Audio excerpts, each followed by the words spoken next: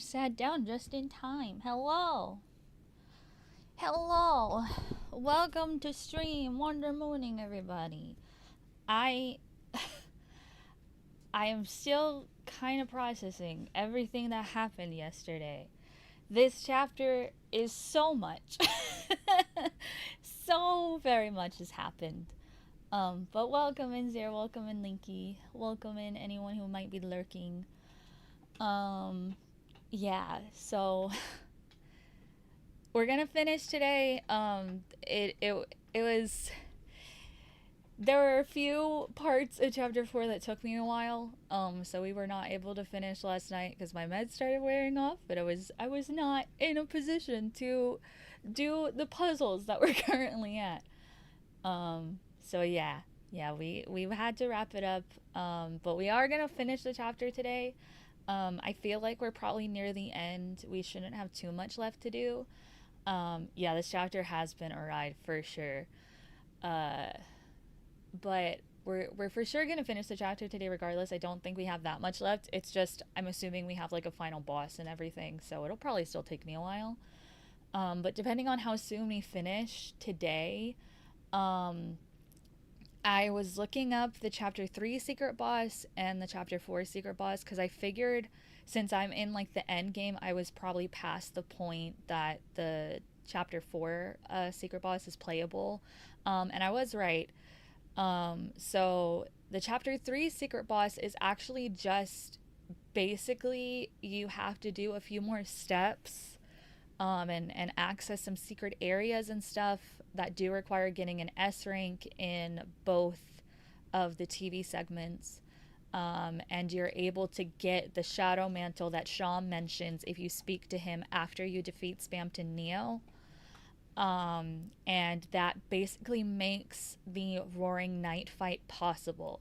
So the secret boss of chapter 3 is essentially just the Roaring Night, and the Shadow Mantle being equipped significantly lessens the damage that they are able to do to you, because their default damage is pretty much like 2 hits and you're dead. So, yeah. I gotta be honest, I am not necessarily in a position to do that shit. Jevil is enough on his own, and the Roaring Night fight, I did watch someone finish the fight. It is by far the hardest boss fight that Toby has ever created, which is saying a lot because the first time that you play Undertale, Flowey's fight is rough, man. It's I saw someone in the comments basically say that the Roaring Night fight is like if you had Sans's patterns of attack with Flowey's bullet hell. So, you know, I think that's a very fair comparison. It definitely feels like a strange combination of Sans's fight and Flowey's boss fight. So I'm not skilled enough for that. I'm just being honest. I'm not dunking on myself. I'm straight up not skilled enough to do that. So I'll probably do the chapter 4 secret boss on my own time. I'm probably not gonna do the Roaring Night on my own time. Chapter 4 secret boss is just Gerson actually.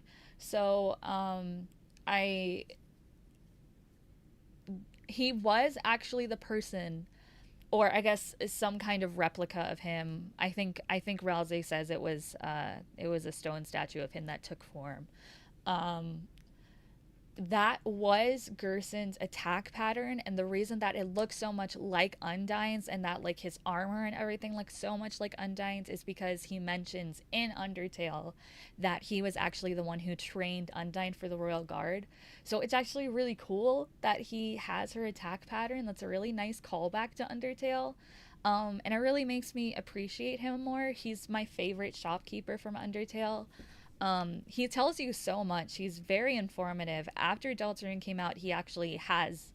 I think we showed it in my. We went over it in my Undertale stream, but he actually tells you about the Deltarune, in Undertale after that was added as dialogue after Deltarune had released. So, yeah, I really like him. He's a swell old man, and I really appreciate him. It was really nice to see him again, and it was really nice to have a callback to the relationship that he has with Undyne. I'm sure that she really looked up to him, um, and it's just nice to see. I always appreciate a good old Undertale callback. So he is the secret boss of chapter 4. I didn't watch the fight all the way through. I only really watched the beginning, and I've watched a couple episodes to kind of get a gauge on how you get there. That golden piano that we saw is involved. Um, so yeah, I figured that was probably to unlock the secret boss, since it was not just natural progression through the game. But yeah, so I didn't watch the full fight because it seems like there's really sweet interactions between him and Susie. And I really like their dynamic because Susie very much does. She does give the energy of probably being quite similar to what Undyne was like when she was a kid, based off of the dialogue that we have surrounding Undyne as a kid, like from Asgore and Gerson. So I really like that he's kind of getting to have that dynamic again with Susie. Um, but yeah, that explains why he's also like super duper similar to her. So I really did think it was Undyne at first because he just looks like her in his night form. But nope, it's just Gerson. So he's the chapter 4 secret boss. And I think while I was watching those secret boss videos, I did see in my suggestions that there are already videos comparing the weird slash snowgrave route, and like what little details are different from a pacifist route if you did do snowgrave. So depending on how long the chapter actually takes us to finish, we'll probably watch at least one or two of those videos, um, because then we can, we can traverse through YouTube without having to worry about spoilers because we'll be fully caught up. Um, Before I get into it though, okay, I was talking his ear earlier, and so after yesterday, I had a lot to think about. So I was thinking, okay, I was thinking, and I was like, what is my current theory and assumption for what the story means and where we're at. Okay, so this is gonna be a bit of a tangent. We will get to the game. It's not gonna take too long, but I have notes. So first and foremost, that Asgore cutscene, fucking weird. Why is he even in that house? So I was like, what do I genuinely, if I'm like really assessing it, what do I think is going on? So I think he absolutely has something to do with the night. I don't know if that's like knowingly. I feel like he probably got roped in by Carol unknowingly because it's kind of established in Undertale that he's a bit of a gullible lad, which I mean so affectionately. He's just a big glue. So I think he probably got like manipulated or roped in somehow unknowingly by Carol, and she recruited him. I feel like she recruited him for something to do with his flowers. Um, it really seems like his dialogue in that little cutscene that we saw from the vents, it seems like it's got something to do with Flowey or whatever this universe's equivalent of Flowey might be. And I don't think that it's just a fun Easter egg that the flowers in his flower shop are the same colors of the souls in Undertale.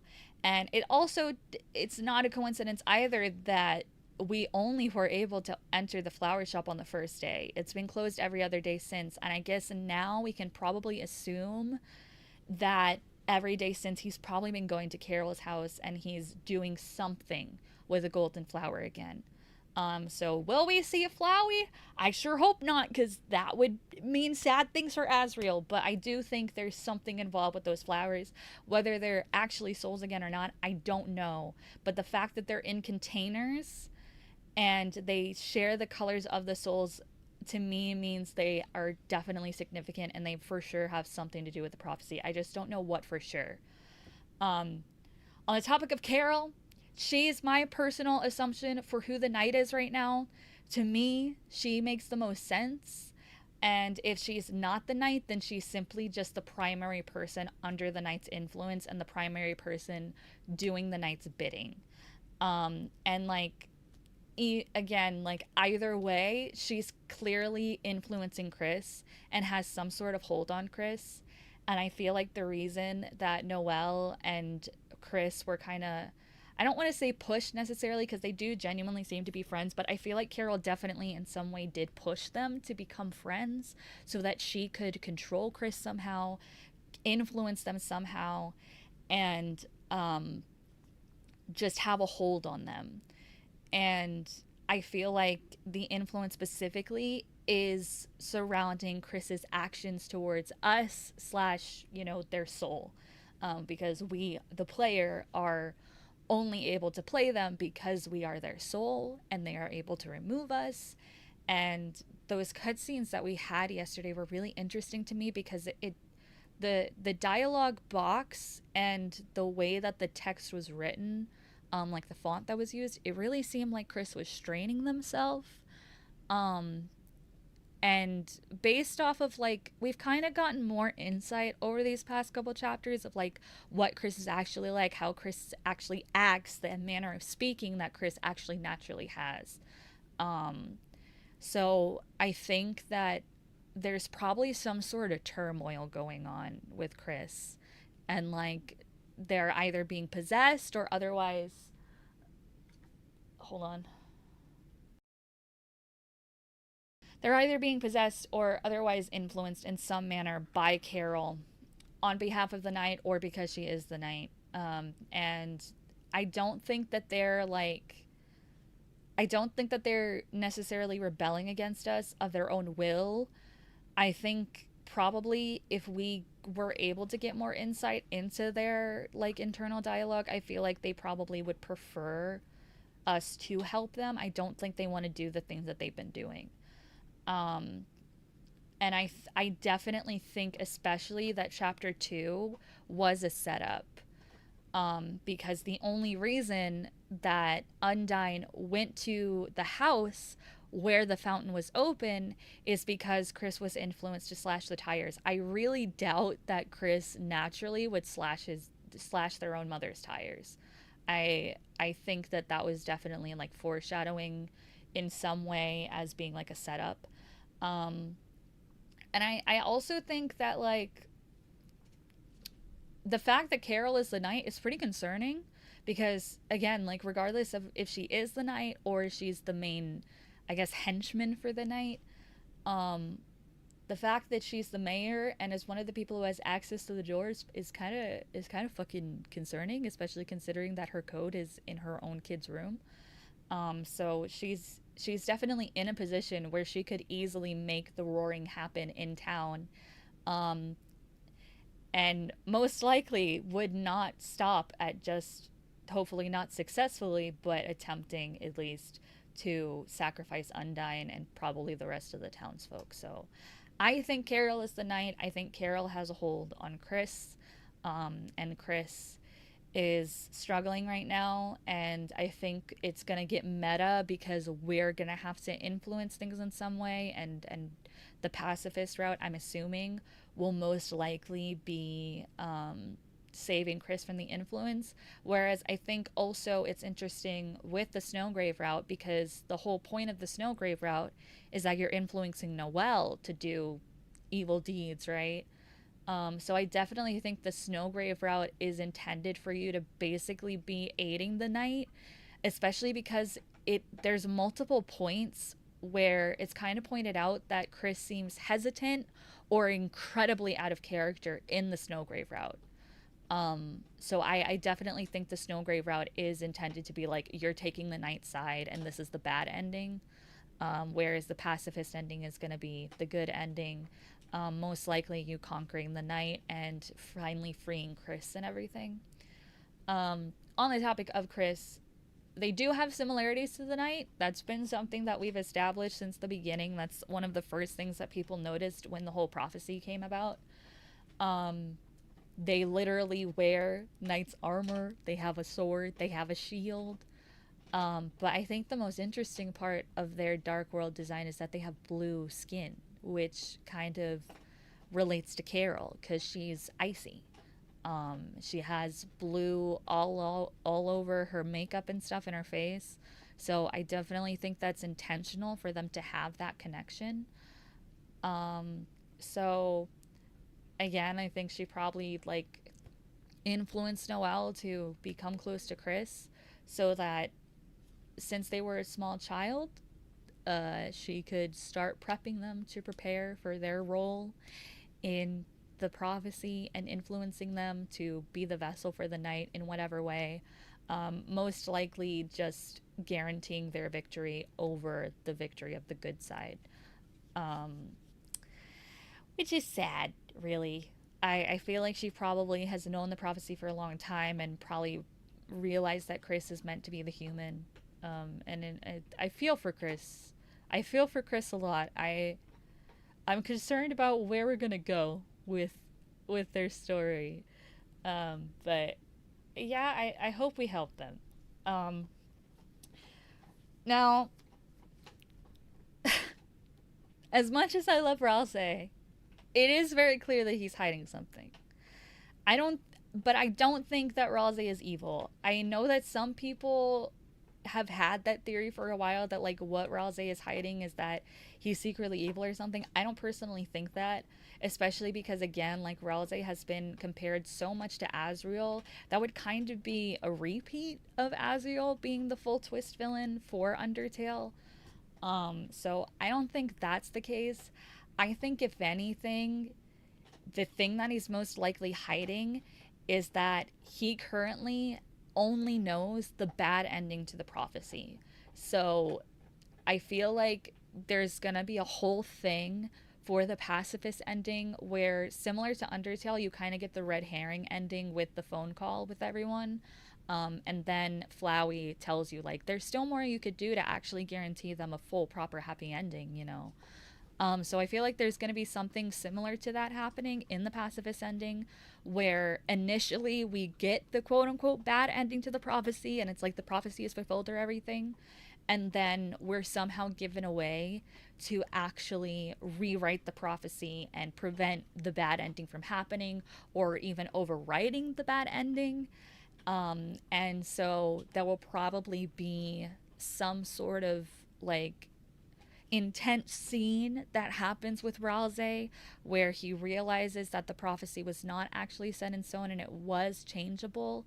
But I definitely feel like it explains his actions and his behavior for chapter 4.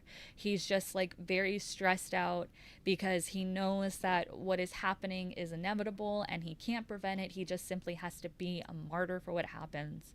But I feel like we'll be able to change it. He just doesn't know that's a thing yet. So I think that's what he's hiding more than anything. I don't think he's secretly evil or something. Although, I will say, I think I'm not sure, but I think that he is Azriel. I think that Azriel didn't actually go to college. I think that college was code for becoming Ralze, and or Ralze is like an alter ego that he was always meant to develop when it was the right time. That was always meant to help Chris. Um, or he caught on to Carol's influence of Chris because it's noted multiple times throughout the game that Chris and Azriel were super duper close. And it really does seem, in the few moments that we get to imply that, it seems that Azriel's absence is really affecting Chris hard. And I think that means even more so, I feel like that's really contributed to Chris's attachment for Ralze and Susie, especially because Ralze and Chris have so many small moments together. I feel like Chris definitely has picked up on the fact that Ralze looks so much like Azriel. So I feel like Chris has definitely gotten attached to Ralze because it's like, I miss my brother so much. I wish he was here. And now I have this friend who looks so much like him, who acts so much like him. So I feel like there's a reason that they keep pointing it out, because they've pointed it out like 2 or 3 times in this chapter alone, that Chris and Rousey look really similar to each other. Rousey and Azriel look really similar to each other and have many similarities. Rousey's name is literally an anagram of Azriel. Like, that's for a reason. That is for a reason. So I also think it's important to note as well that, again, I don't think in any manner whether Ralze is Azriel or Azriel is his own person in this timeline and this game. I don't think that regardless either of them are going to be the twist villain of this game. I really don't think that Toby would repeat that. Especially because Deltarune seems so much bigger than Undertale. I don't think he would just kind of revert back to that and reuse those tropes and everything. Um, so I feel like it's another reason that Ralze could be Azriel, because since I don't think Azriel is meant to be the villain in this game, and I'm hoping that he's just a good guy and gets to have a happy ending, I really doubt Toby would make people go through Azriel having a sad ending again, because it's one of the things that, like, universally people who prefer the pacifist route, everyone wishes that Azriel had a happy ending, because Flowey's fate is like the most depressing part of the game, because it happens no matter what. No matter how hard you try to fight, no matter how hard you try to save Azriel, it's just not possible. So I don't think Toby would do that to us again, or at least I really, really, truly hope not with all my heart. Um, but I do think it's still significant, if we're going off of that, that Ralze is the one who teaches you to act and is super duper consistent and insistent about making sure that acting is always done if it's possible. And it seems like when it's not possible, he really does struggle with it. So I think it would make a lot of sense. Especially because it would be an interesting callback to Flowey, because Flowey is the first one who introduces you to combat in Undertale as well. So I think it would be a nice turn on the head for Ralze to be a complete ally and is the one who is teaching you to act and insisting on it. Um, Finally, last point, if Azriel is not Ralze, then I still think he's not actually at college. I still think that college is just a red herring or a code for something else. And I think that he's involved some way in a really, really big way. Like, he's very important to the prophecy somehow. It is not a coincidence that he's off to college right now and he's conveniently set to come back on the last day of the week, which is the last chapter.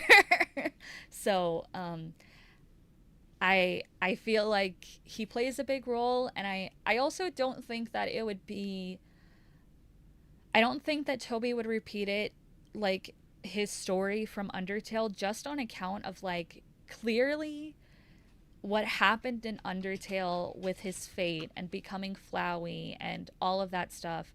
It really is painted as, especially in the pacifist route, that he was unfortunately just a kid who was naive and innocent and ignorant in that innocence.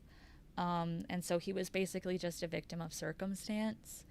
So considering that he is college age at this point, I don't think he would be as easily influenced, or I would hope not.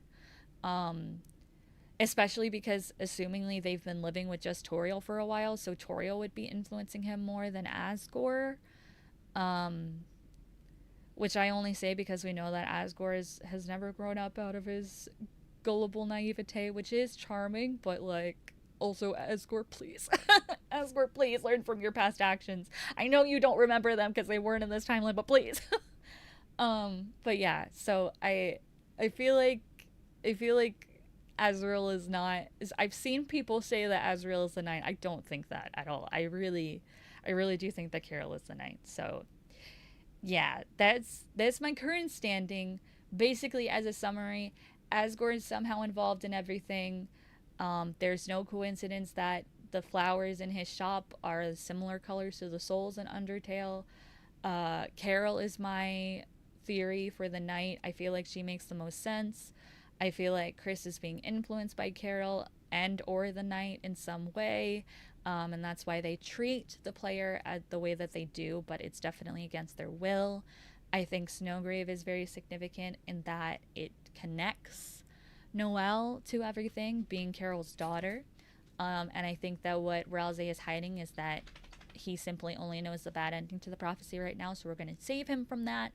And either Asriel is Ralsei, or Asriel is just otherwise involved in a really, really big way, and he's off to college, quote unquote, to prepare. So, yep, that's all my current thoughts for what the story can mean right now. I could be proven wrong by the end of this stream. I don't know. I could be proven wrong on some things by the end of the stream. I don't know, but just based off of what we played yesterday, that's my current standing for my thoughts. So, that all being said, we're gonna move here.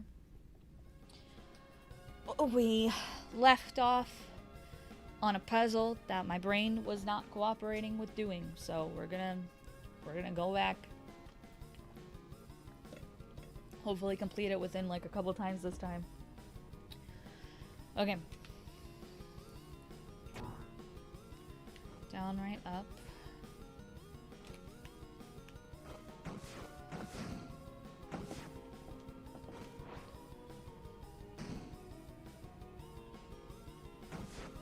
No, I pressed up. Oh my god. Okay. Fucking pro controller D-pad.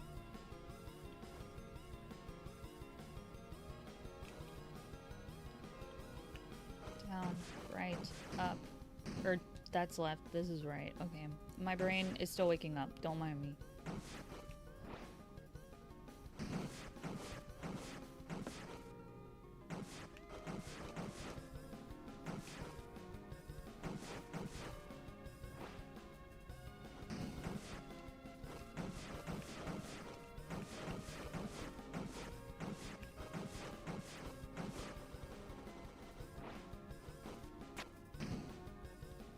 Okay, we did it. Let's fucking go.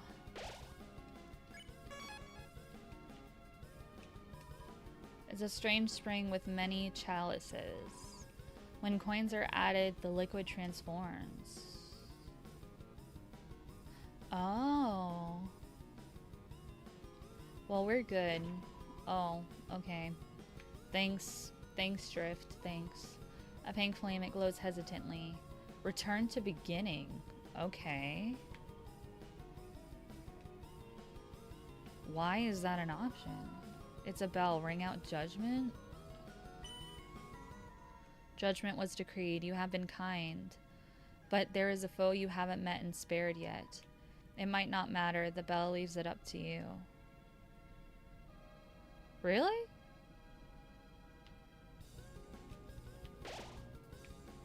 Are you referring to chapter 4? That's the only one that I don't have everyone recruited so far.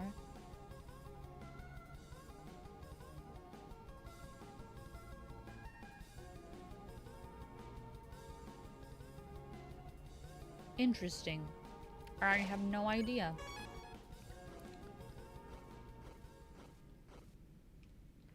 Okay, I actually want to see what happens if we do go back to the beginning real quick. Where are we?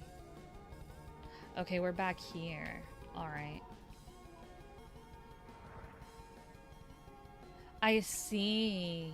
It glows hesitantly when you want to go back. It glows hurriedly when you want to come back. Okay. Interesting. Okay. Here we go.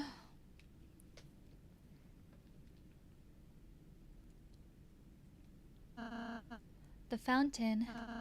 I can feel its presence just past this wall. Hey, wait! The hell are we going to climb up there now?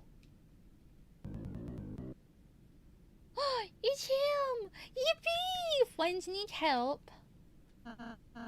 Mr. Jack, what are you doing here? It's dangerous. Yeah, get back to the study, dude. Jack fear no danger. Friends help Jack climb out of pit of bad feelings and loneliness. Jack will help friends climb anything now. Not like we have another choice anyway. Okie dokie, on my shoulders, please. Oh, you're so sweet.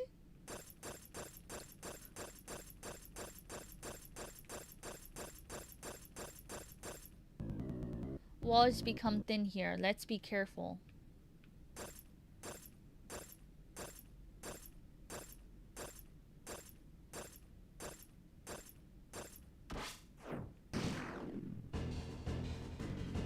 No worry, Jack. Just hang on and... Oh,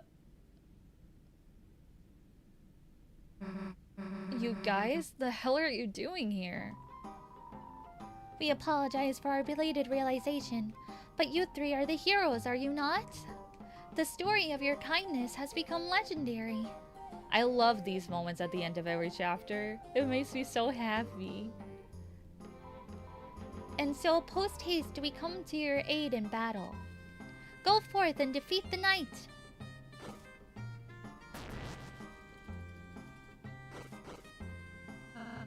Everyone, thank you so much! Guess being nice kind of pays off. It sure does. Now let's go kick that knight's ass. You're kind of expecting a lot from me, Susie, I'm not gonna lie. It's getting dark. Let's stick together. Oh, they're holding each other. Oh, I love them so much.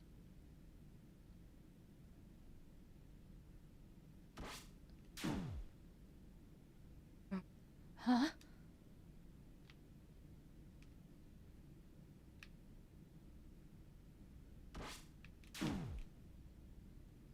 Oh no. Oh god, oh no, oh god.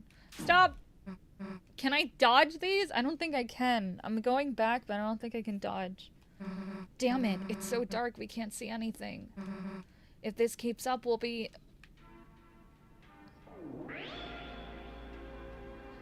Oh! Chris? Chris, what is that light?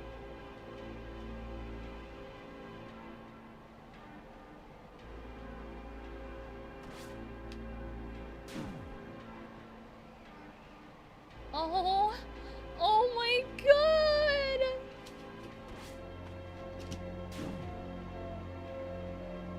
Oh my god, I love them so much! And the theme is playing. When the light is running low and the shadows start to grow and the places that you know seem like fantasy, there's a light inside your soul that's still shining in the cold with the truth, the promise in our hearts. Don't forget, I'm with you in the dark.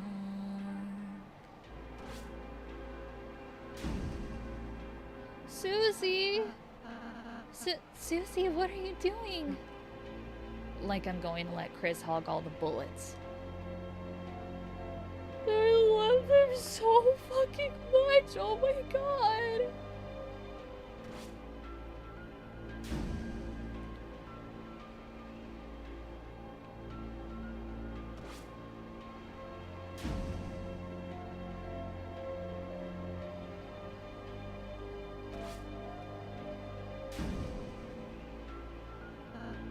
Susie, Chris, as long as there's any pain I can take in your place, I'll be there, okay? I'm gonna fucking stop. Stop. I love you so fucking much, oh my god.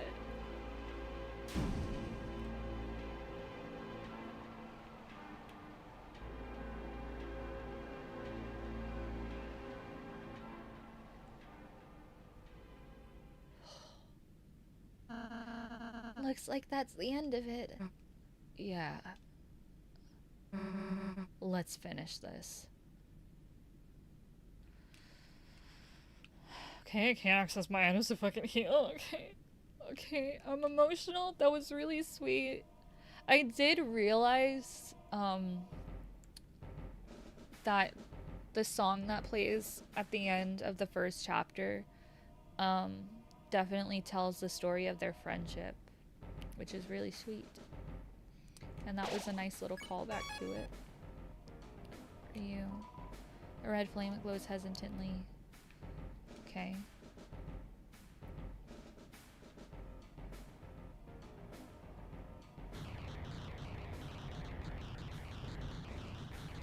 Okay.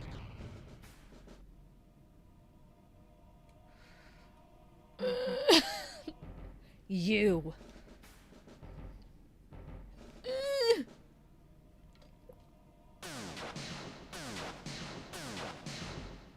Damn. Those are Carol's horns, I'm telling you. I'm fucking telling you. Nowhere to run this time, dumbass. I don't know where you put Toriel, but it's over. The fountain isn't just... The fountain's just past you, isn't it? That means we don't even have to beat you. All we have to do is get past you, and it's over.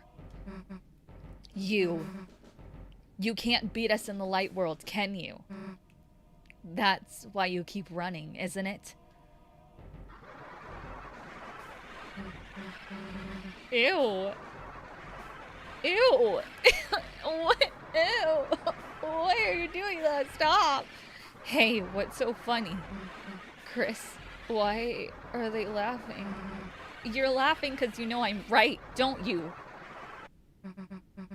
You lose that fountain. It's over.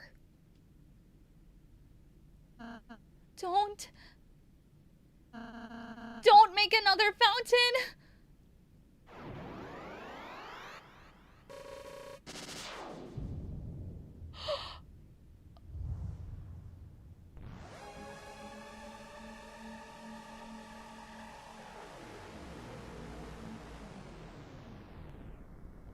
Oh no, oh god, oh no!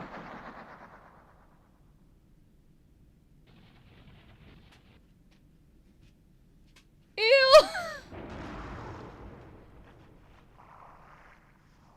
What the fuck? What the fuck?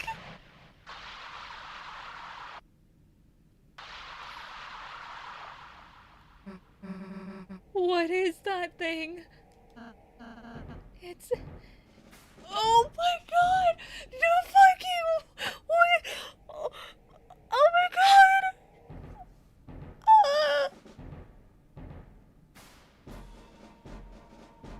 It's a titan!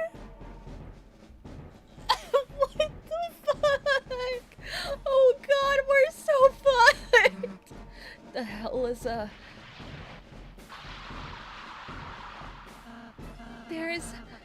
There's no time to explain.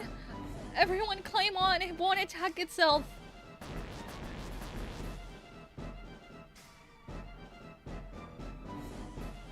I have tears in my eyes, I'm so fucking scared, dude.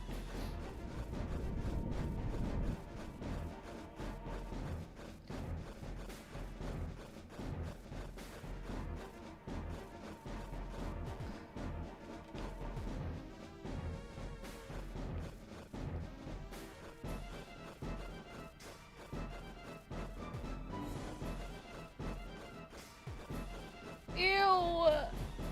Oh my god! I did call it. I did call it. I hate myself right now. Oh my god. Oh god. Oh god. Oh god.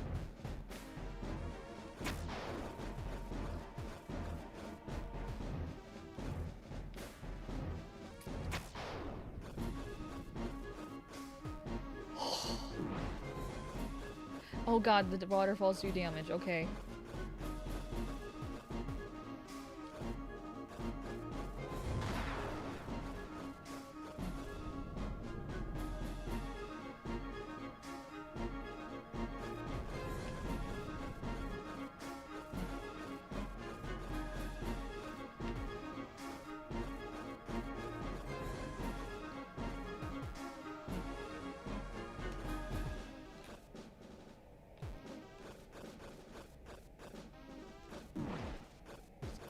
okay, it's okay. We can take a bit of damage. Okay, not that much damage, damn.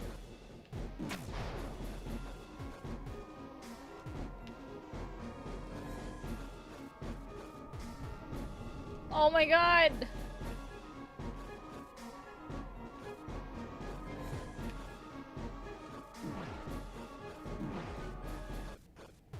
Okay, Chris, it's okay, Chris, it's okay, Chris. You can eat it a bit, you can eat it a bit, you can eat it a bit. We're probably not gonna do this first try. We've never done one of these sections first try.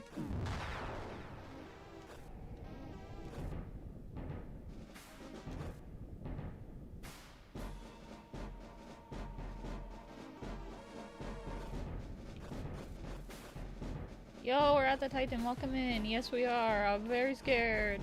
Ew! Where am I supposed to go?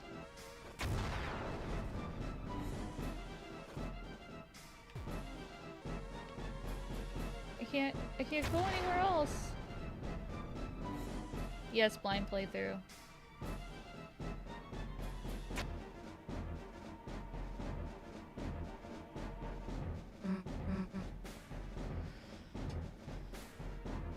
Don't backseat in my chat and don't spoil, please.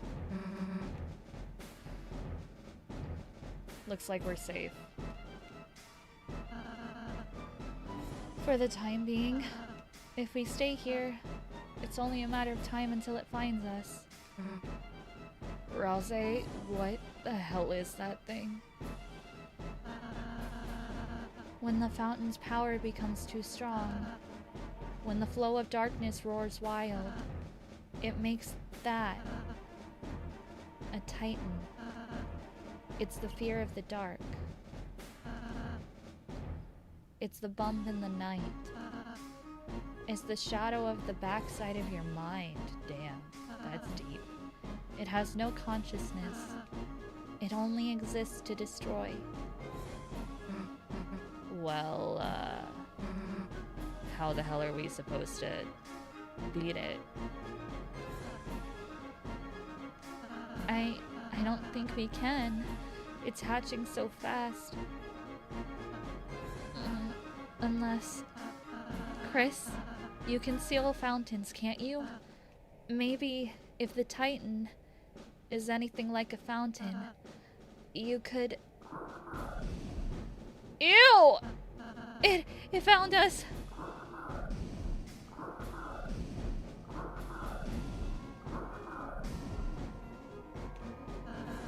Let's find a place to climb back on fast.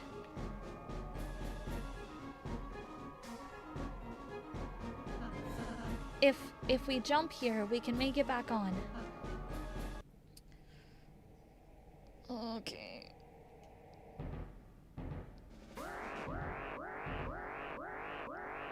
Okay, whoa. It's already spawning. Oh! Okay!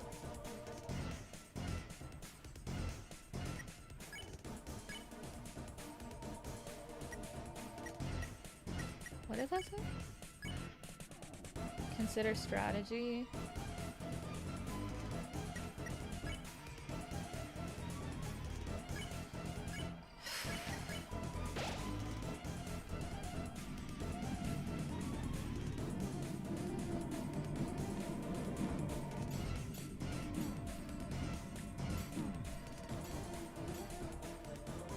Okay.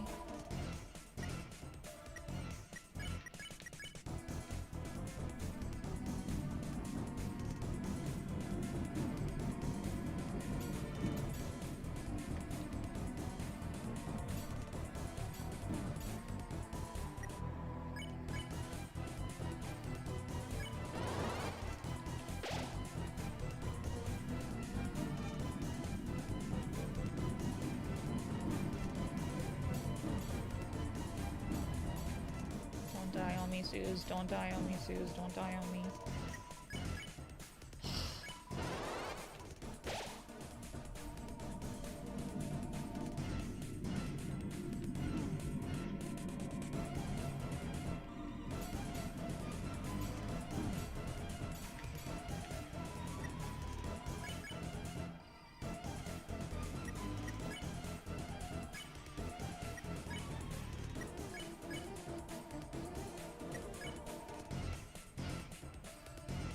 Okay, I don't like that. Why? What?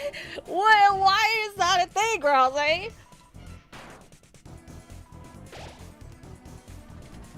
And Susie, why? Oh, wait, I don't like that.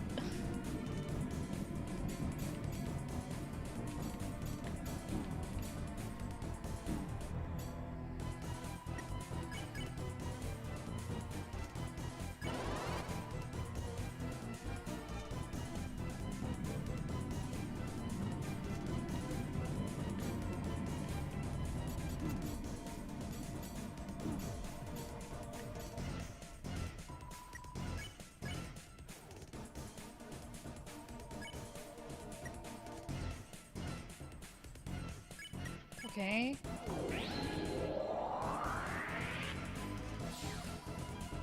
Purified.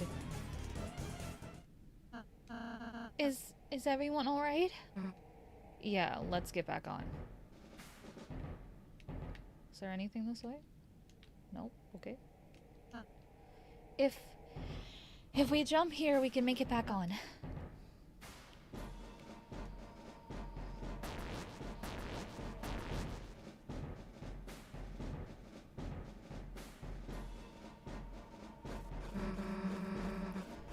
Of course something's coming after us. Why wouldn't there be?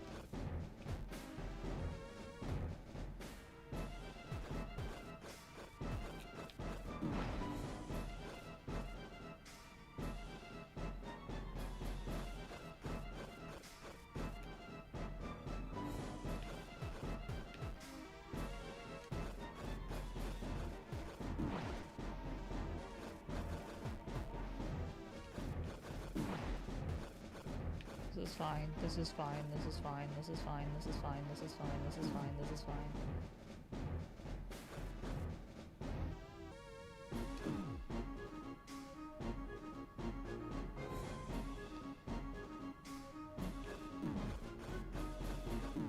Yeah. Yeah.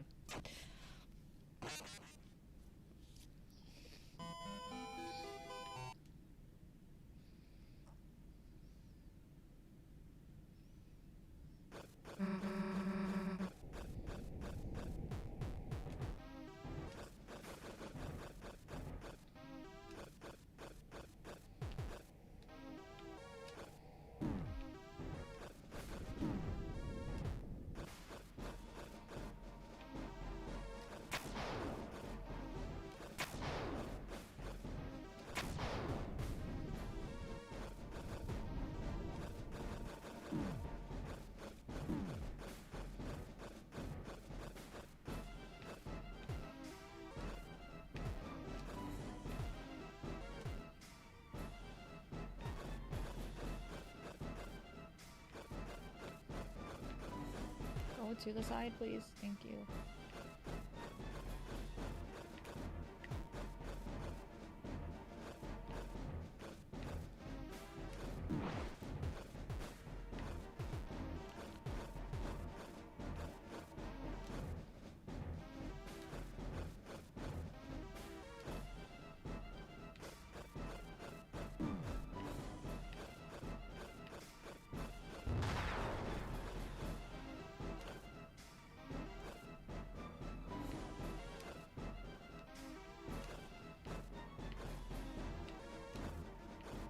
This is a tight-ass timer, man.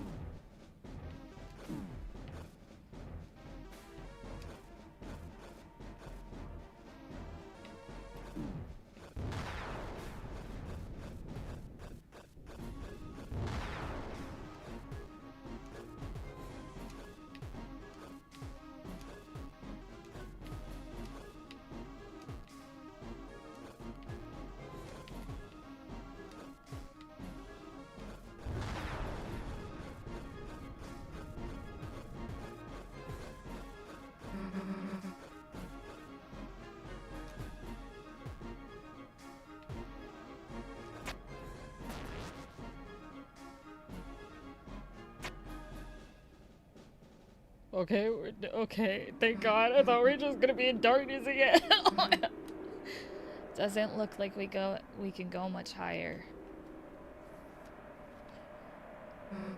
Rouse, are you okay? I'm fine, just a little rattled. Thanks, Suze. Susie.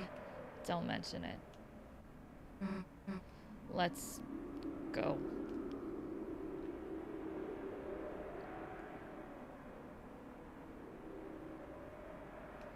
A world basked in purest light, beneath it grew eternal night. The light and dark, both burning dire, a countdown to the earth's expire. If fountains freed, the roaring cries, and titans shape from darkened eyes.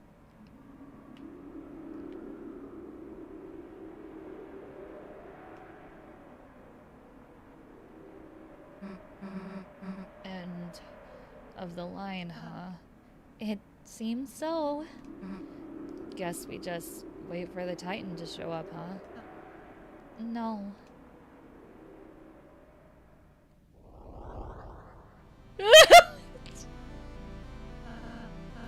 It's already been up here the whole time. Stop! Stop! Stop! Stop! Stop! No!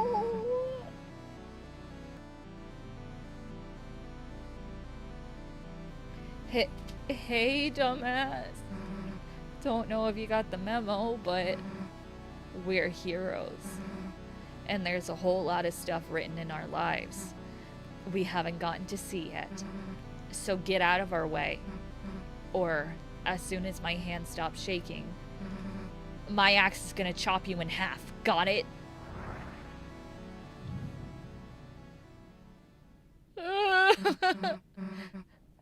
Chris, Ralse, let's go.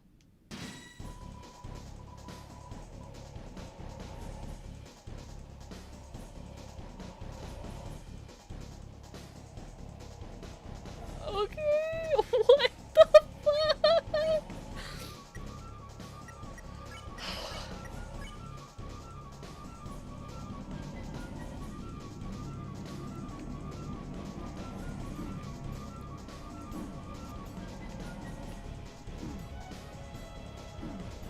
Jesus Christ.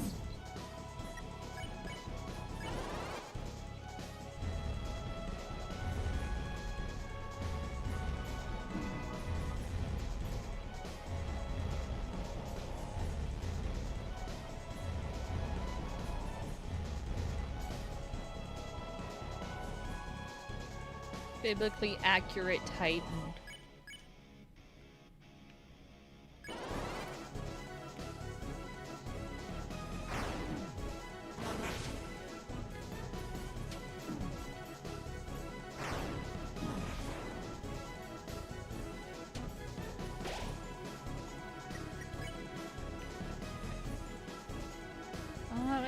Zombie, goddammit.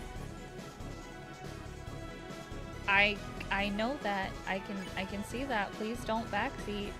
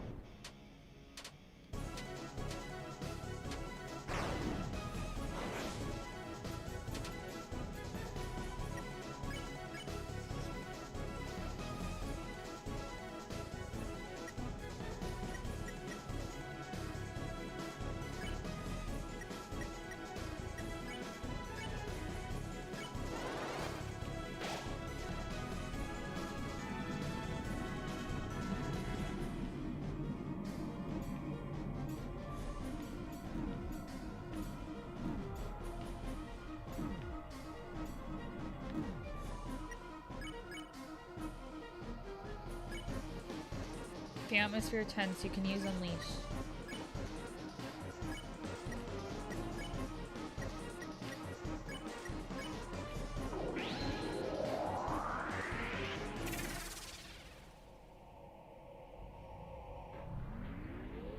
What? What? What the fuck? What the fuck? What the fuck? What the fuck? What the fuck? What the fuck? What the fuck? What the fuck? What the fuck? What the fuck?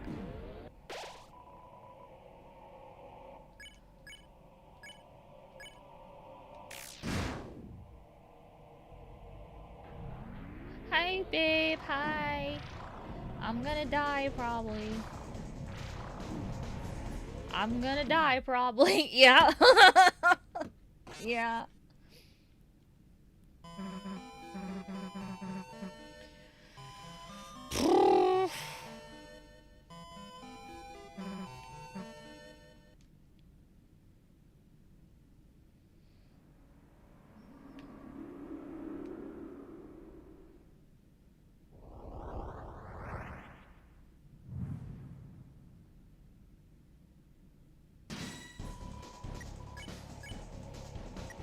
Why is the monster so huge? It's a titan.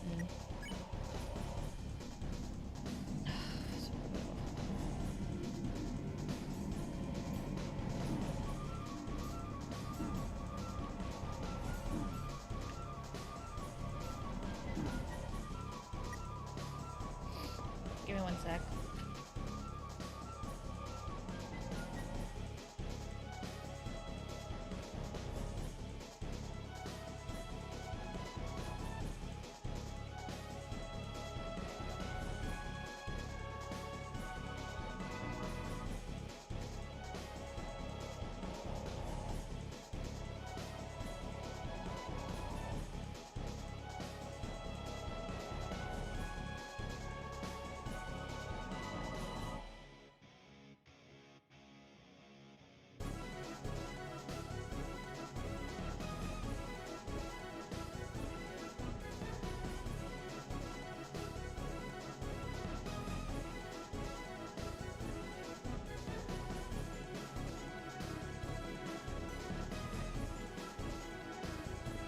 Looks like one of those biblically accurate angels. Yeah.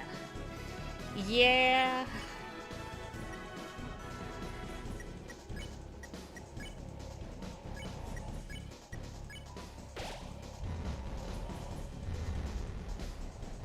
I wish when you're on the menu and you choose item for Drowsy or Susie, I wish that the cursor automatically was on them already since you're in their selection menu. That's something that I would definitely change in the final game, just as a quality of life thing.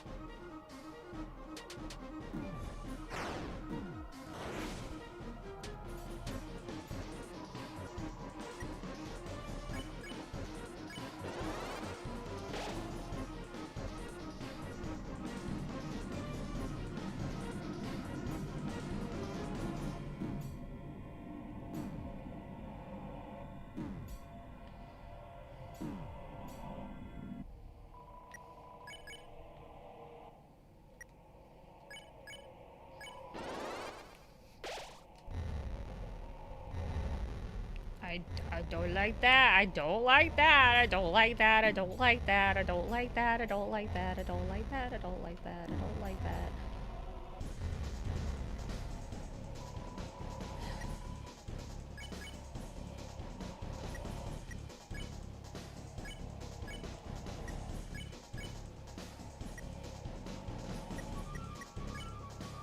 seems stronger than others. Is he like the final battle villain? Yeah, there's like a whole prophecy thing that happens in chapter 2. And this is the enemy that's prophesized in chapter 2, and I fucking called it, and I'm upset that I called it.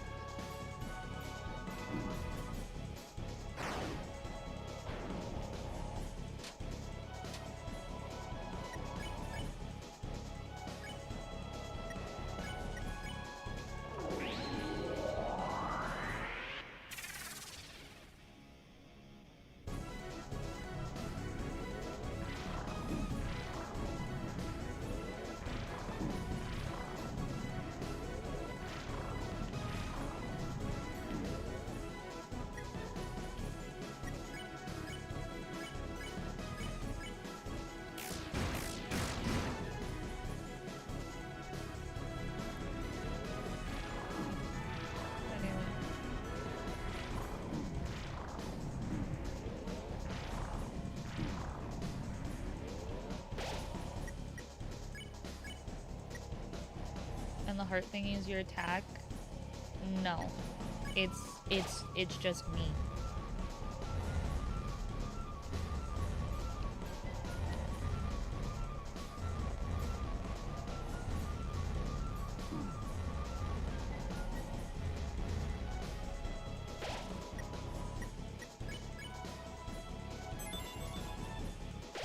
Oh, that's so cute. Oh.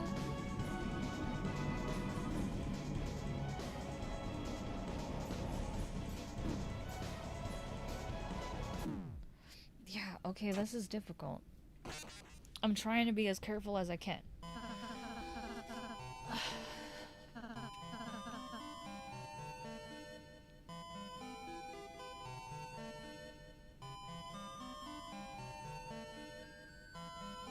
That sounds like Ralze or Azrael.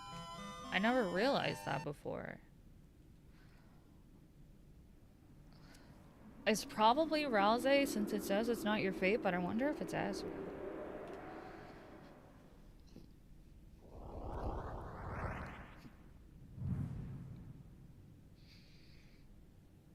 Oh, I don't have all my glasses. I probably should. That might help a bit. I should also probably be healing more, but I don't know how long this fight is, and every time I've recklessly used my items, I've run out. It's all a learning process. I'm the type of person where the only way I learn through video games is getting my ass kicked a few times and then I figure out the patterns. Can't you sacrifice the annoying TV to win? I don't know. It seems like a good deal to me. I love you so much, Elsa. You're so right. I should be able to fucking sacrifice that bitch.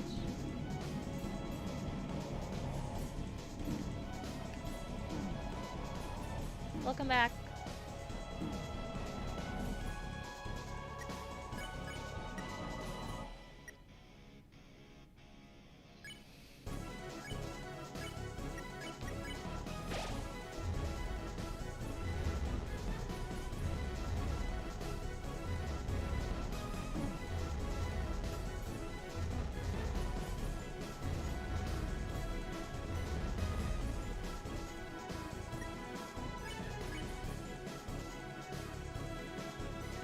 Win-win situation if you think about it. So true, Queen. So true.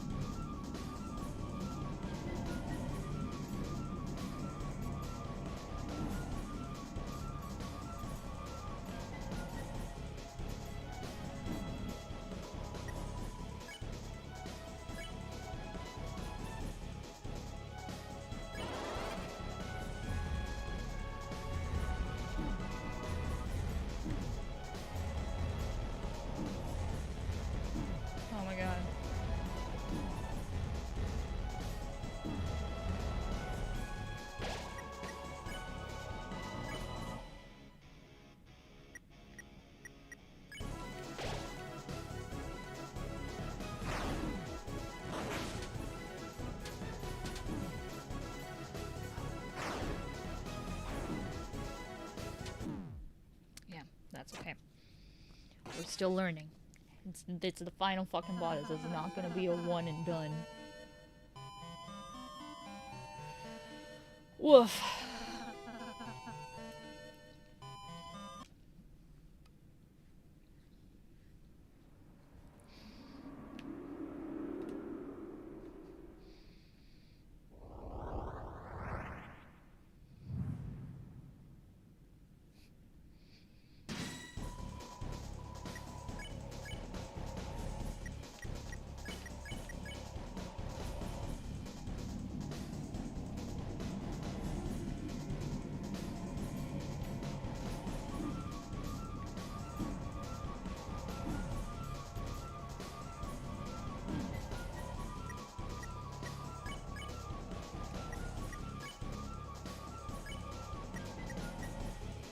Thanks, Elsa.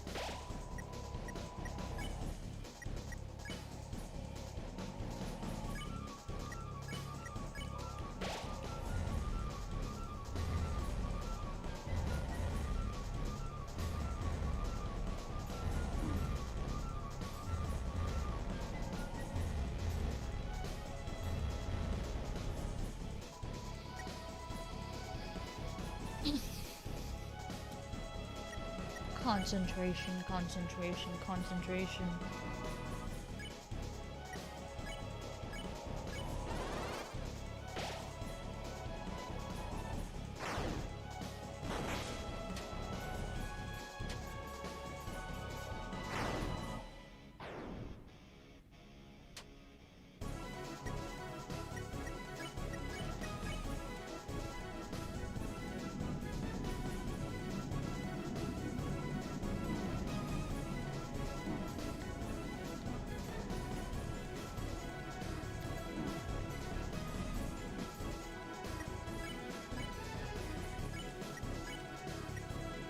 Stop.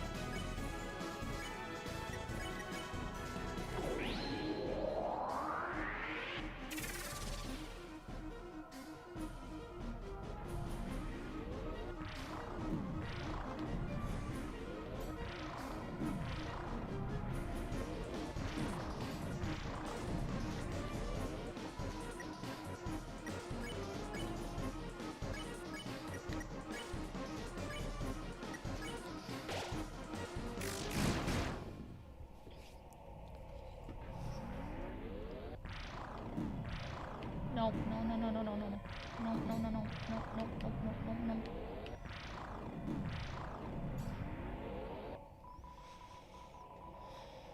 Damn, its shield is back. Chris, take it down again.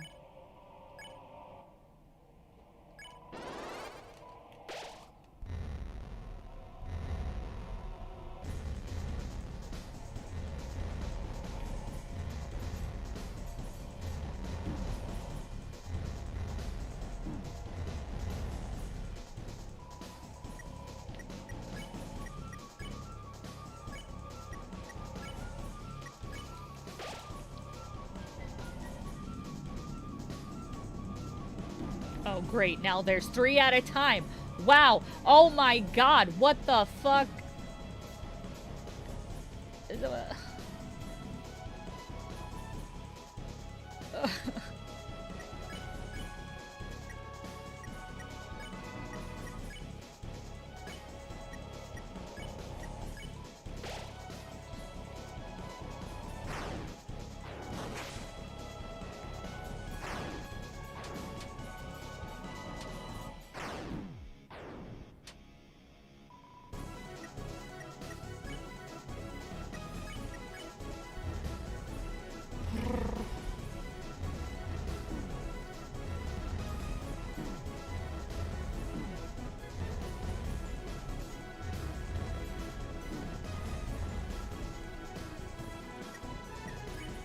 Don't you dare die on me, Chris.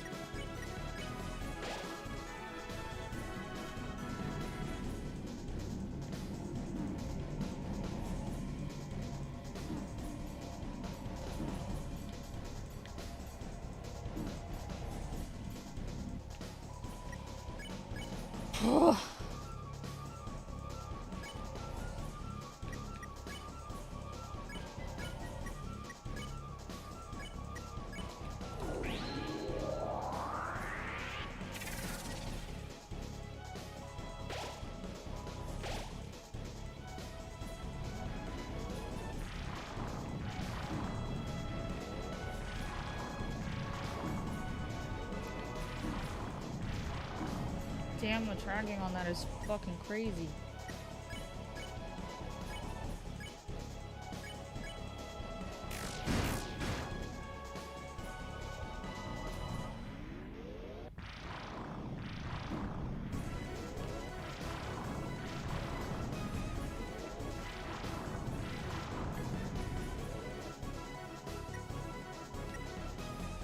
We almost got it. Keep taking down its shield, Chris. Oh my god. It's a long fight. Okay.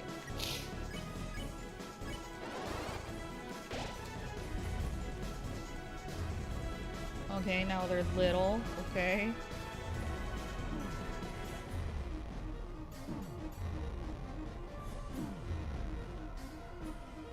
Don't die, don't die, don't die.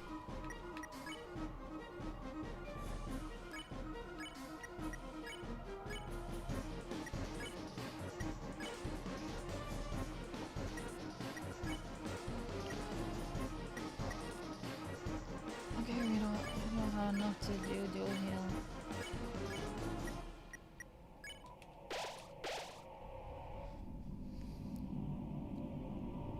Oh my god.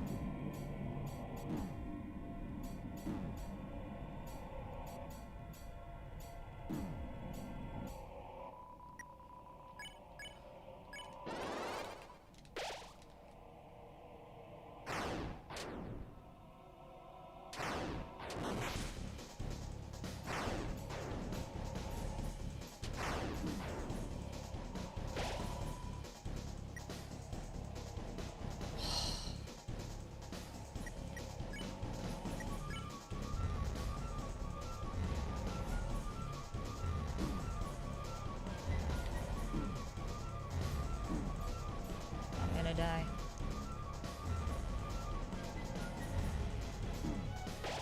I'm gonna die. Yeah, just kill me. Yep.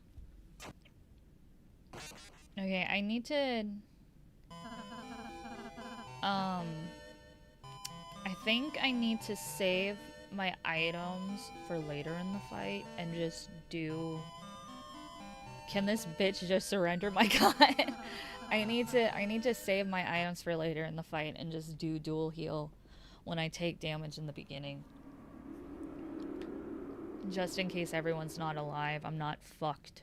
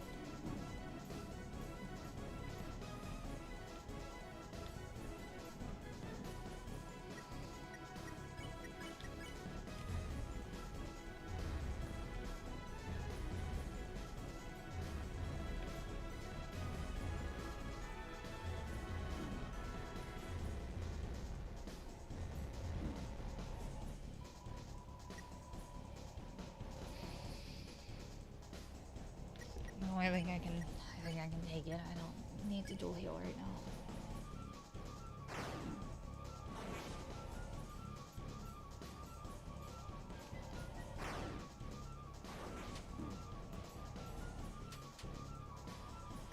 Now I need to dual heal.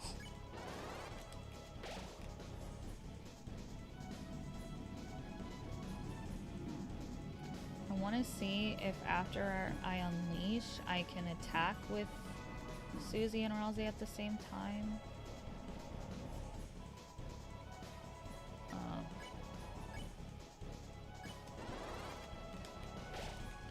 So if I can, then that saves a turn. But I don't know if it'll let me.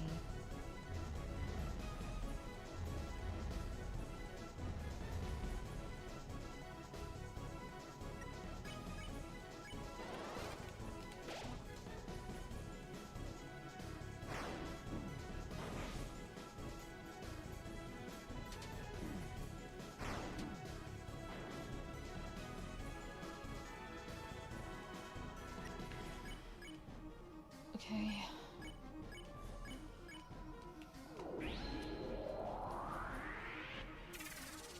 Okay, I can. Okay, that saves some time.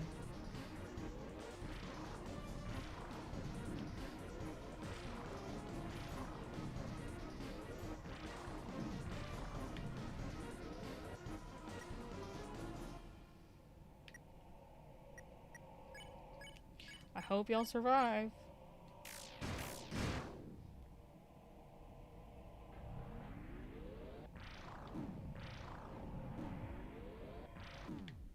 Okay. But now we know.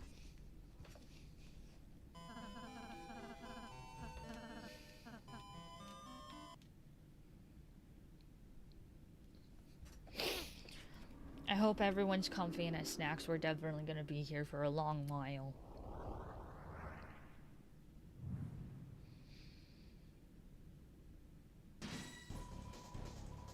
It looks like that star guy from the first chapter, I'm realizing, which is interesting. I wonder if that's on purpose.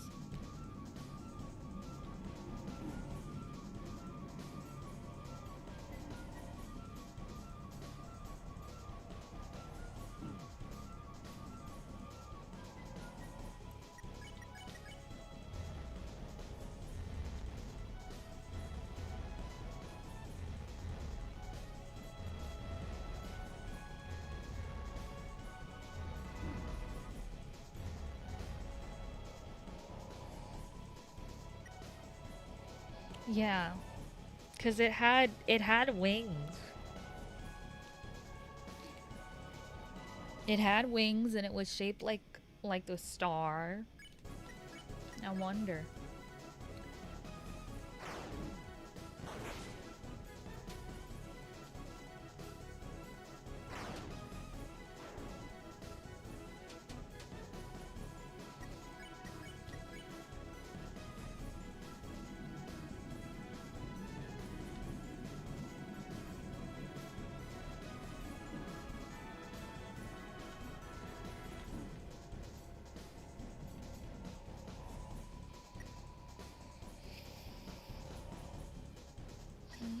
Dual heal for sure.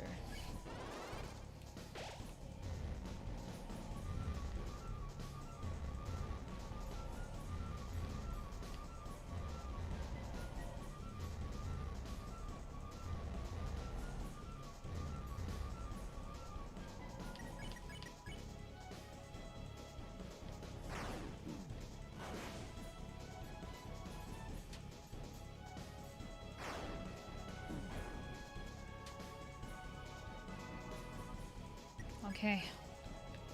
Unleash, fight, fight.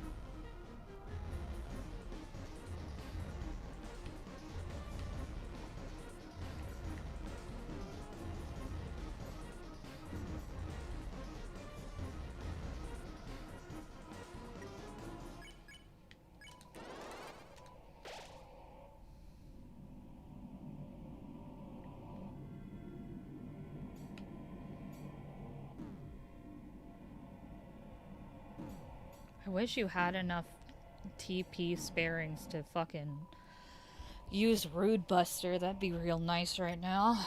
But alas.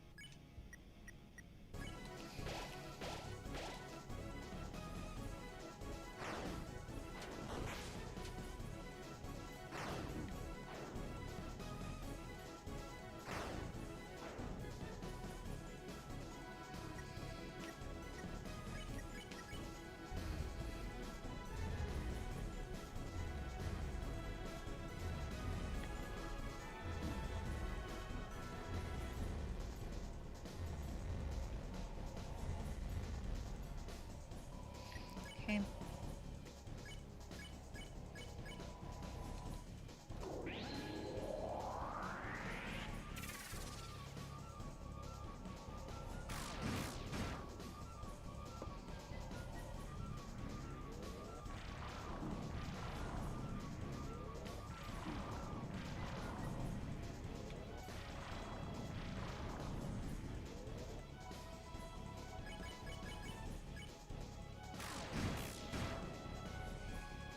Damn, sorry, Rose.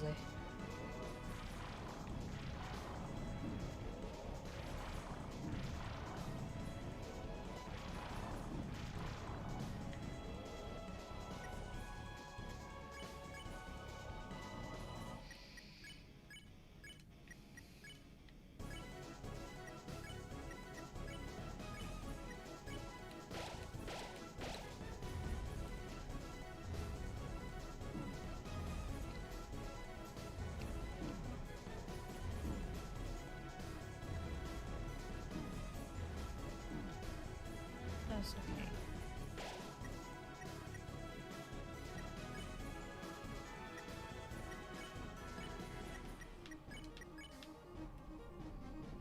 Might not survive this one either.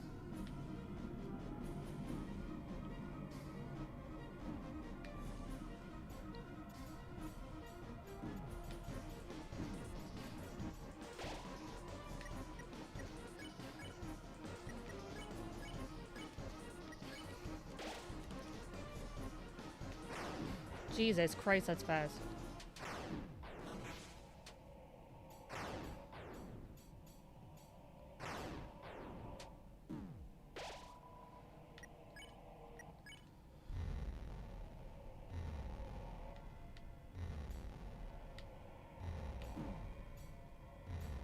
No. Damn it! Okay.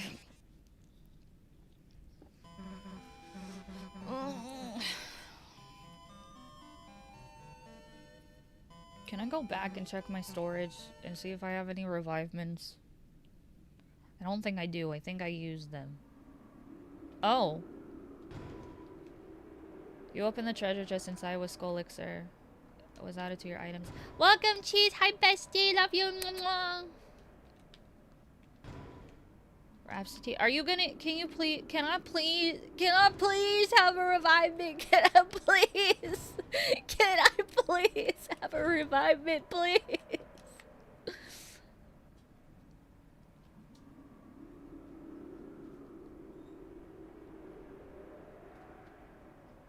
Can I please have a revivement, please? Oh, okay. I guess I'll go fuck myself.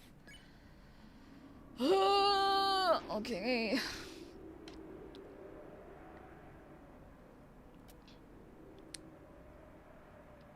He knew what he was doing when he made it so you could only access your storage from a save point. He knew what he was doing right here. My heroes, it was difficult, but I managed to climb up to support you. Please, take what is in the treasure box. Well, I appreciate it, but unfortunately my inventory is full and I needed a fucking revivement. But thanks. Thanks anyway, pal. Can I please have a waffle, please? Can I please have a revived waffle? A rewaffle, if you will.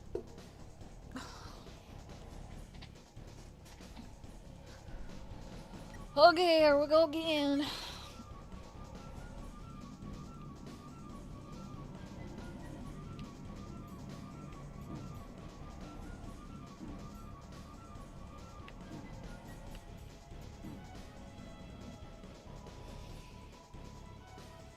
That was bad. So every time you lose, you don't get back all your stuff to play again? No, you do. It refreshes to where you were before, so you have all your items. It's just that, you only have so much space in your pockets, basically. And then the rest of your items go to storage, which is only accessible through save points, and there's no save point up here, so I can't access my storage to see if I have any revivements, which revives everyone or any fallen party that you use it on with full health. So, alas. Would truly be useful right now, but I'm playing the hard mode, I guess.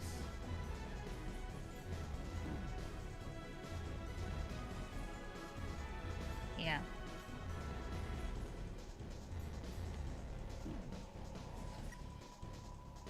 You can use an item since it's just you, Rose.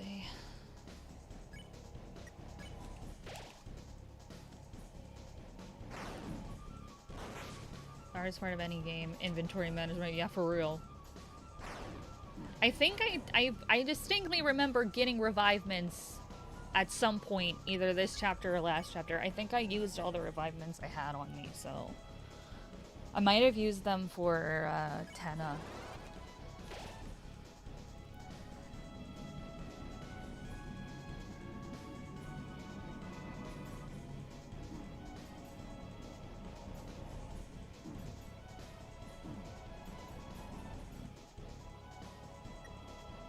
You were close last time. Let's hope this one gets better. Thank you, Elsa.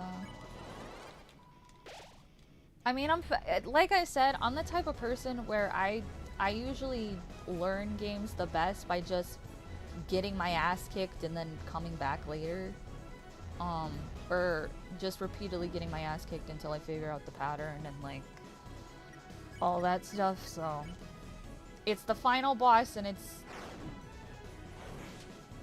this is a weird fight. It looks like a boss fight, but it doesn't feel like one. So in chapter 2, there's like a foreboding prophecy that's told by Rouse, and this is the boss that was at the forefront of that prophecy. So it is a boss fight, but it feels both more intense and less intense. I definitely think this is not as hard as the Roaring Night fight would be. I can tell you that much, but I mean, it's most difficult to just figure out the best position to dodge while also collecting TP.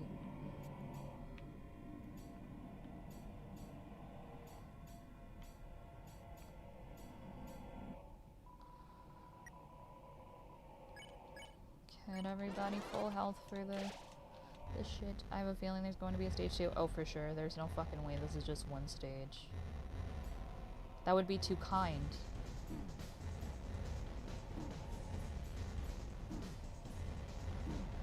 But will we get stage 2 in this chapter? That I don't know. Most likely, if there is a stage 2, this chapter ends on a cliffhanger. But I don't think it does.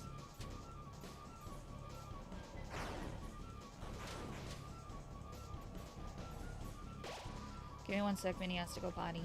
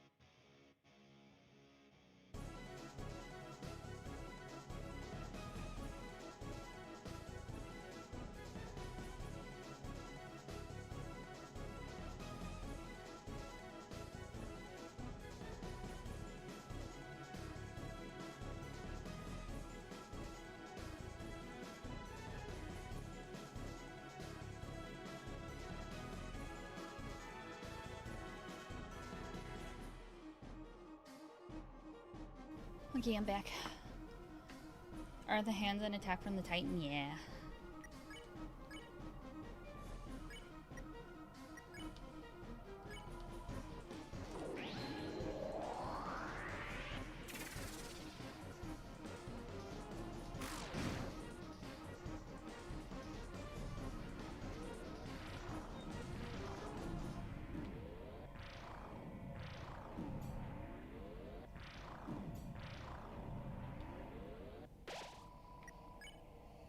Thank you. Oh dear.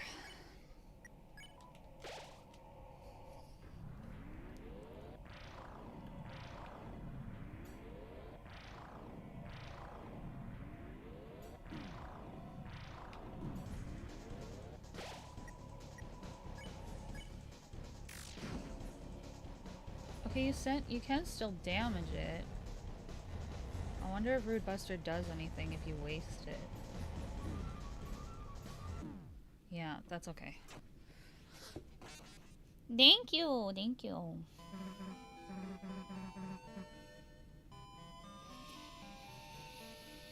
Oh my goodness. I'm getting up. I'm getting up. Don't worry about it. Don't worry about it. Okay, so those don't go back to your stores. That's interesting.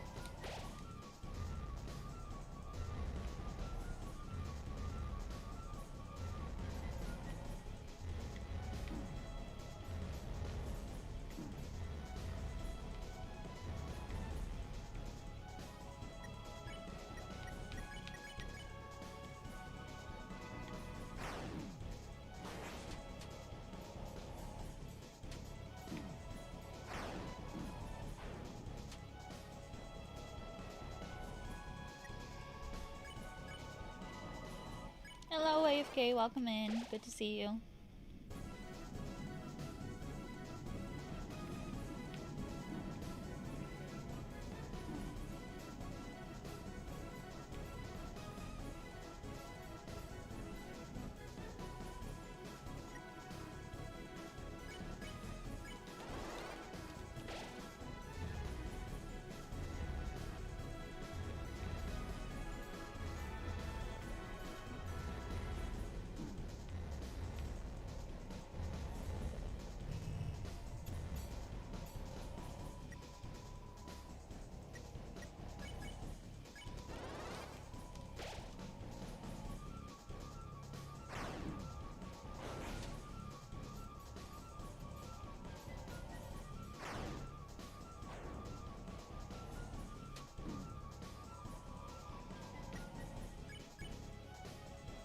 Focusing. But okay. How are you doing, AFK?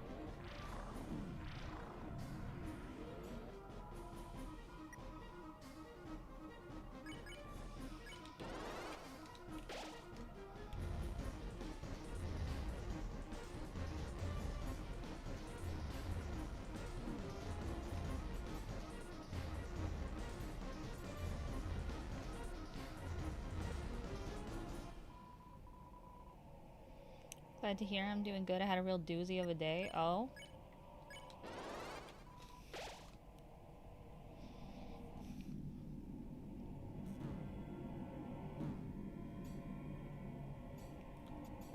Okay, time to use items, I guess.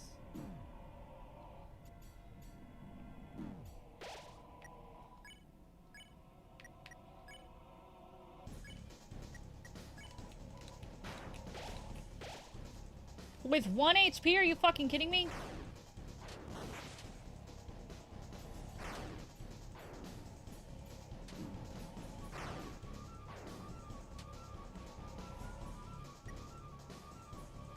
The darkness slithers in.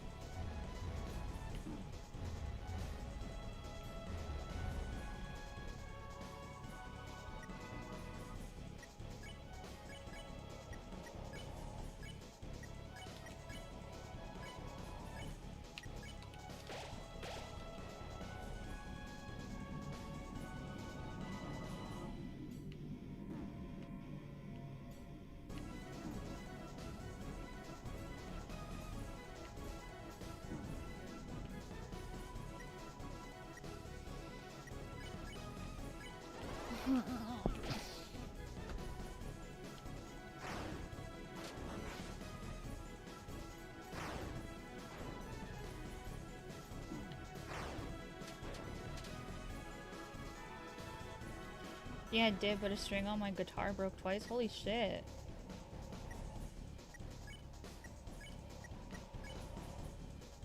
How many do I have left? Wrong person, god damn it.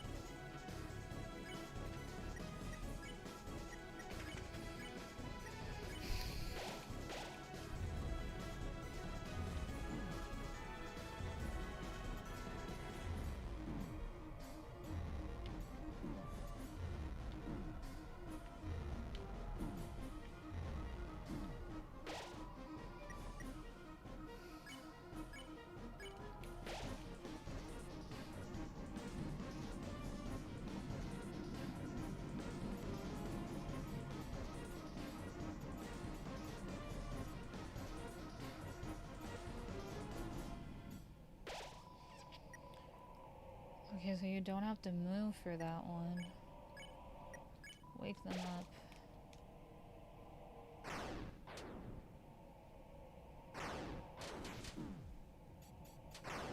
Don't die again, Susie, please. God damn it.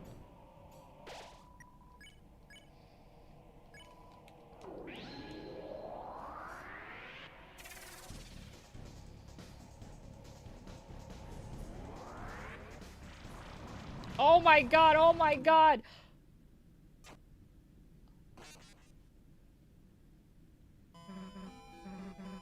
What the? Oh my god! Jesus Christ!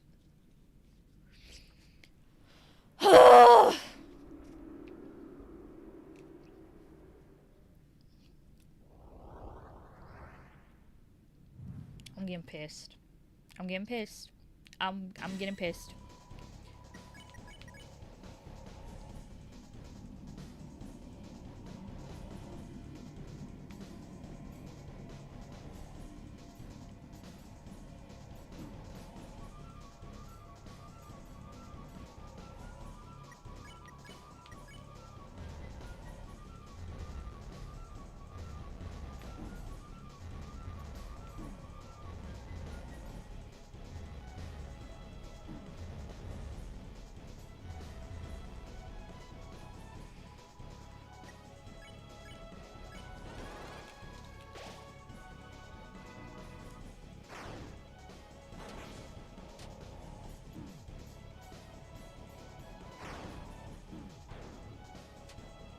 Is he indestructible or what? I don't fucking know, man. And, ugh.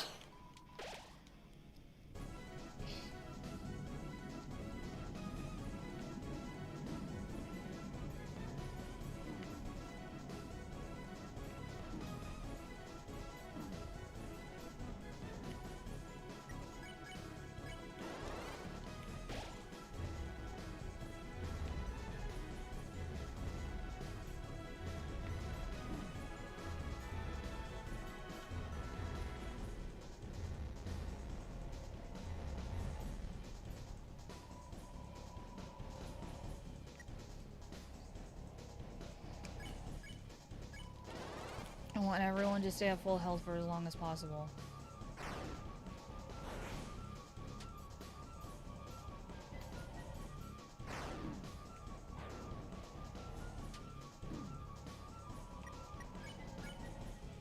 Nope, I don't wanna use items yet. The fact that he got so pissed he started spewing all those balls so fast.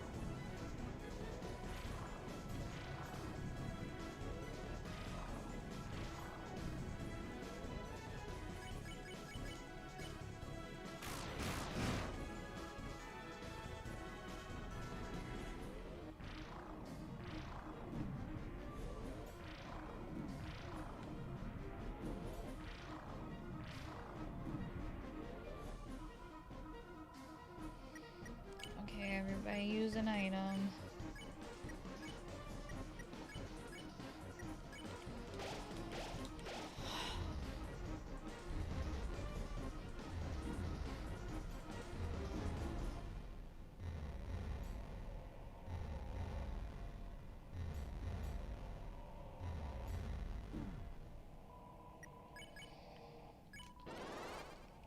How his defense is down, but never his attacks? I don't get it. 'Cause it's a boss fight, I guess.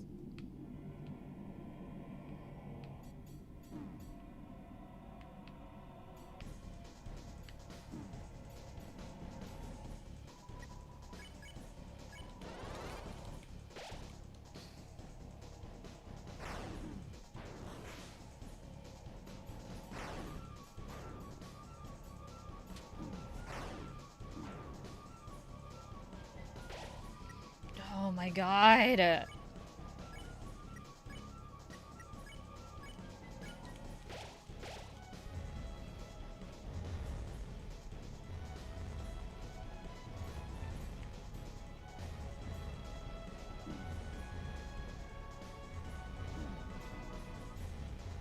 Stop being in my spot, you bitch. Let Susie use bombs. For real. Give Susie a gun. Chapter 5.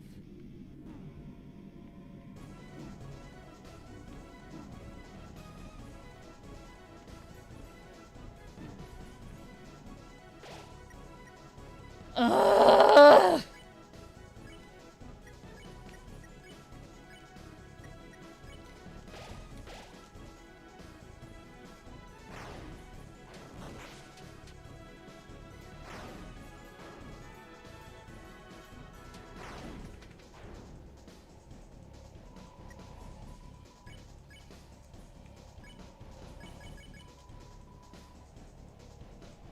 Giving the creators a good idea, yeah. Toby, give Susie a gun.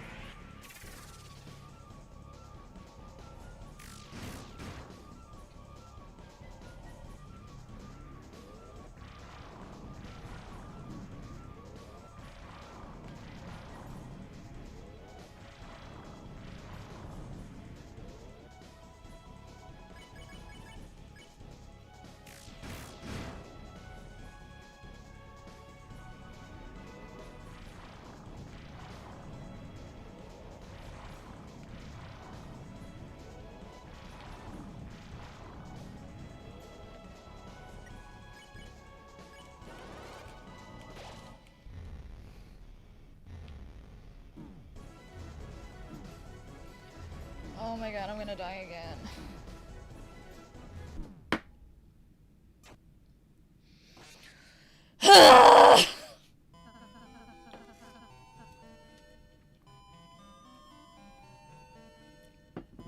You can use it more than once. I just don't want to waste my TP because I'd rather prioritize using Unleash, but fuck it, I guess. If I have to make the fight longer but live longer, fuck it, I guess.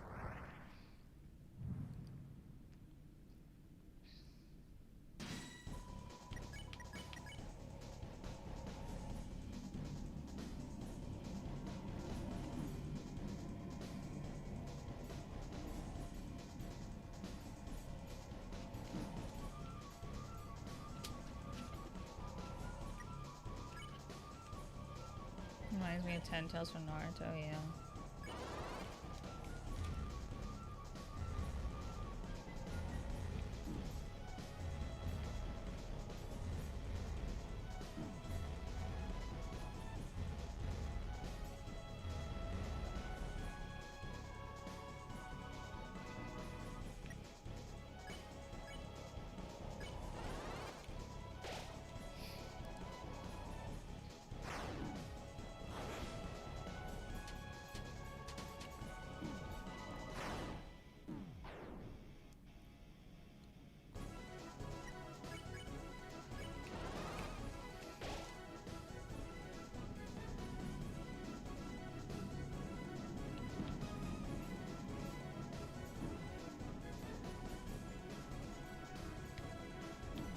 Stop.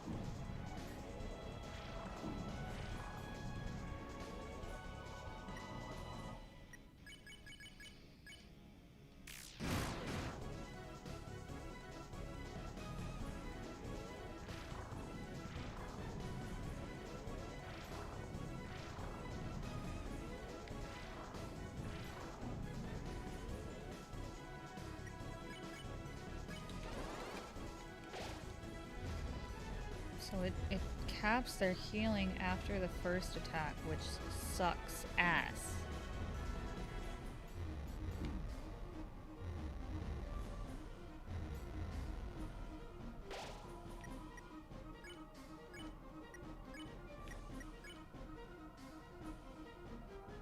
Good night, AFK. Thank you for stopping by.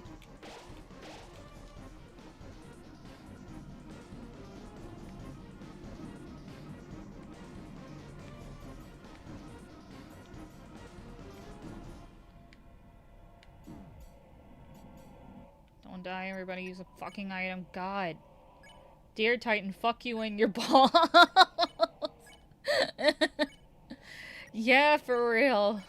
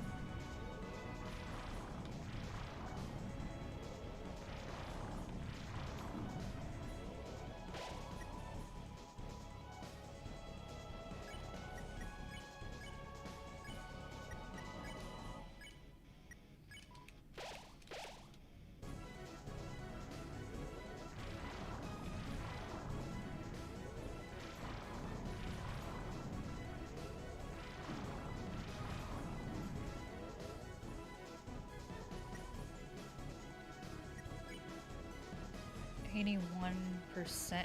We almost got it and it has 81% HP left.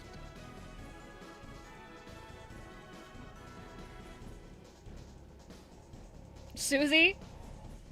Girl? No, we don't.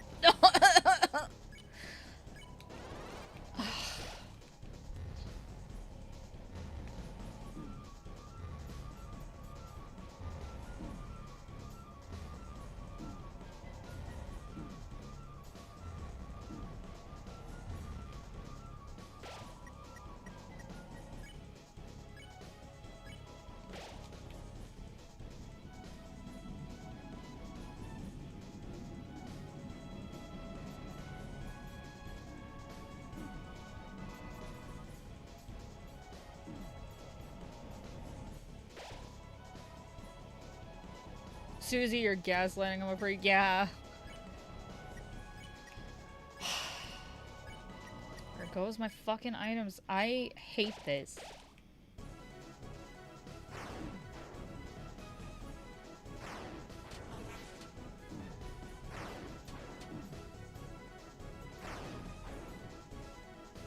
$12 items is not enough for this shit, man.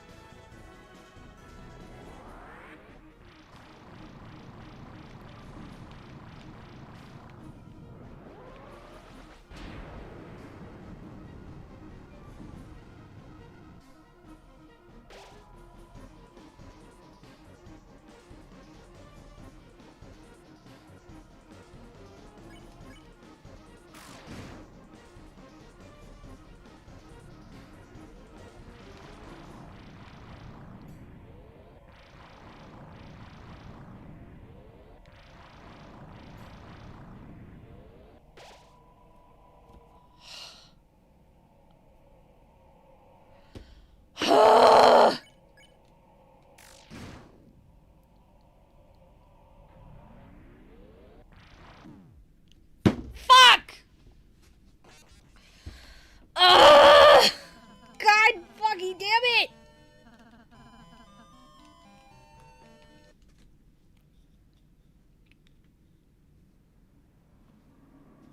Don't look at me like that, Chris! Don't fucking look at me like that! Don't look at me like that! How long does this fucking go on for? God!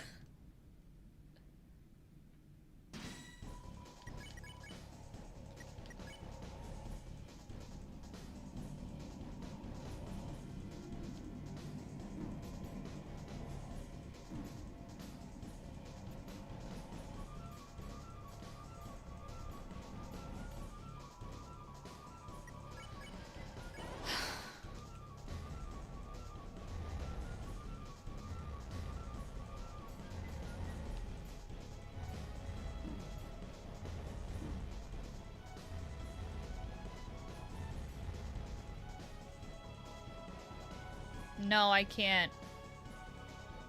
I can't access my storage without a save point. We don't have a save point here.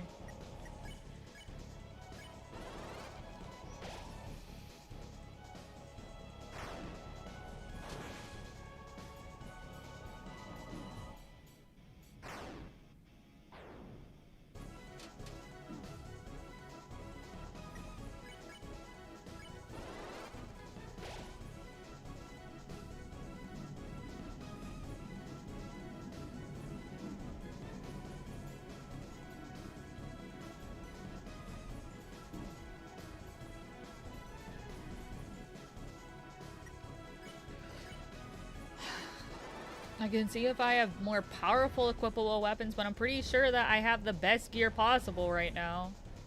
For a pacifist run, at least.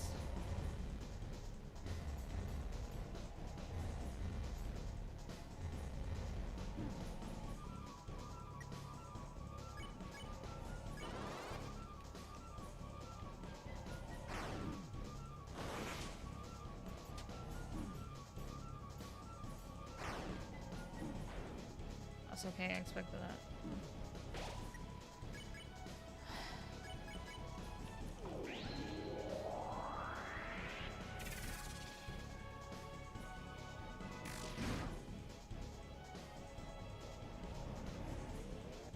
I know this lasts forever.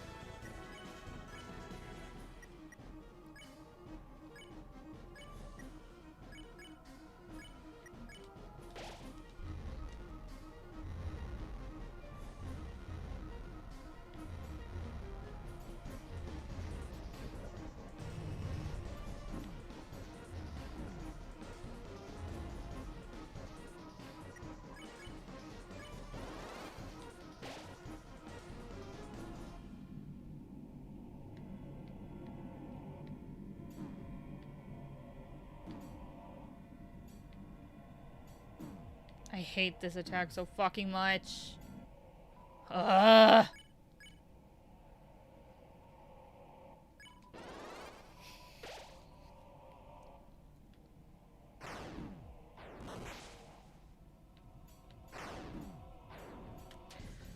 God. Just fucking kill me. God fucking son of a bitch.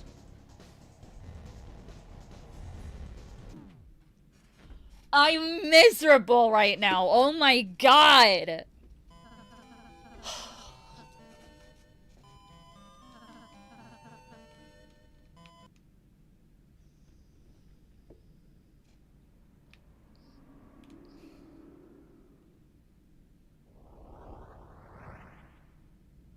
This is worse than tennis fight. This is so much worse. I hate this fight.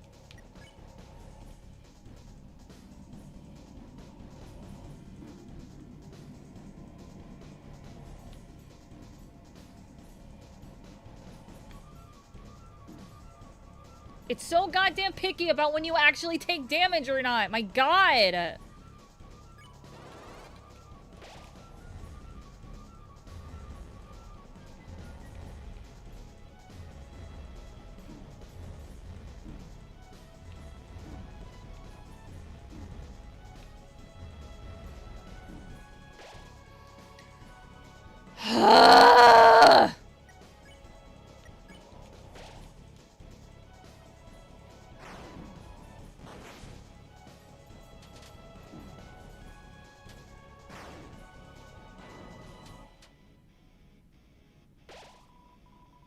I'm gonna die and take like a 5-minute break. I'm like actually getting real life tilted. I need a break. I'll be back.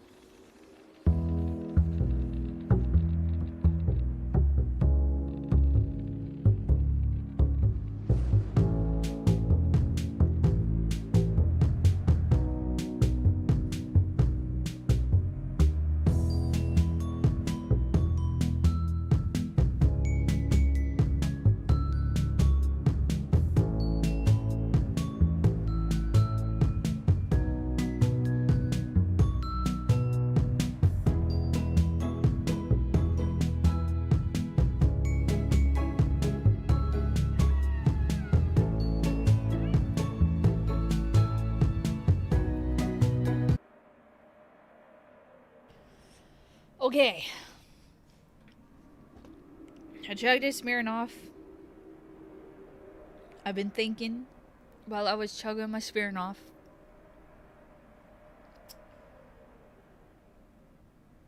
It's probably best to save my items for as long as humanly possible. The problem is that you can't dual heal without everyone alive. Susie has her heal, but I don't know how much it is, so maybe we'll test that. But I got an attack away, so I was basically at the end. I just unfortunately only had one person alive, which is not ideal for that scenario. So I think my biggest issue is just that I'm using items too much.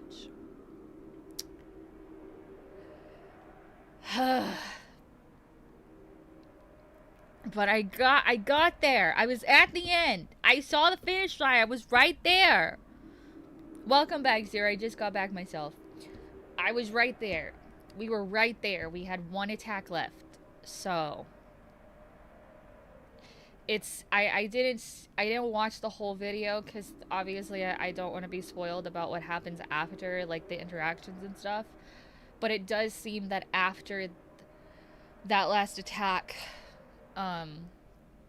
that's it, and only you do damage. It doesn't do any more damage to you.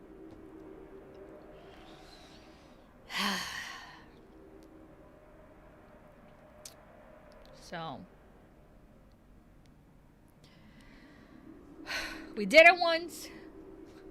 We can't do it again.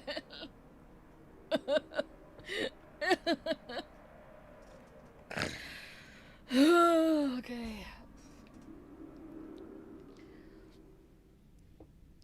I have the power of drug, aka alcohol. Please save me. Alcohol, save me.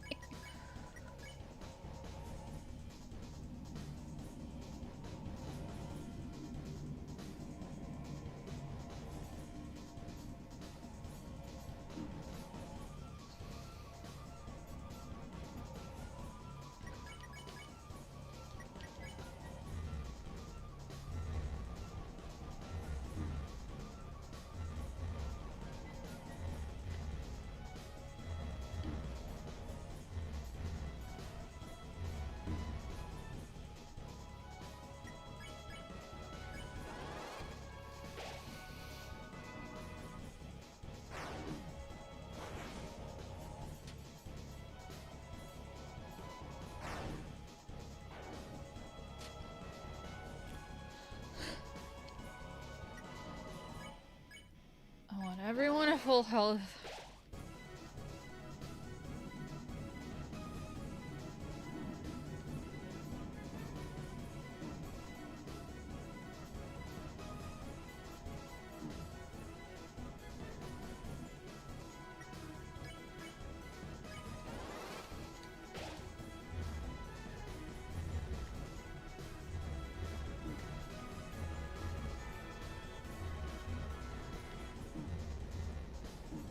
Damn it.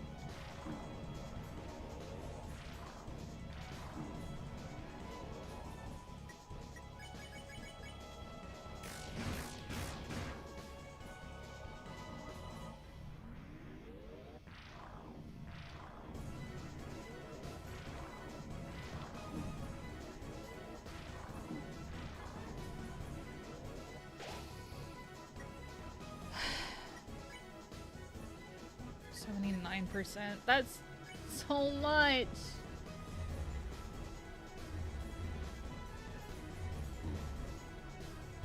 not gonna live this one. I want to use items already. But I don't have a choice, I guess.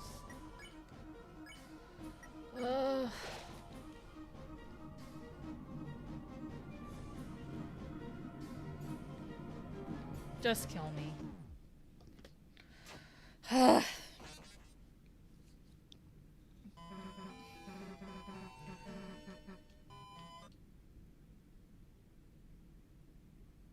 I'm saving the world. I'm saving the world. I'm saving the world. Oh, it's so painful. Did I don't think I took my anxiety meds today. I'm gonna do that real quick. Thanks, Ruby. Thank you. I appreciate that. Thank you. I'm trying my best. I'm trying my best. I gotta call in my anxiety meds soon. I'm running a bit low. Oh my god.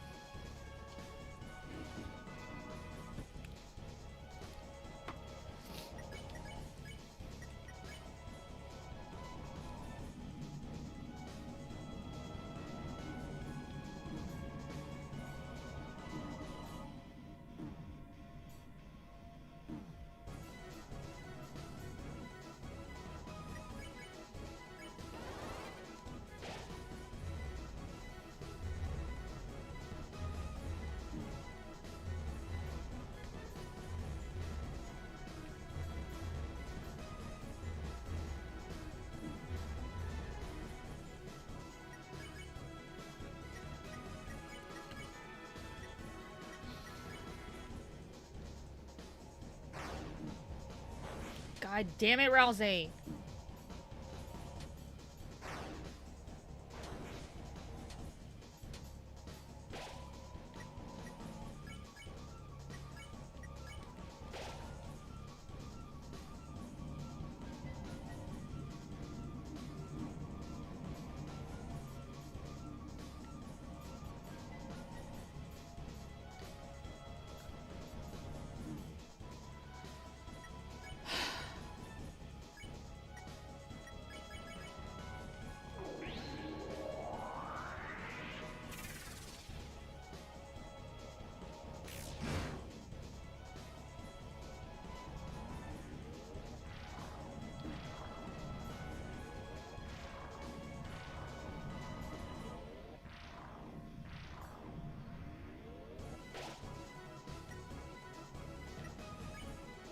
Stop dying, Rousey!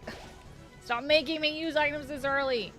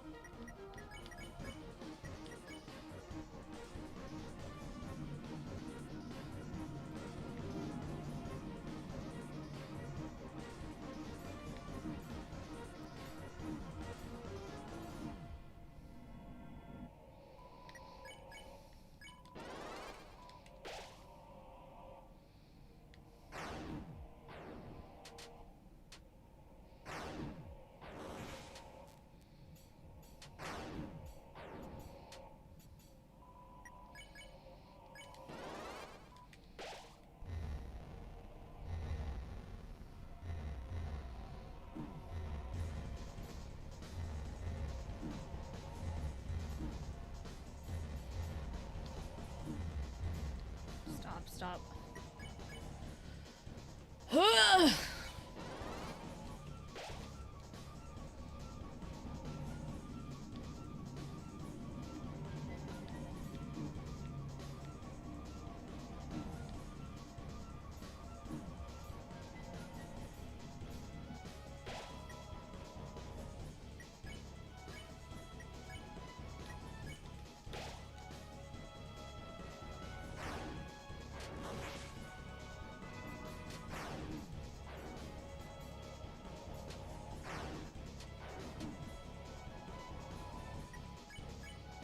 It's fine, it's fine, it's fine, it's fine.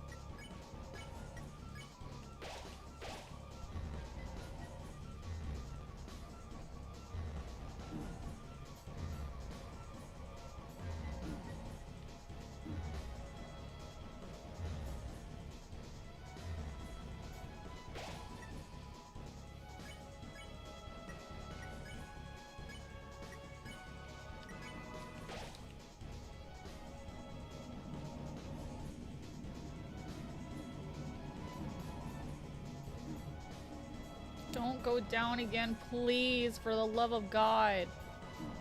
Rousey! Ugh!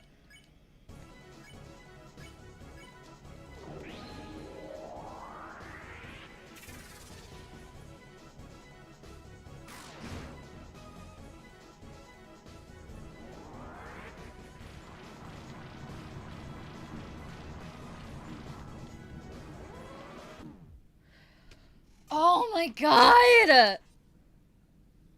This is a nightmare! I'm in a fucking nightmare! I'm in a nightmare! I'm in a nightmare! I'm in a nightmare! Get me out of here!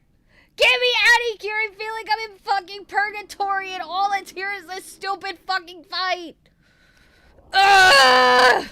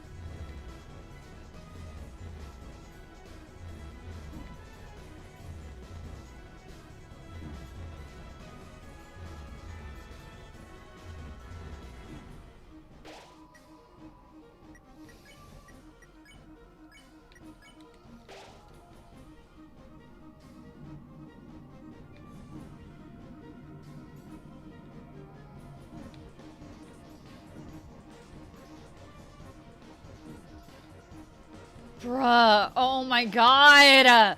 I hate this motherfucker. Give me a fucking break, you piece of shit.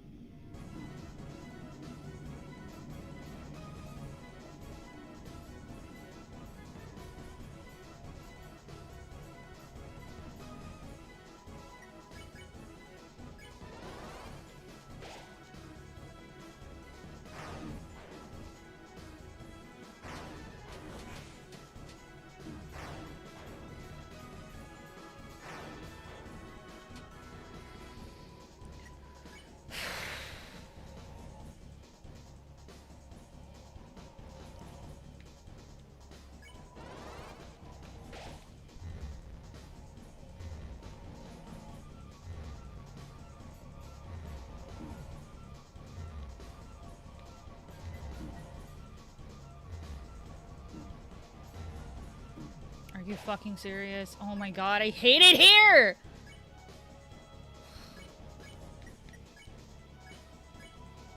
Oh my god!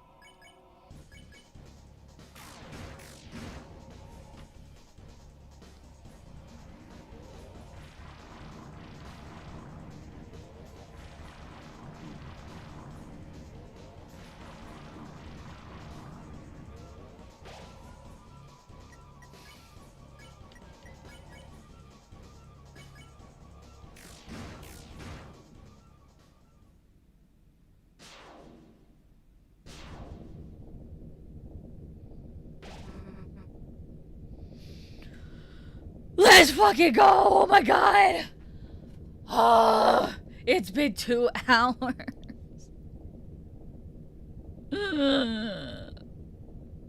I hate you. I hate you. I will revel in your fucking death. Fuck you, Titan. Fuck you.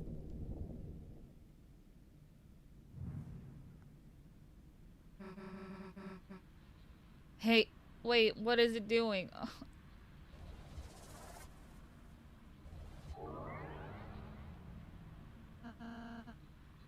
It's regenerated. No, it's not. Don't tell me that, please. 3100 fucking HP.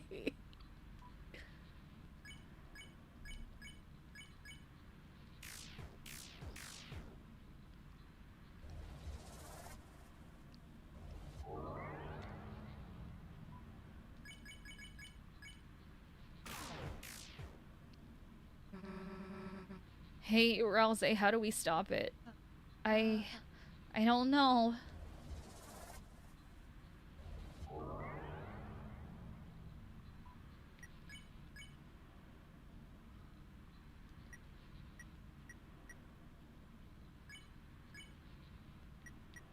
Is this gonna do anything?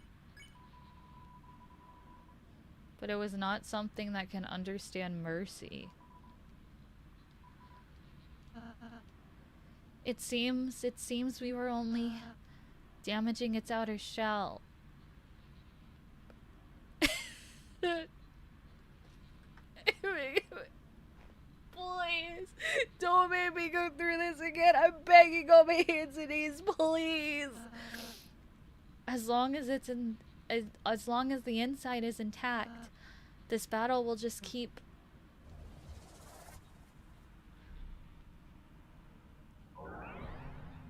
10 fucking thousand? Are you fucking serious? I suppose we just have to keep on fighting. Who's that? What are y'all giving up for? Who's that? Gerson! Oh my god! I'm so happy to see you. I was about to start crying. Oh my god, Gerson, please! Gerson! Oh my god, my king! You got You're not out of ideas yet, are ya? Oh man, I thought you were... I was looking for a change of scenery. But this is a bit ridiculous. Come on, let's get this fellow. Yeah.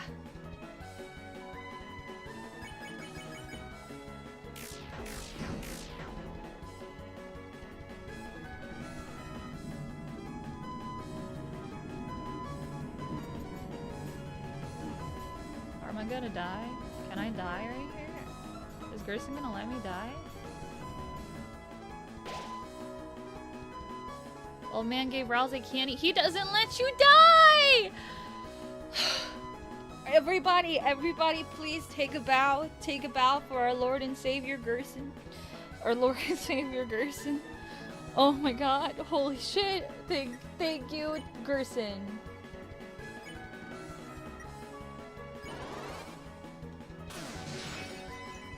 Let's fucking go, Gerson! Yeah, not bad. Right? Still, we've only hammered the outside. Then you know what to do, right?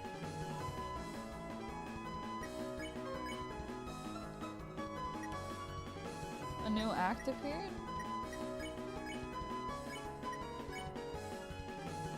I don't know what you're talking about. Thank you, Gerson, thank you! Chris, I got an idea. But, you're gonna have to put your life in my hands. Kinda literally. I'm listening. Damn, what am I asking for? We both know I got this, right? Let's go. Susie's idea. Another heal prayer. On yourself. Nah, screw it. Get dunked on. Get dunked on! Let's fucking go!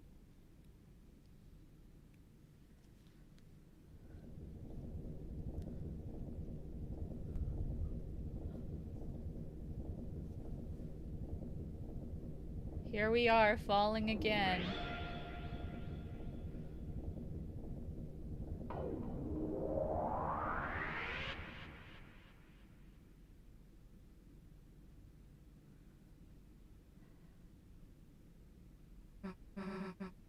We did it. Hey, Chris, what's the deal with that red heart thing? Uh-oh. Uh-oh. Uh-oh. Is that your... Get fucking dunked on! Wait a sec, the old man. Come on, we still gotta talk to him. Chris! Chris, you're alright. I can't believe it actually worked. I actually defeated a Titan. Yes, we did. Thank you, Moon. Because my sanity was crumpling at the seams, I'm not gonna lie. It's been a long time since I've gotten that tilted. I know I got tilted at Into the Pit, but I mean it like an unavoidable thing. You know?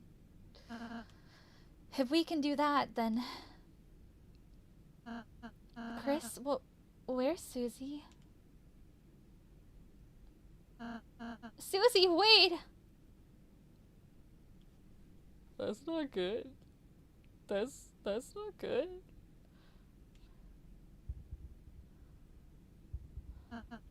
No.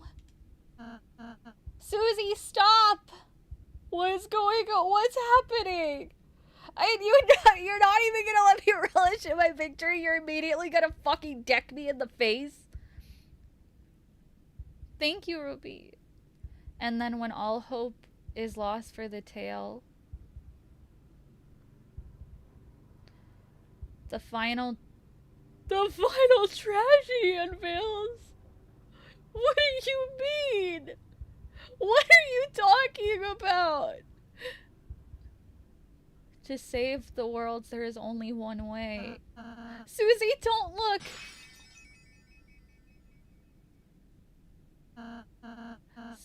Susie, I'm sorry.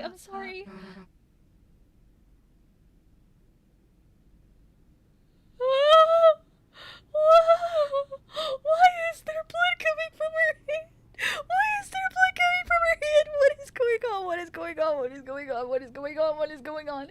What is going on? What is...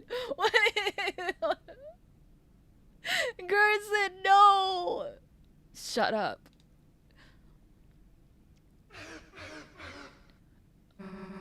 The hell are you apologizing for? You're worried about that? Seriously?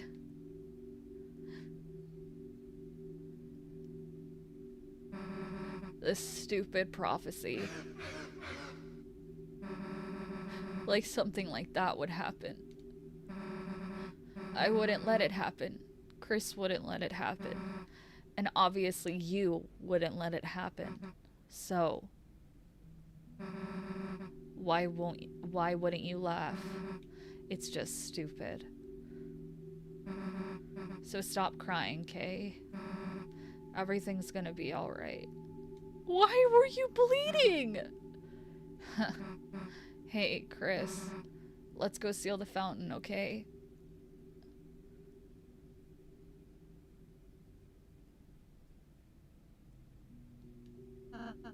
Susie?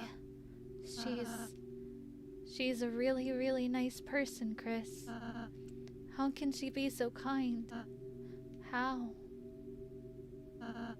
I'm sorry, Chris. I'm sorry I didn't say the whole prophecy at first. I thought if I said something different, if we did something different, if we were just kind enough, perhaps by the time we got here it would change. But no matter what we do, our fate... Why is there blood on your face? Why is there blood on your face?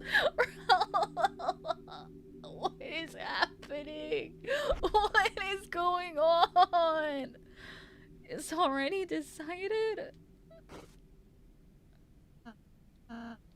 Sorry, don't look at me. I don't mean to always make everything about me. I'm sorry.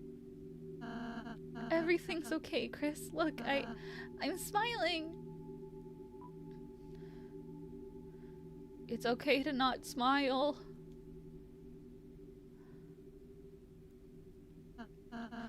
Chris, you...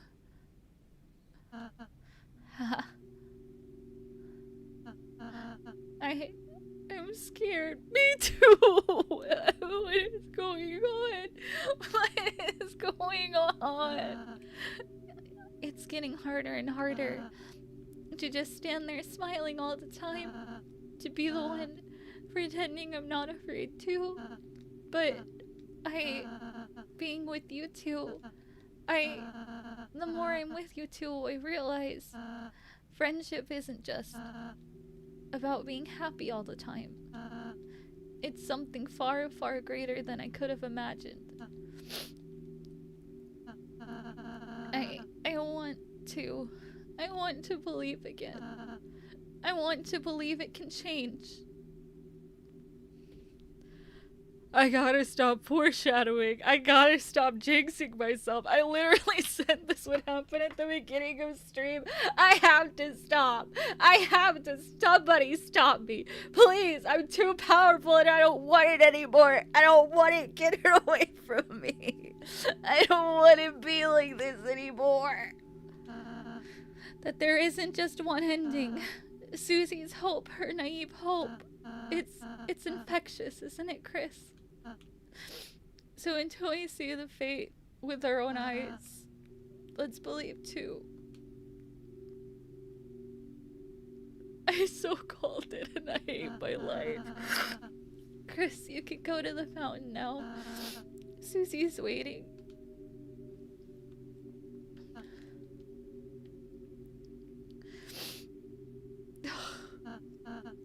Chris, you were cool when you played piano earlier.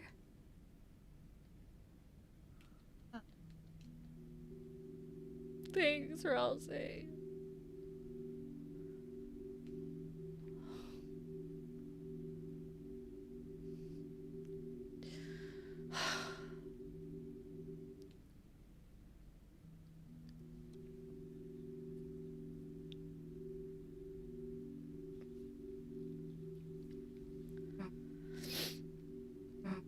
Hey, Chris.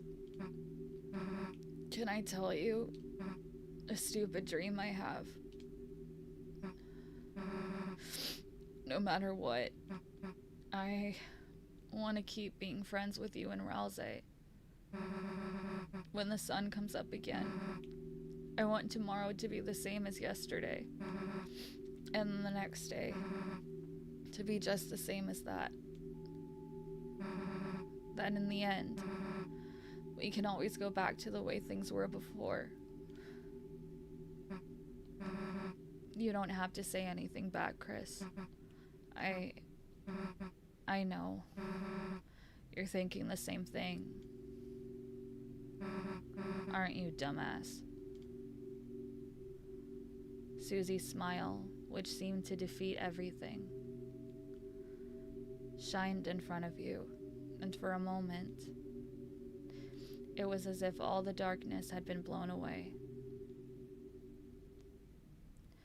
As if in imitation, your soul began to glow.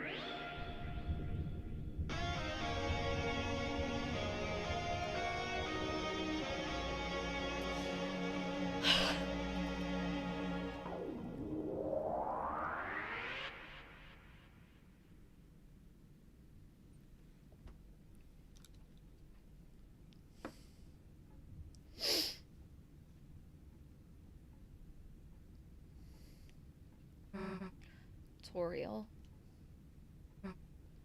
Where the fuck are we? Hey, Knight? Chris? Was Toriel even... Let's just go.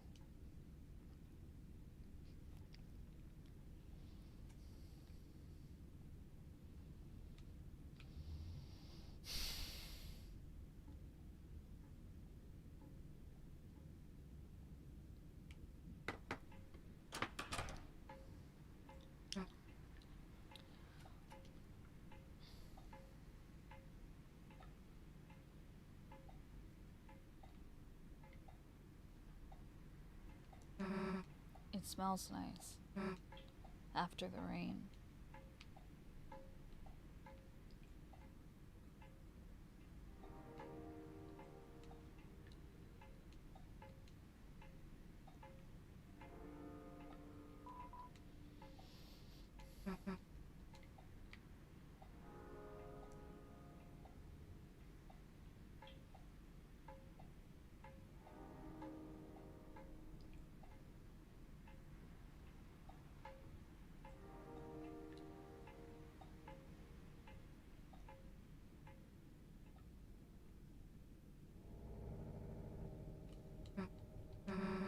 No closer to opening this thing, huh?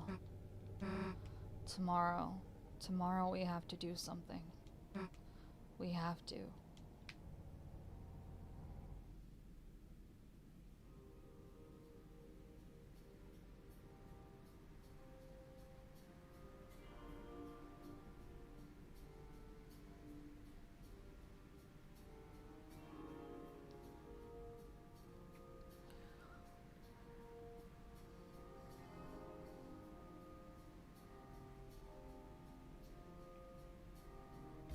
It's late. Why don't we just go home? I want to go see Rousey.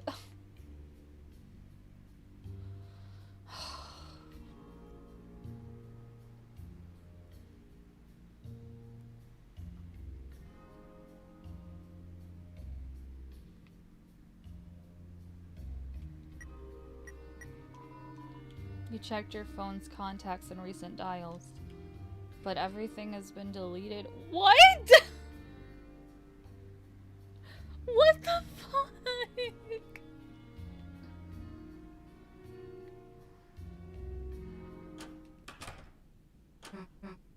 So, do you mind if I...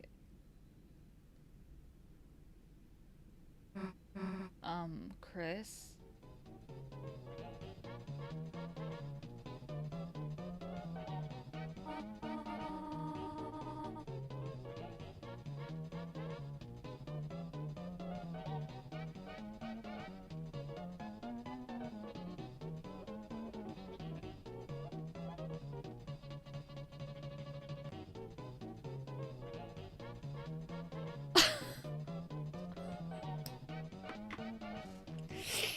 See, it's always do the fucking rescue. Holy shit.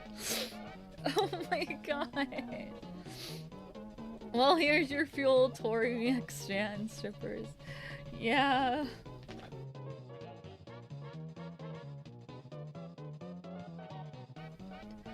Haha, I have not danced the jitterbug like this in ages.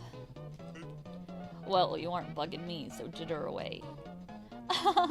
Why? Why didn't the skeleton have anybody to dance with?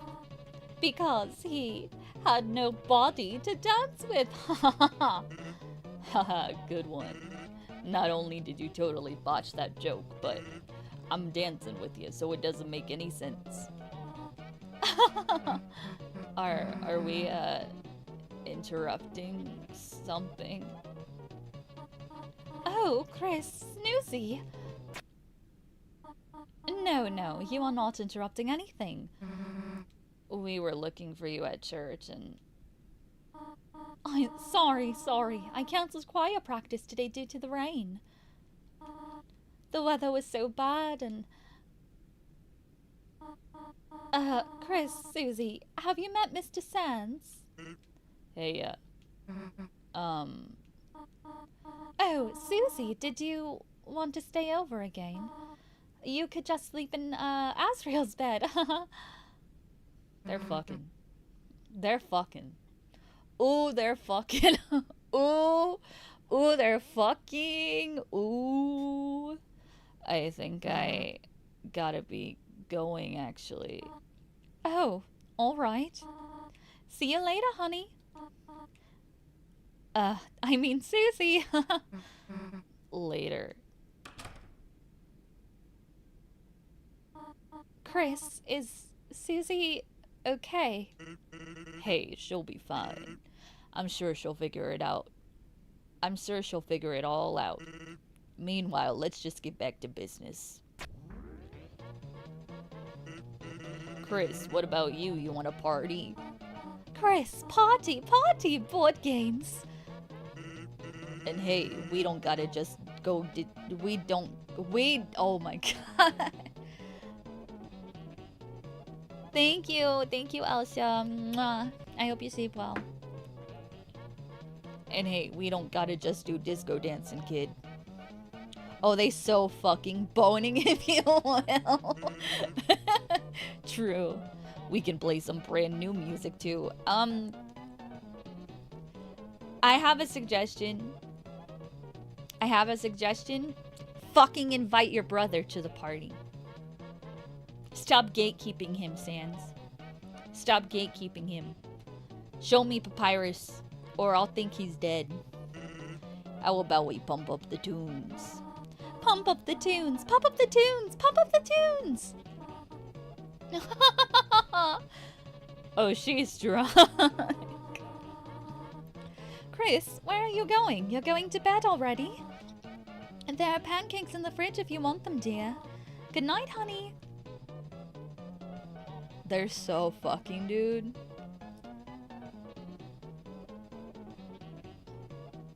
They're so cute, though. I needed that. Thank you, Toby. I really needed this. Imagine if Asgore walked in right now. Sorry I wasn't here, honey. It started pouring so suddenly. So I just had to duck into the convenience store and, well, Mr. Sans was just so much fun that... Who gives a damn about choir practice? Oh, damn. She said damn. Chris, let's sing right now. Sans, can you beatbox? Been doing it the whole time. Rum-a-tum-tum. Rum-a-tum-tum. Chris, feel free to harmonize with Sans on the rum-a-tum-tums. What? You want to go to bed? Oh, poo. They're so cute. The fridge. A bottle of ketchup stands defiantly inside. Real. You should probably just go to bed. Toby's like, yeah, I need to be nice to the fans for the bit. And fuel the Tori Alex Sans people.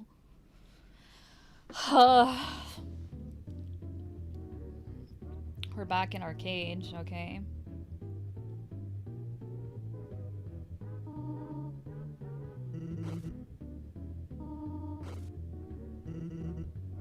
Are you okay, Chris? What's wrong, baby?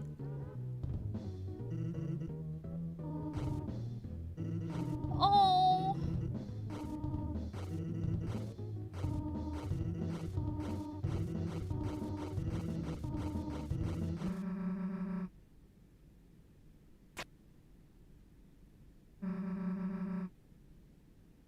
Who is that?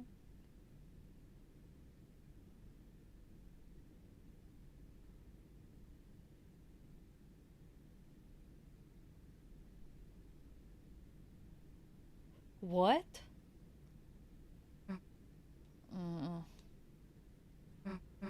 We aren't gonna let that happen. Right?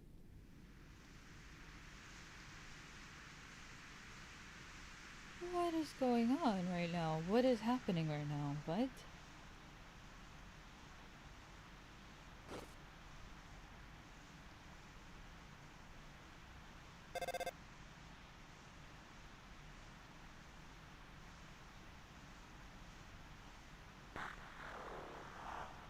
Chris. Don't forget, Chris. What? You promised.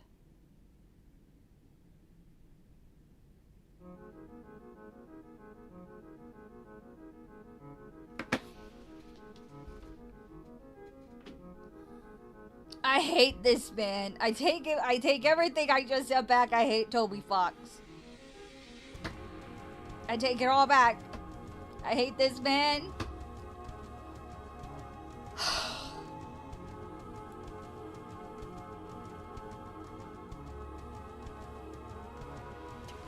What the fuck?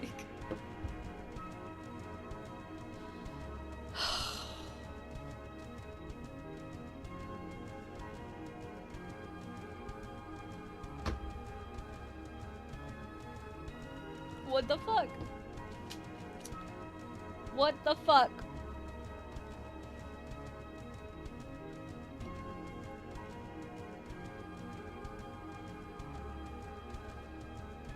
What the fuck? Well done. What is this? The halfway mark has been attained.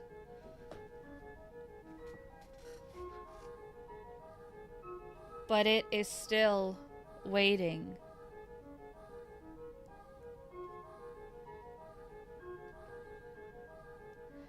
How much longer now? My Deltarune.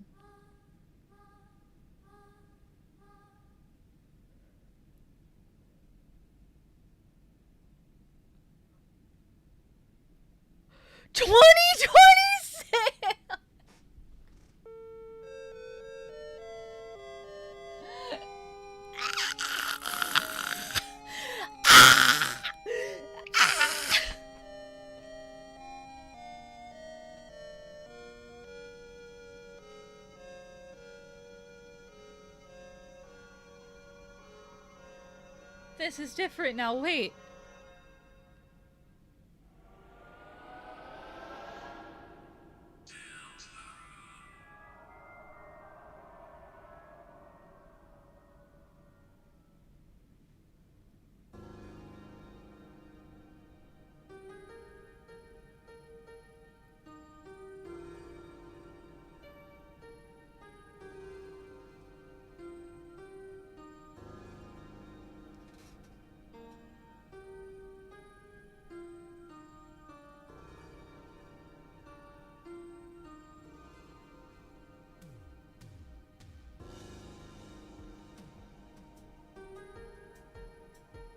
Toby, never mind, this guy isn't an ally. The queer community is in shambles on Pride Month!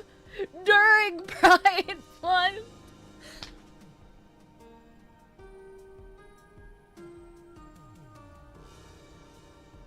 I don't even know what to say. I'm actually completely speechless.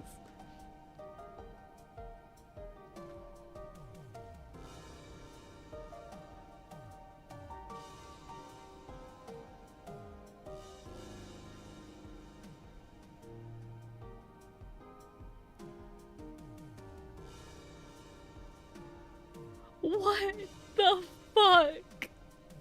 What the fuck?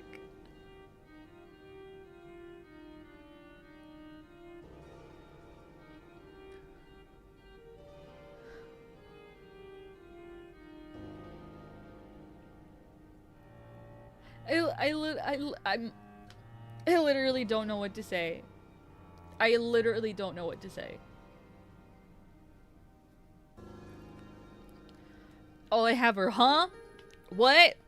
What the fuck was that? How do you manage to one-up the what the fuck was that at the end of every single chapter? How? I don't know how he does it. He can't keep getting away with it. He cannot keep getting away with it. He cannot keep getting away with it. Somebody has to stop him. This is ridiculous at this point.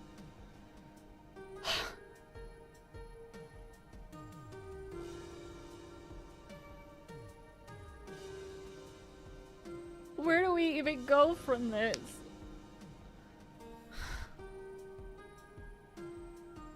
I mean, I was right, but I don't feel great about that, actually. I don't feel great about being right here.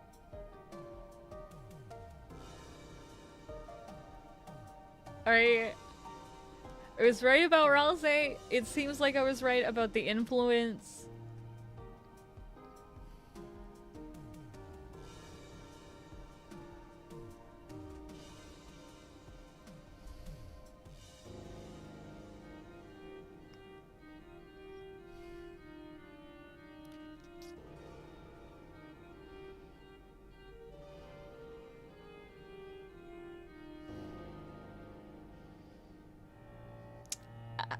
I don't feel proud of myself anymore. I'm just I'm just confused. I'm just very empty right now. I thought chapter 2 cliffhanger was huge, but this, wow, yeah. Chapter 3 was pretty fucked, but this is... He can't keep getting away with it. He really, really can't.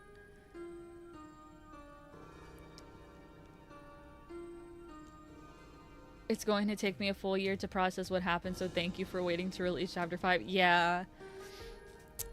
Yeah.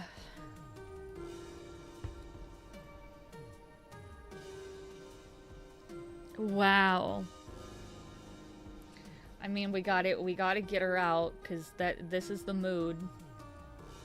POV, you just finished Deltarune chapter 4.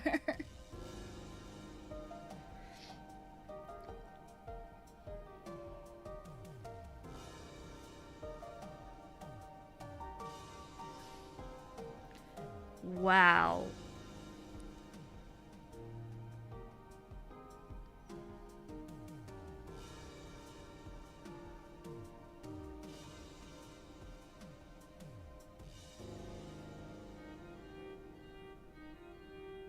Yeah, I mean, so much happened this chapter.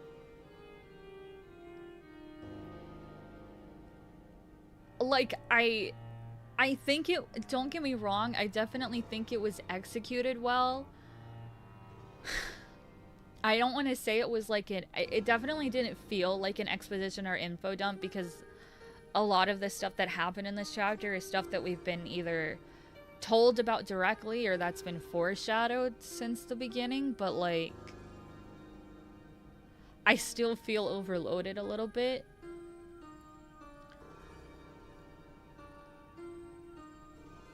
I just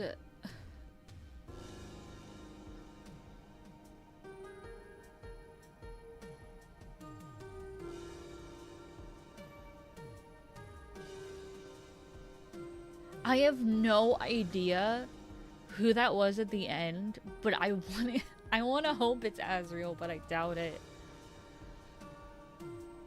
And the fact that the festival is tomorrow too. The festival is not gonna be fun, guys. The festival's not gonna be a good fun time, guys. We're not in for a fun time with the festival. The festival is where everybody's gonna go to fucking die, I guess. It's gonna take a while to recover from this, yeah. For sure. The festival is not gonna... It's not gonna be good. It's not gonna be good. I will say, I am the thing I'm, like, most curious about that's, like, not necessarily to do with the story, I do wonder how cohesive and fluent a full playthrough of the game is gonna feel. And I feel like a full playthrough of the game is gonna be, like, undoubtedly, at the barest minimum, well over 24 hours. Like, it's such a big game. You have boss fights at the end of each chapter. Like, it's gonna be massive when it's done. I mean, how many hours do I already have? I have 19 hours already, and we're only on chapter 4 out of 7. So, and if this chapter is any indication of, like, truly what we're in for the rest of the game, the rest of the chapters are probably going to be incredibly long and incredibly in-depth as well. So, one twist, it was a good festival. It's Toby, so it's not a 0% chance. 2, it goes bad. This can go in many ways. Yeah. I feel like if I'm like basing this off of Chris and Susie, I think it can either go, number 1, they use the festival to their advantage and just try their very best to ignore everything and take advantage of the festival and just chill out. Or number 2, they can't just sit still, and they use the festival as a distraction. And break back into Noelle's house and get that code or something like that. I actually kind of have a headache. Wow. This is the most perplexed and empty a game has made me feel in a while, and it's not even necessarily a negative emptiness. It's just an overstimulated and overwhelmed emptiness.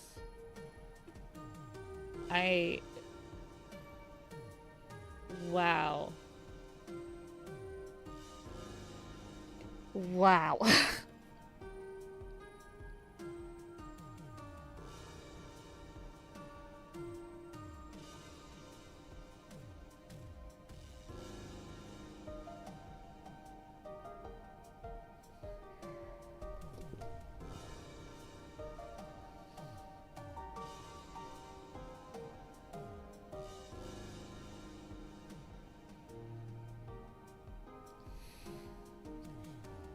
I hope we don't have to wait too long after Chapter 5 for the rest of the game, because I know Chapter 5 is going to beat my ass just the same. I know Chapter 5 is going to leave me just as hollow. Probably much worse. It's a good game in the way I need so bad. I need the resolve. I know. It's truly, it's incredible, okay? Without a doubt, Deltarune is one of the best games of all time. Like, I'm not even saying that biasly. It is so fucking good, and as a person who's been a fan of Undertale since the very beginning, I'm incredibly proud of how far Toby has come in his writing, his art, his character development. It's truly an incredible game that is the culmination of everything that made Undertale what it is, as one of the best and greatest games of all time, and it somehow managed to make it even better. And I think Deltarune is going to be one of those experiences where after you finish Deltarune, you're going to automatically love and appreciate Undertale even more, because Deltarune would not exist without Undertale first. So it's an incredible game. I genuinely... I would love it even if I wasn't as familiar with Undertale as I am. Like, Toby's sense of humor is very similar to mine. So it's an incredible game. It truly feels like a love letter to Undertale and the support that Undertale got. It feels like a love letter and an acknowledgement of, like, the only reason I'm this far is because of all the support. So here's an even bigger experience for you than Undertale was ever going to be, because an average playthrough of Undertale Pacifist is like 8 to 10 hours. So it's so much bigger for sure, but you can definitely still tell that it's related to Undertale, even outside of, like, the characters are there. But you can see how he came from Undertale to Deltarune, and I appreciate that, and I'm proud of Toby for how far he's come. Especially because, you know, Undertale, the only reason Undertale existed was truly because of support, because Undertale was funded. Undertale was funded on Kickstarter, I think. So, yeah, we wouldn't have Undertale without support, and we wouldn't have Deltarune, and the only reason we have Deltarune is because of all the support and love that Undertale got, and Toby was able to hire a full team to give us the experience we have. It's just truly capital A, capital E, an experience, you know? Wow.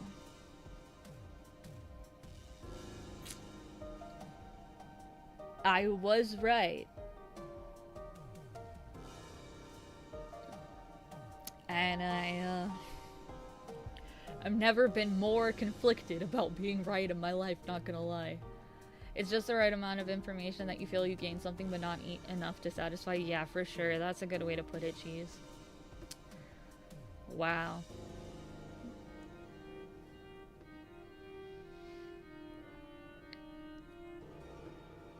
Truly, what an experience. Wow.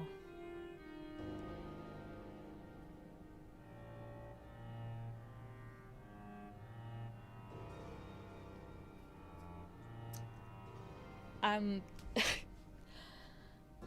I mean that's Deltarune, guys. That's Deltarune.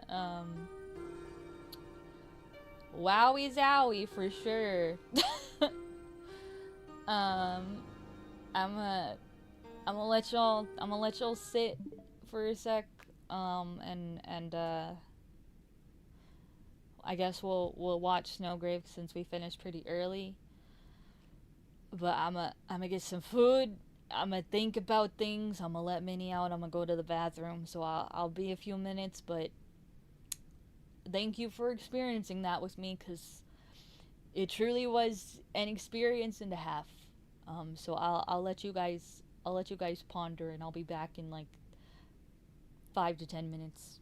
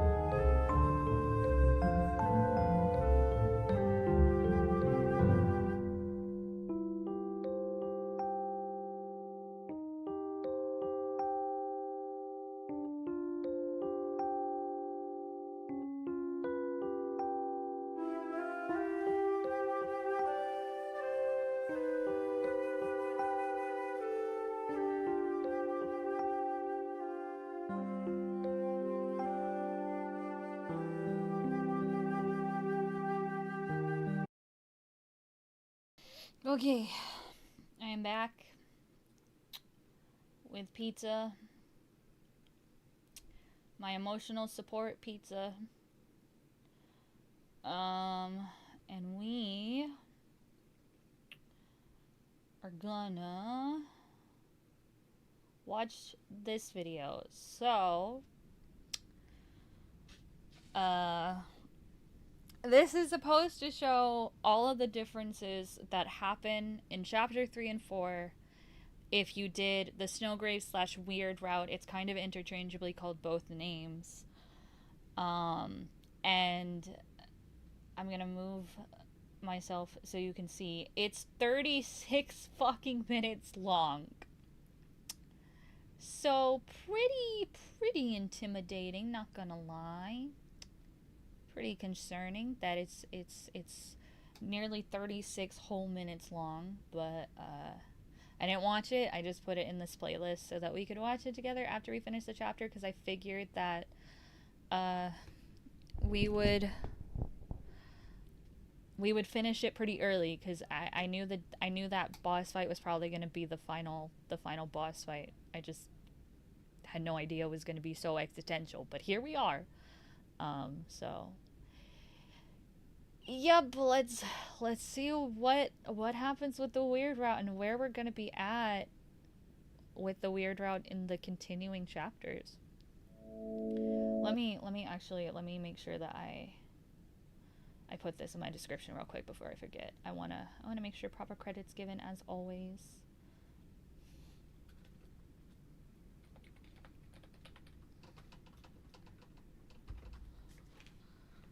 Snowgrave.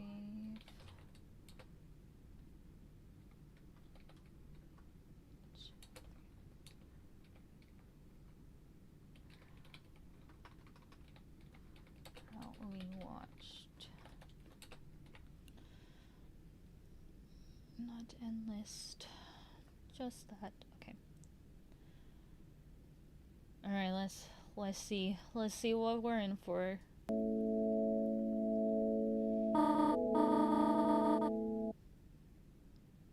Sorry, honey, I'm still catching up with Rudy. You and Susie can go home early if you want. Chris Meister, hey, what's the deal, snowmobile? Huh? Locked out. Noelle wasn't stuck outside the gate again, was she, Chris? Carol, damn, I keep telling her to keep a key at City Hall. But she insists on keeping everything important at home. Like when Noelle was a kid.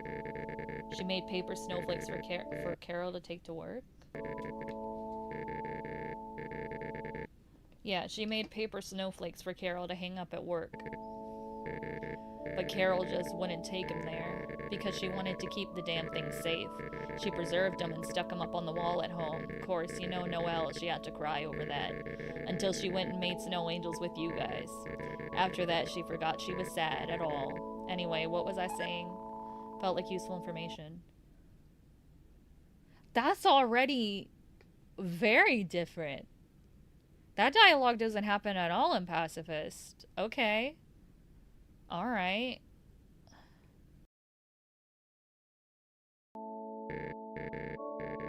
You know, this morning Noelle was saying, I wonder if Chris is going tomorrow too. Just make sure she has fun, alright? Huh. Chris, you came over to check on me? That's really nice of you. Do you think I could talk to you later? Key? I think I was singing a bit off key. Can you blame me for being distracted?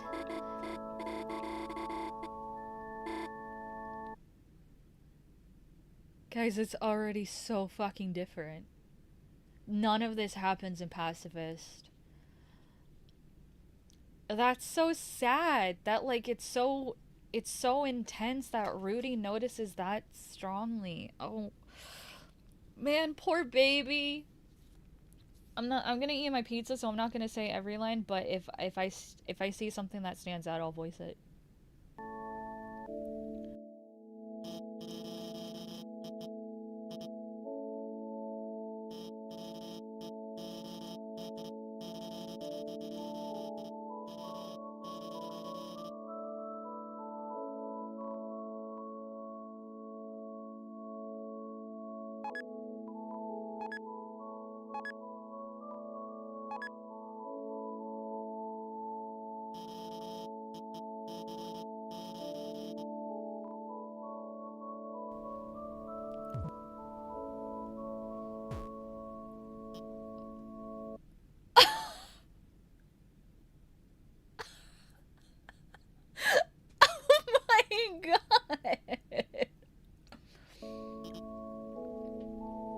Damn. Didn't you want to talk about something?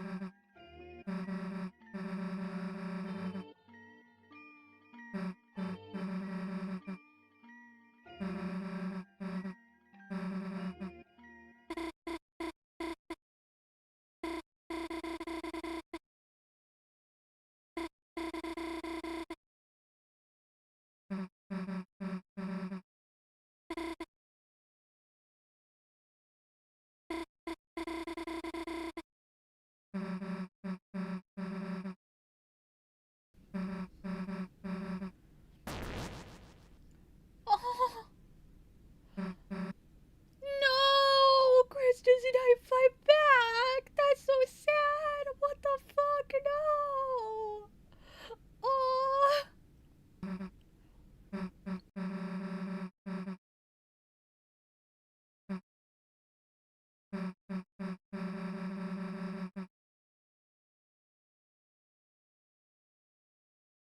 Hello?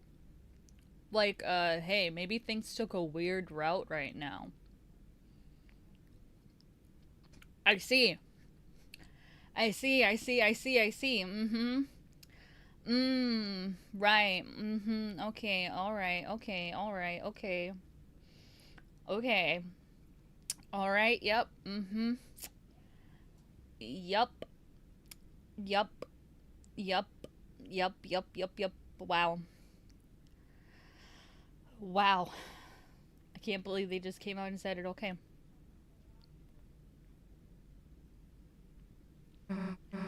I mean, who would expect she'd ask us like that? Yeah, I was gonna say she doesn't do that. But we should be glad it's going fast, right? Right? Hey, how about some of that red stuff? No? Heh, your loss. No, you're gonna want it later. Let's just go already.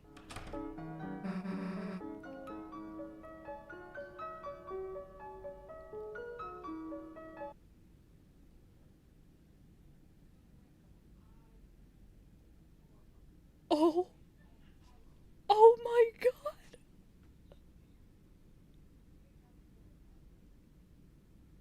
He's on fucking life support! Oh my god! Oh my god! Holy shit!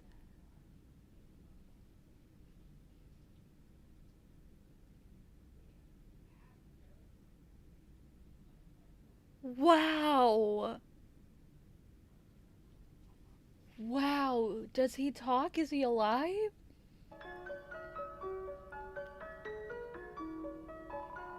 He's breathing slowly. Might be your imagination, but he seems cold.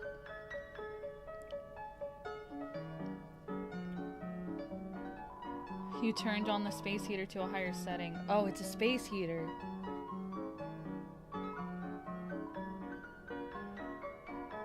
You changed the hot water bottle on his head.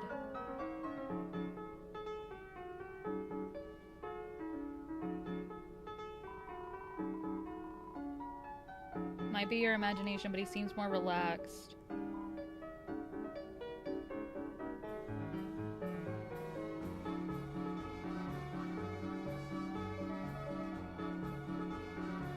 Okay, so I mean, at least he lived, I guess, though it doesn't seem like he's doing great.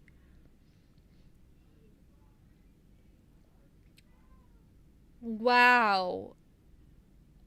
I was not expecting that. Wow. Damn. Poor Birdly dude. Holy shit.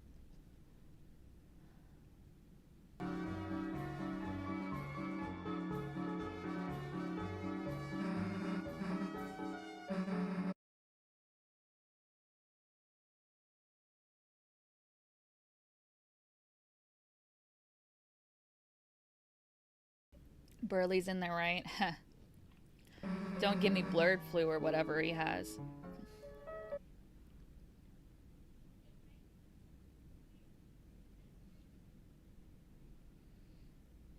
I think he has a case of fucking died in a dream and barely survived.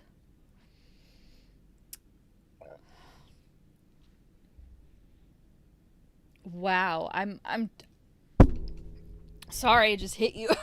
I'm at a loss for words again. I guess the phone call doesn't happen then.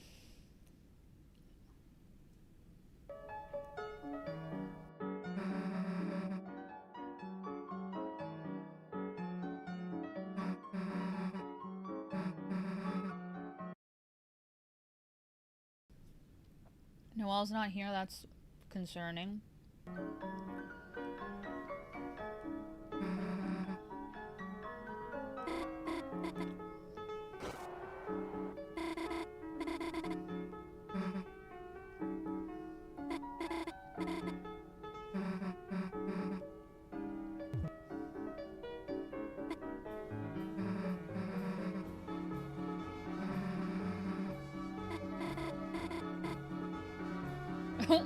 What?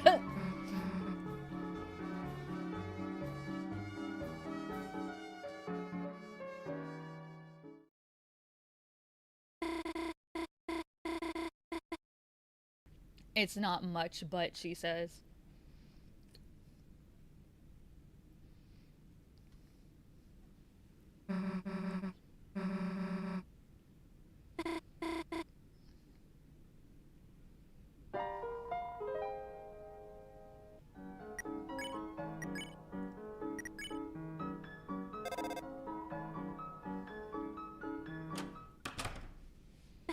She's too busy fucking stands to call us. Also, hang on, we didn't even... That reminds me, we barely even acknowledged that our fucking phone has everything deleted. We don't even have Toriel's number anymore? What the fuck was up with that? What was up with that, huh? What? What was up with that? Very concerning.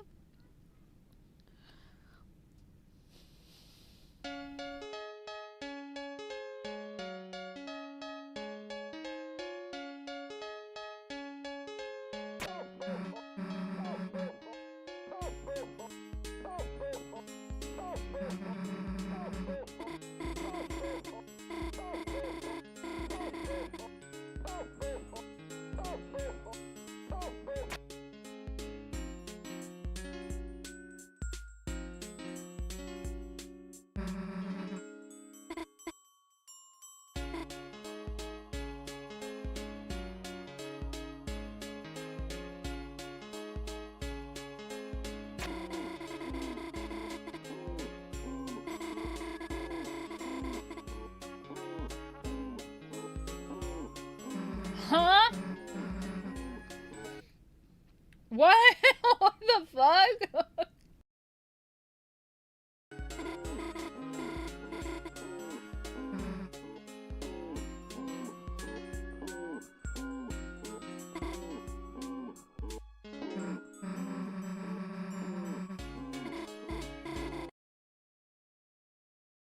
I always bring my icy bottle too, she said.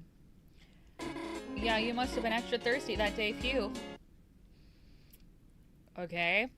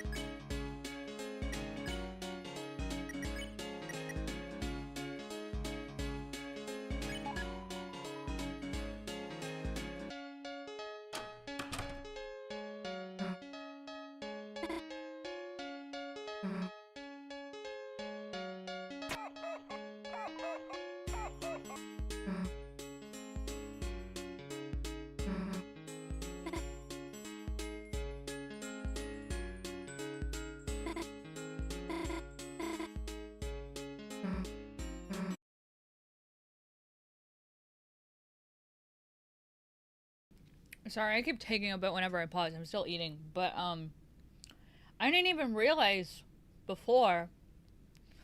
That's suspicious. That's very weird. Considering, you know, the whole heart thing with Chris. I gotta close it for a sec so I can put my Switch to sleep.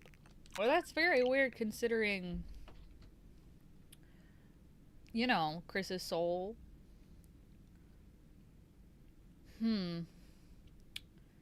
Very interesting.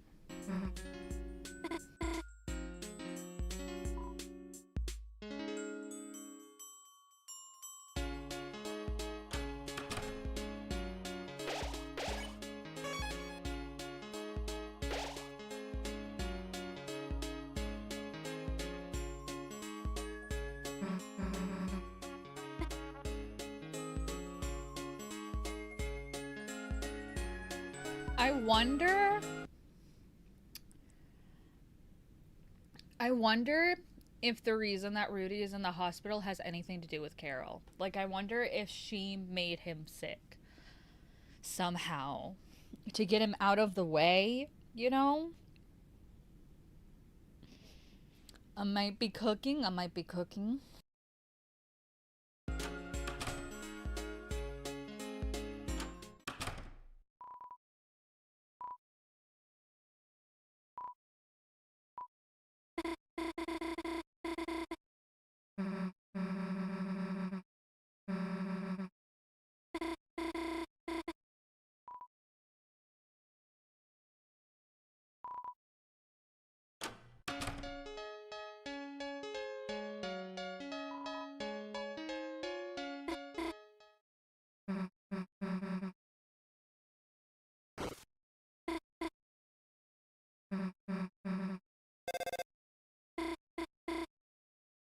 Hello?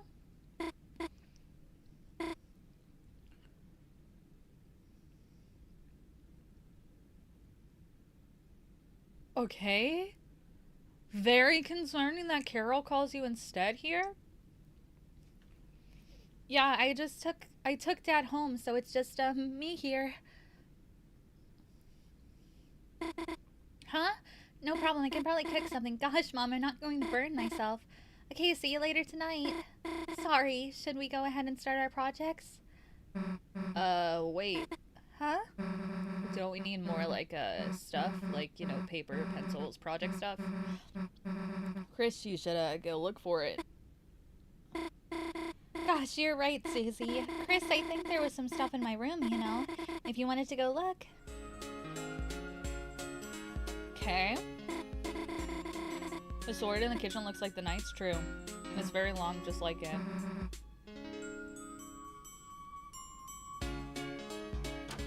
Good catch there.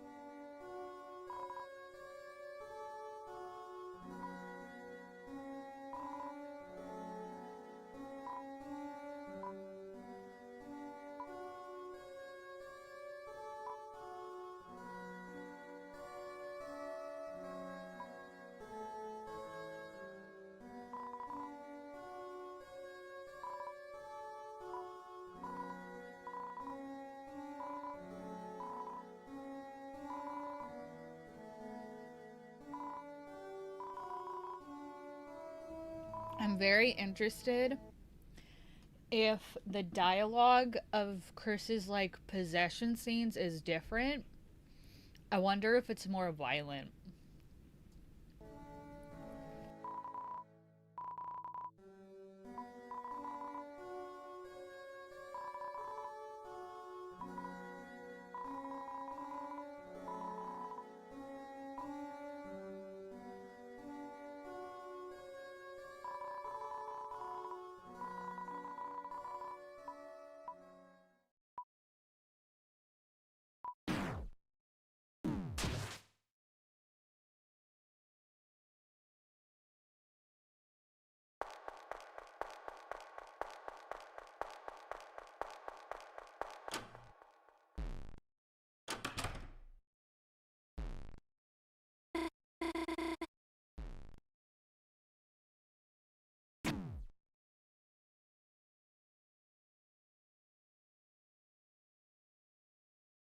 I have one more bite. Give me a sec.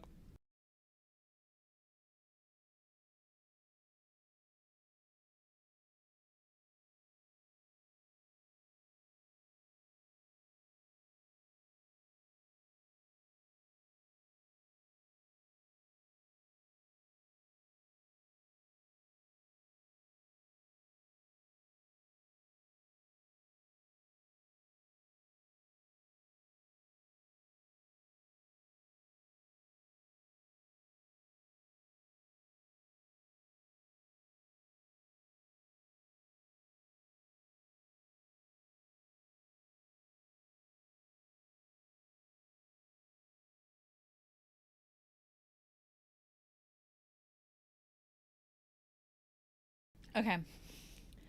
Chris? Are you up there?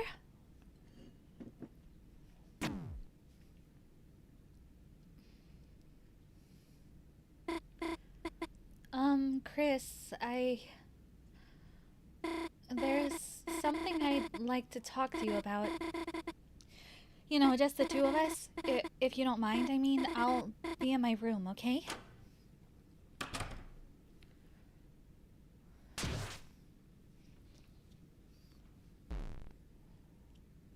Oh?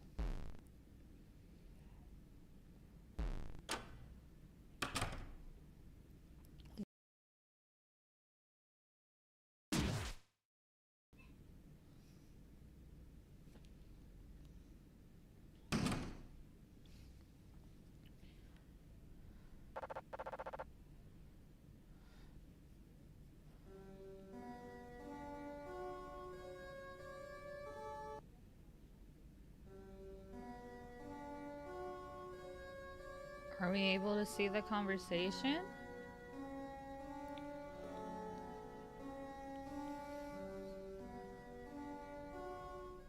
Oh, we are. To be honest, I've kind of been waiting for a chance for us to be alone all day. There's something I want to talk to you about, Chris. I want to talk to you about last night.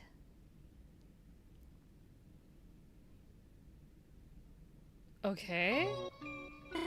Last night I couldn't sleep. Every time I closed my eyes, all I could see was snow. I was terrified, Chris. Terrified it was all real. I went out on the porch to breathe, and that's when I felt it. A hand on my shoulder. I froze. And then I heard your voice. What? Huh? Chris's voice. You said sorry for being weird at the hospital, Noelle. You said it was all a stupid prank. You said Birdley was going to get better. Chris, your voice, your deadpan, mumbly voice. Even if it sounded kind of weak and shaky, I don't know why, but it felt like so long since I heard it. I even started sniffling. Chris, you're back. Chris, thank you. Well, no thanks for pranking me, but... Chris, can I say something else?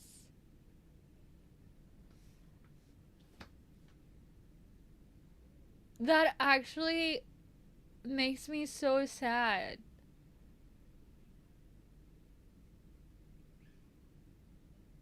That Chris went out of their way to try to comfort Susie.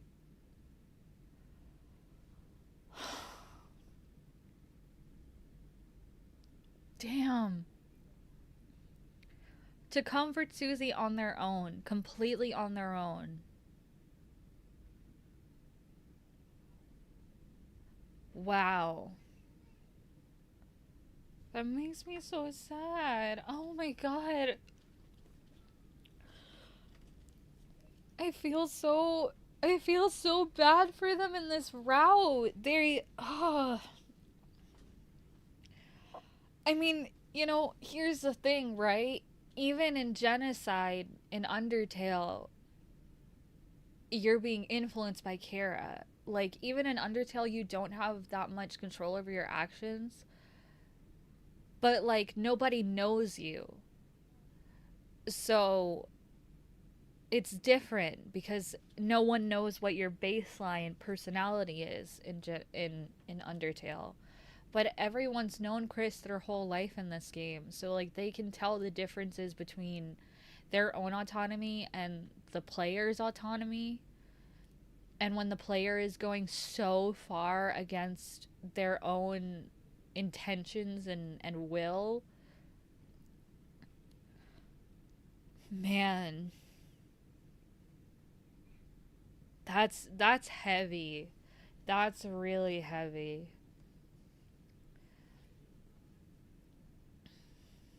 Proceed. Oh.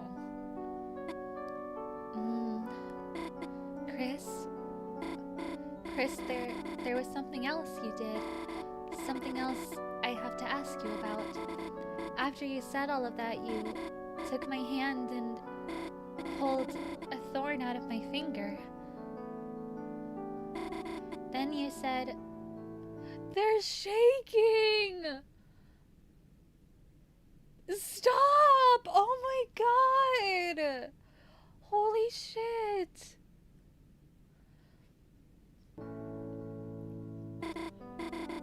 You said that when I saw you again. Chris? What are you...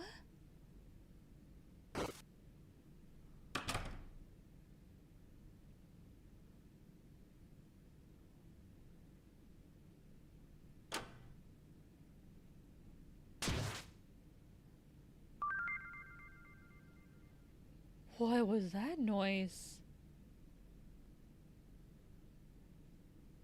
Holy shit.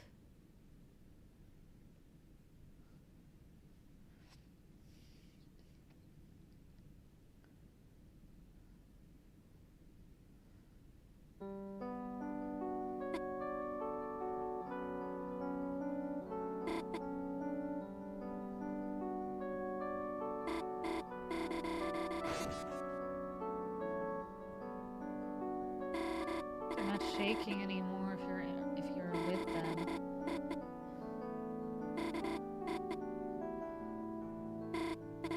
Yet they still shake.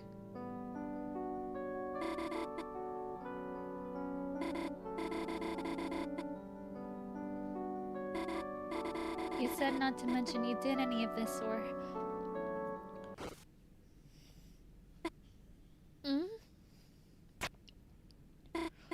Chris, it's okay, it's just us. You said not to mention any of that, because it'd get heard.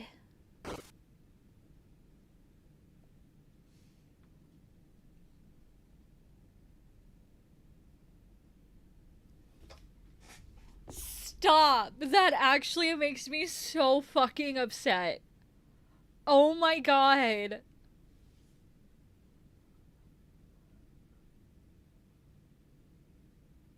They didn't want her to say anything because we would hear as the player. I'm so fucking glad that I'm too sensitive to play this route. This is... Oh my god. Holy shit. I didn't think it could get any worse. I was very wrong. Holy shit, dude. Oh my gosh. Chris, it's okay. It's just us. Who's going to hear?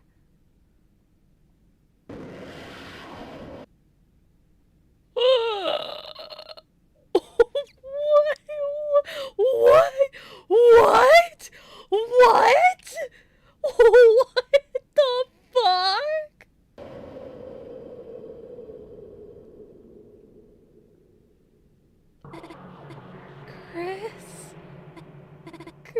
Chris, your voice, it... Chris, that's another joke, right? That voice, how? The voice from my dream.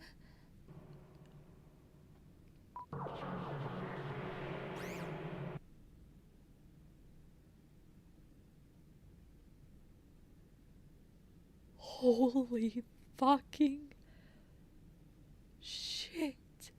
Holy fucking shit. Oh my god.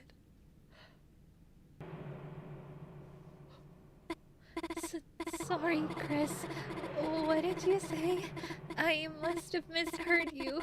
No, there's no way they heard... There's no way they heard my thoughts. This is so fucking scary! Oh my god, I have tears in my eyes. Holy fucking shit! Yeah, this is so... She looks like she's gonna throw up.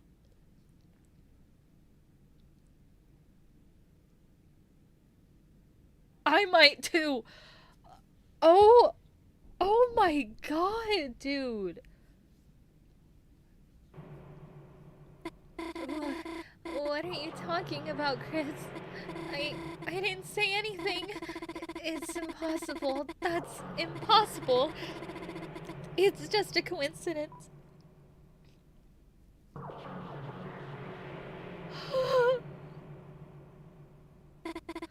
If you can hear me, say red or blue.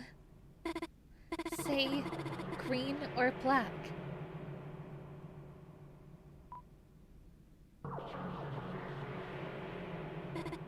Say it didn't happen. Say it didn't snow. You're lying. You're lying.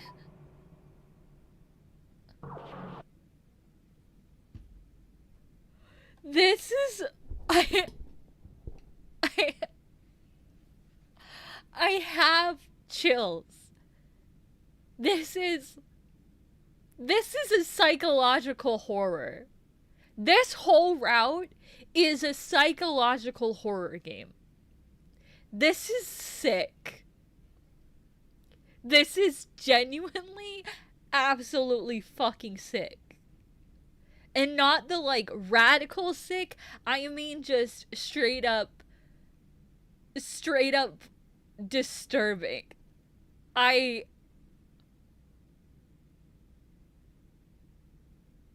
I'm actually nauseous. I'm actually fucking nauseous. This is so sick.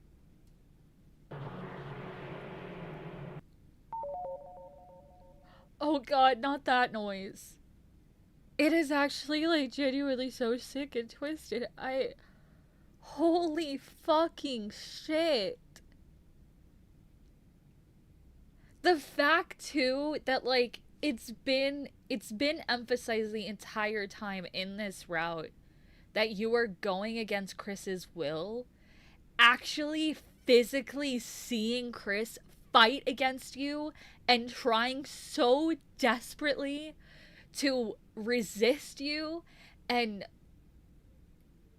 prevent Noelle from doing anything and endangering herself towards you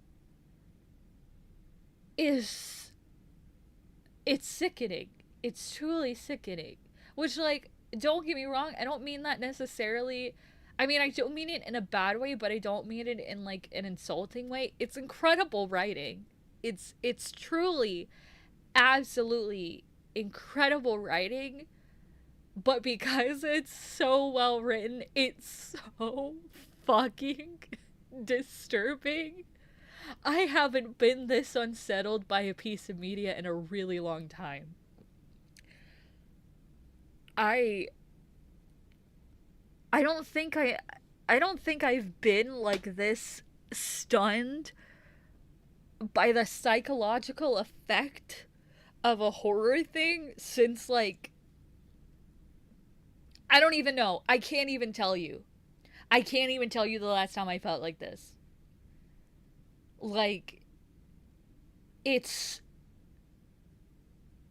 so unabashedly evil. You really gotta have a stomach to do this, and I'm really glad I don't, because this is fucked. This is so beyond absolutely utterly fucked. Holy shit. Chris, what did you say?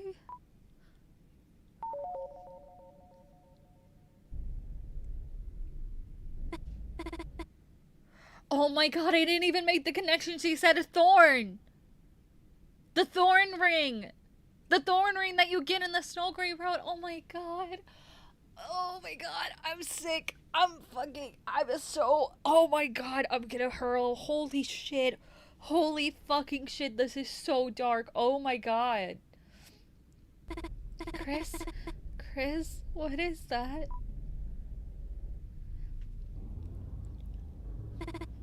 Chris, that's not the thorn, is it?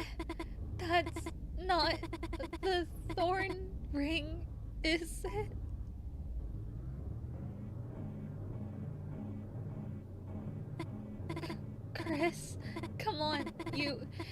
you still...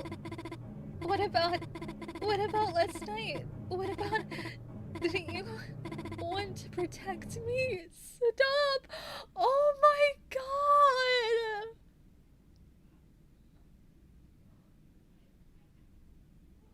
Oh my god!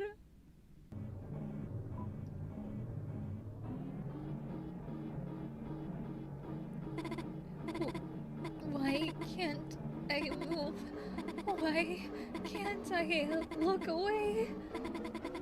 Noelle, do something! Chris, I really think, I think I need to, gosh, I think I have to...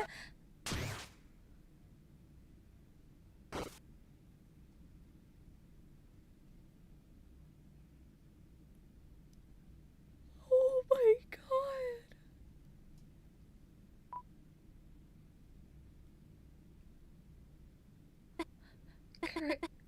Chris?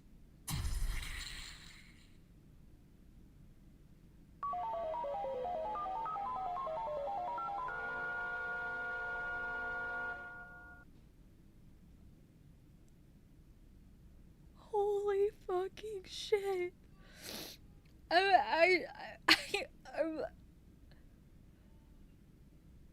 Holy shit.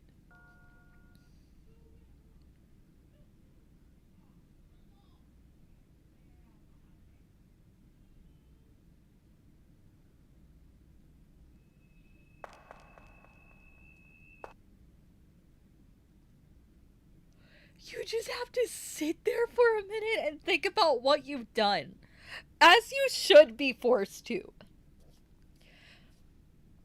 No shade. But how can people do this? I'm ill.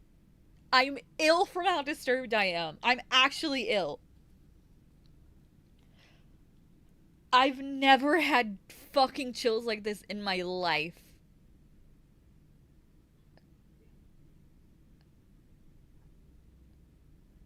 I don't think maybe since like Pandora Hearts have I ever in my life seen a piece of media portray manipulation and gaslighting and verbal, mental, and emotional abuse so rawly.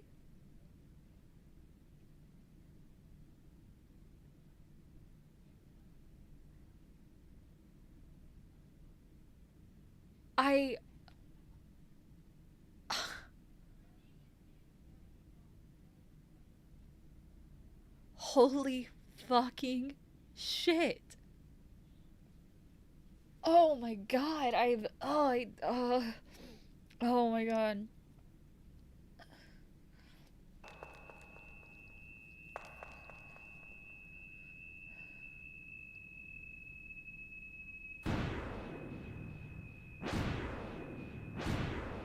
Honestly, get him, Chris. Fucking get the player. Get him. Get their ass, please.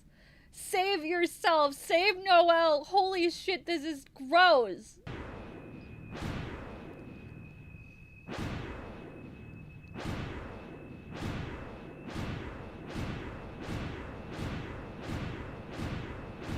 Go, Chris, go. Chris, are you okay in there? Just thought I'd let you know. Mayor Carroll is asking everyone to leave. And, I thought you looked a little down today. Good for you, Chris, get them. Yeah, oh my god, it's relentless. I have a fucking headache. So, I made a special treat for you. Your friend and I will be waiting for you outside with it. Feel better, Chris.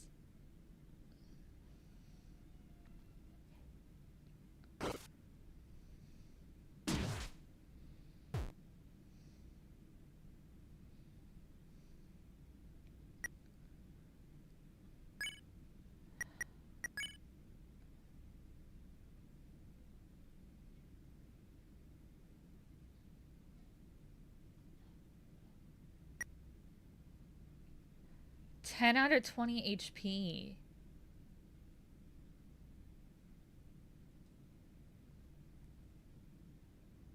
That's really concerning. Um, Sorry, didn't mean to skip ahead. It's real disturbing.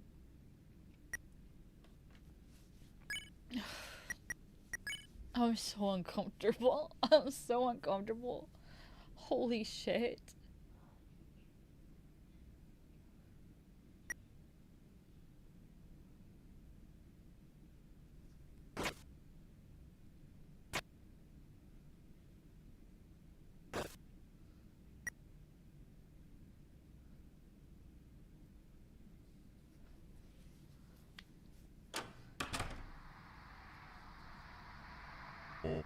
Chris, how are you doing? Chris, if you aren't feeling your best, perhaps you should just go straight home and rest. Here. I borrowed some sweets and made you a hot chocolate. It's your favorite, marshmallows, melted candy bars, and a little touch of cinnamon spice.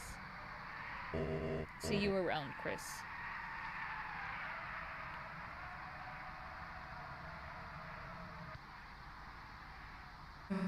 Guess we can go.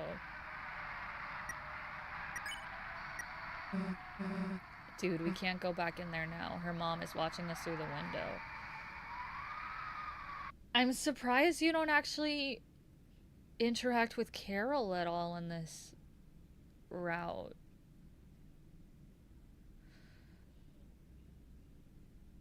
I love Asgore. He's a great dad. It's very sweet. Chris is very relatable. Me too, Chris. I love hot chocolate with cinnamon. I was so uncomfortable. So, hey, while you were keeping Noah busy, I looked inside the room next door. There was this weird guitar in there, and on the inside of it, there was a code to the shelter. Didn't get to write it down, though. When I went to the living room with it, your dad caught me and started talking to me. Until, Noelle's mom showed up super pissed. Great, the hell are we gonna go back there now?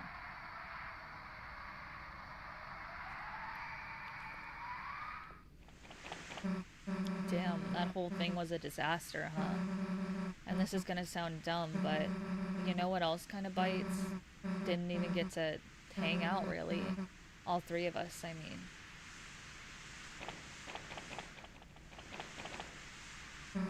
You know, Noelle said she wanted to talk to you, but something about her look was kinda weird. Why couldn't she just talk to you in front of me? Susie? Susie? My darling, sweet summer child. I'm so glad you weren't in there for that conversation because you probably would have killed Chris. As you should, with us in there, but Chris on their own doesn't deserve the violence.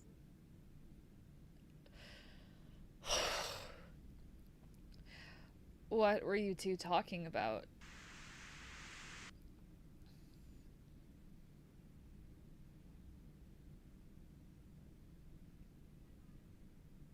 Okay.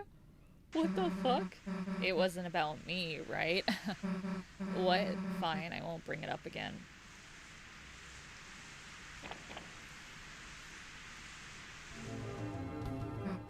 So that, piano thingy. Maybe the notes we gotta play are in another room.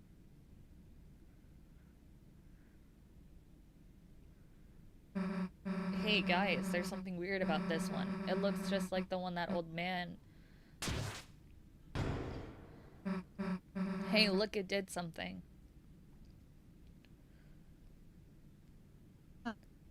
Chris, rather than following her, why don't we just close our eyes and think about what she might be doing in there? Huh? But you know, Susie might want to be. It might be nice if we had the chance to. Perhaps if we just close them for a moment? Perhaps if you just closed your eyes in general? Maybe we could think of something else? think of Noelle.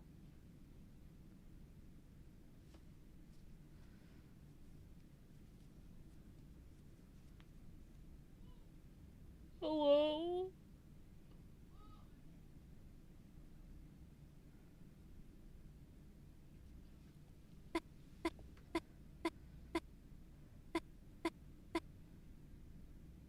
Thank you.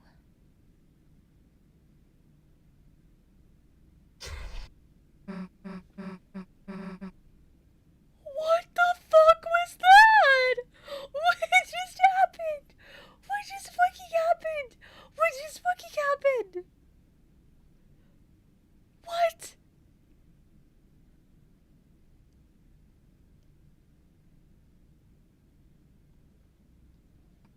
Chris, hey Chris, you okay? You were just standing there with your eyes closed. Then you just started breathing hard and here, get up. Relze, where the heck were you? Huh? I was, I got the puzzle solution. Let's just go. What are these candles with people's names for anyway? It is birthdays, right?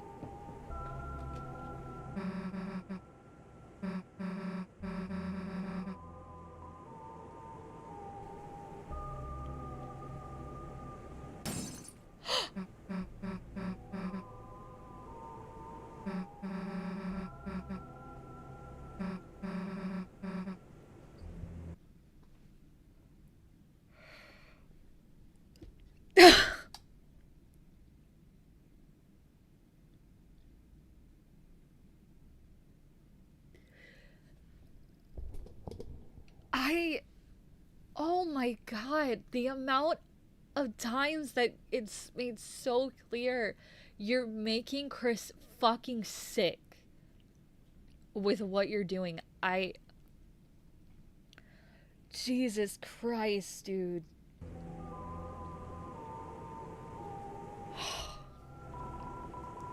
It's a keyboard. It has settings. What? Oh.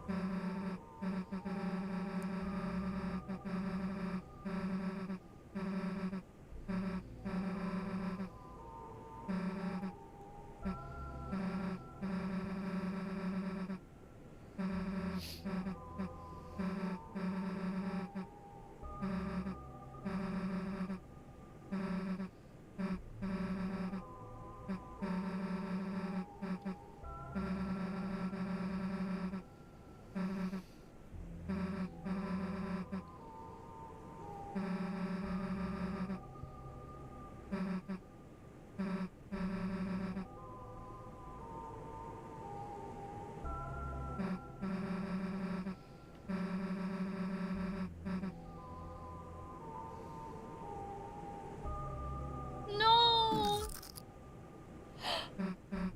Hey, Chris. Chris! What happened? You just started saying something. Then you, like, bit the hell out of your hand. This is so much. This is so much. This is so much. This is so much. This is so much. This is so much. This is so much. Holy fucking shit. Damn, that's gonna bruise. Damn, I shouldn't have told that story. Forget it. Susie. God. I feel awful and I'm not even the one playing. I don't know how people do this. I don't know how you can live with yourself. I'm sorry. I don't know how you can live with yourself. I really don't. Holy shit.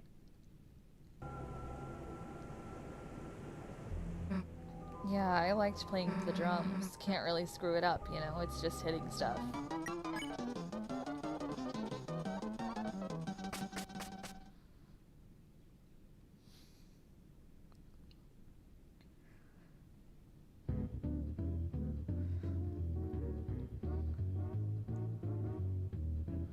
So the thing is, I was curious if the like possession dialogue would be different. That whole thing doesn't even happen in this route. Like that entire thing doesn't happen. I'm kind of shocked, not gonna lie. I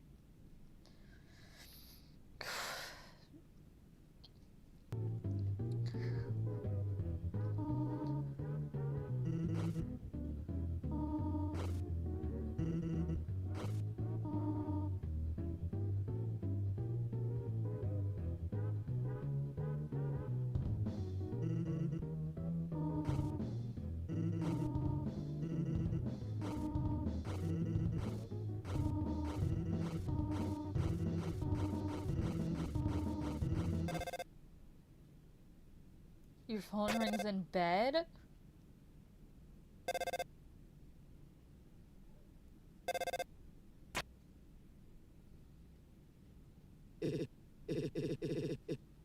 Chris, are you there? Then I'll just leave a message. Who the fuck is this? You were going to the festival tomorrow, aren't you? I just wanted to confirm. Noelle said she's really looking forward to seeing you. I guess that's Rudy?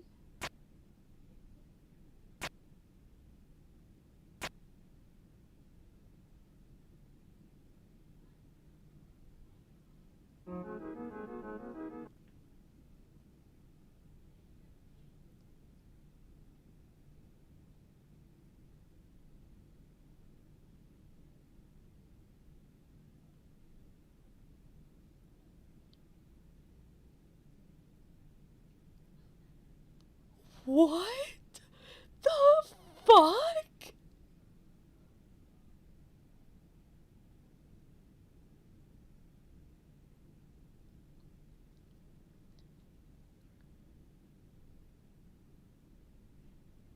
My heart is racing so fast. Since Rudy already said no one was looking forward to seeing them, oh, maybe I.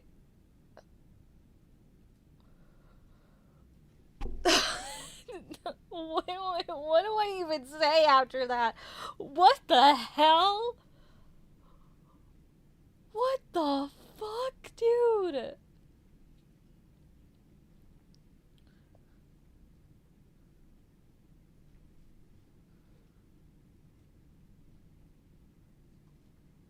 Yeah, not gonna lie, the Snowgrave route is so much more terrifying than the genocide route just because of how visceral the emotional impact is and how much more of it you see. Yeah.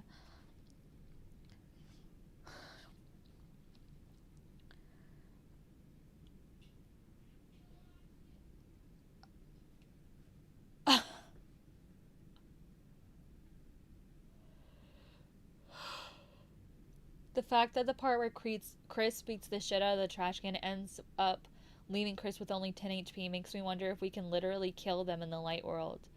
If you tell Susie, I'll never play again in the church when interacting with the piano, Chris refuses to say it and bites down on their hand as hard as they can. I'm pretty sure it left them with 9 HP left. This is all to say, I'm wondering if Tricky Tony will do something. Tricky Toby, I assume, will do something where too many bad decisions just actually fucking kills Chris.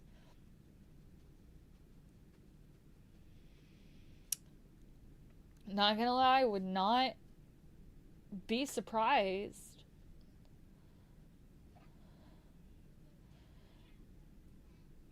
The scene where Chris equips the thorn ring onto Noelle is so masterfully done. Such intensity and horror being portrayed with the little little pixel sprites and some text being enough to make me feel physically sick watching it is incredible. Yeah,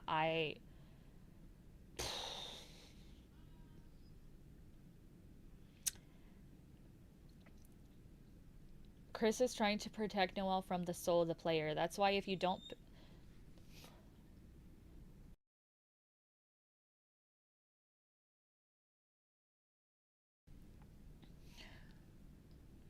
Chris is trying to protect Noelle from the soul, the player. That's why if you don't possess Chris at 1836, they run away with Noelle to escape the evil player. Chris also thinks the player is taking the piss when you pray for Noelle, since you're already ruining her life, which is why Chris kicks the candles in frustration. Finally, playing the piano appears to be one of Chris's final joys or activities of solace, so Chris bites their hand if the player wants to force them to say they'll never play the piano again. In the final cutscene, Chris receives the phone call, and they're now in bed, filled with despair. Chris realizes the futility of their actions. They can't stop the player anymore. It's so dark!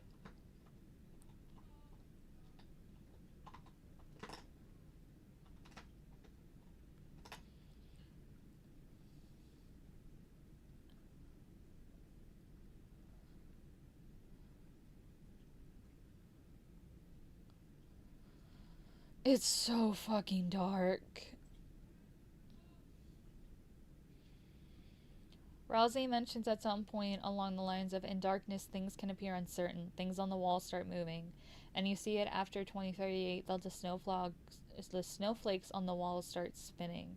So it's not just a spooky visual effect happening here, that's actual darkness. Oh, I didn't even fucking notice that. Jesus Christ. The Light World cutscene is actually brutal. That caught me off guard. There are no other major changes besides the one in the video. The video has the original/old version of the Noelle and Chris cutscene due to misinterpretations from the fandom. Interesting.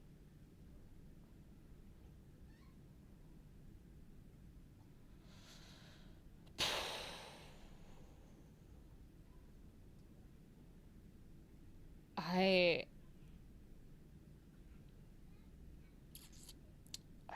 don't even have any words. I just, man. It's weird how in the normal version Chris seems like the villain, but in the weird route Chris seems like the victim. Chris is absolutely the victim in both routes, to be honest.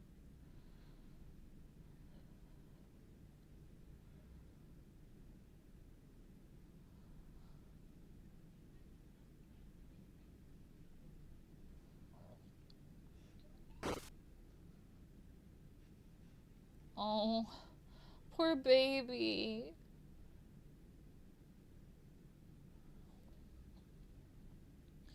Chris hates you in the normal route because they aren't aware of how terrible you can really be in the weird route. If normal route Chris could see what you did to weird route Chris, I feel like they'd see normal route player more of an annoyance than something actively out to control them. Yeah.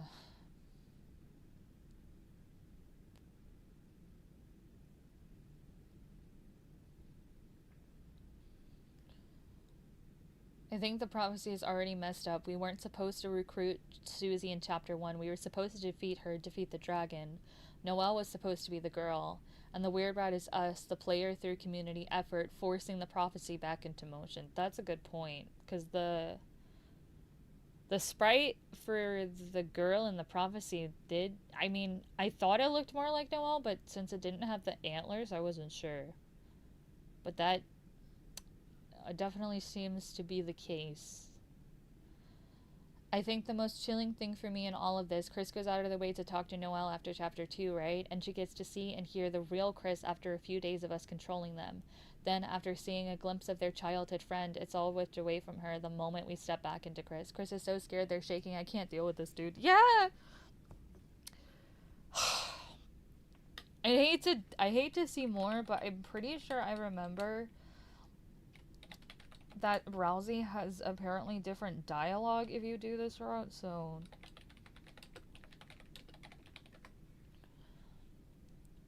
some different dialogue choices in a weird route.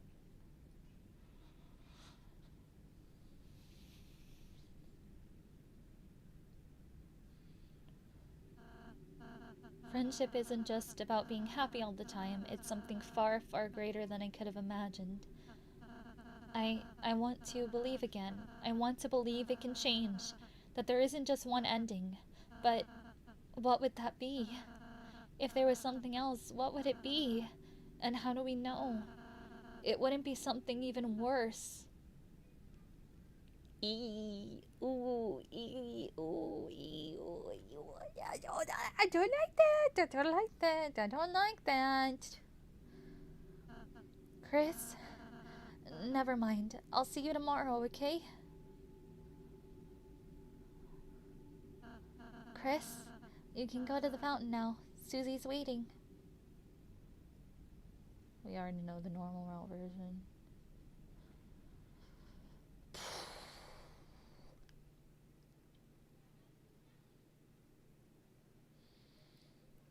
Yeah, got it. This is gonna be so much worse.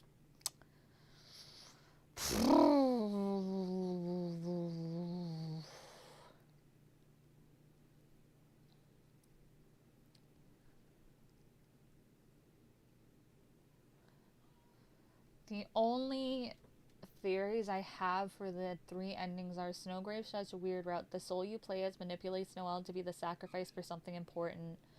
Normal, the Lightners have to sacrifice themselves, and it will be either Chris, Susie, or a total party kill heroic sacrifice against the final boss to seal it.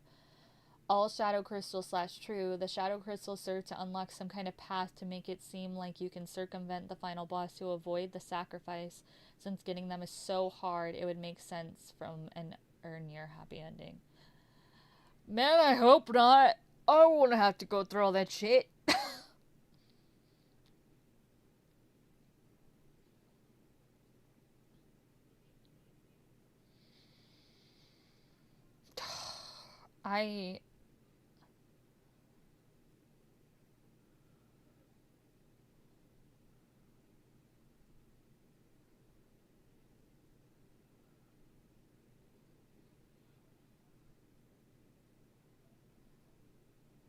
Are there... I don't think there are any changes in Chapter 3, really, except for this. Ralsei being aware of us hurting Noelle is really interesting. In Chapter 3 in the Weird Route, when you talk to him about the festival and who we're going with, if we say Noelle, he gets worried and tries to play it off. He knows what we're doing, and he knows we've doomed an innocent person to a horrible fate. Yeah. Yeah. Yeah. Yeah. For sure. For sure. For fucking sure. Gerson weird route dialogue?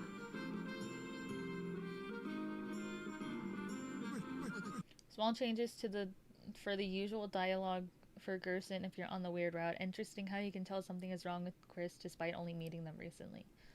That's just how Gerson is. That's our fucking grandpa, man. Oh, you went this way.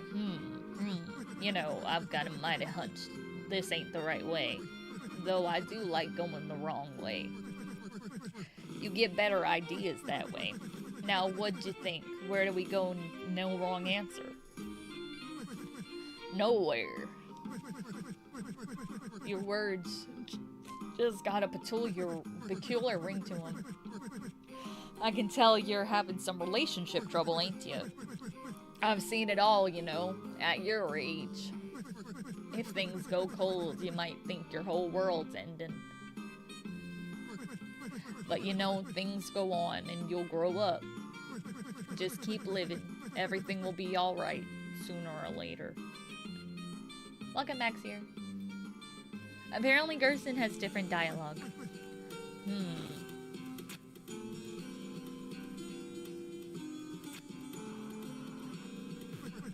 Drink up, it's still hot now. Thank you. I noticed you haven't touched your tea yet. Close your eyes.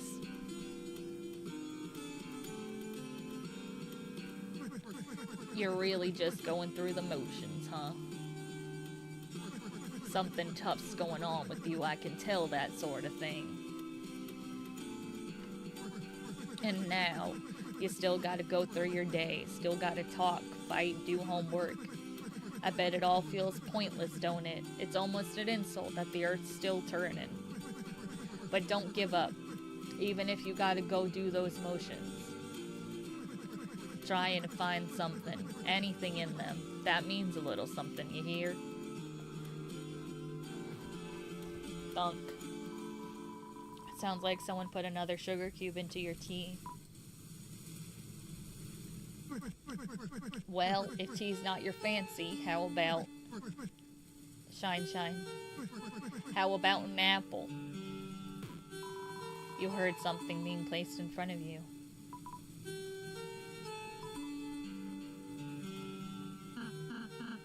Chris?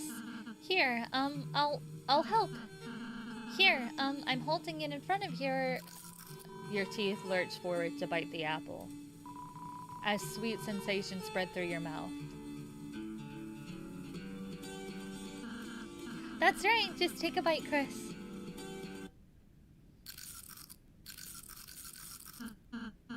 Chris, don't eat so fast. Chris, don't eat the...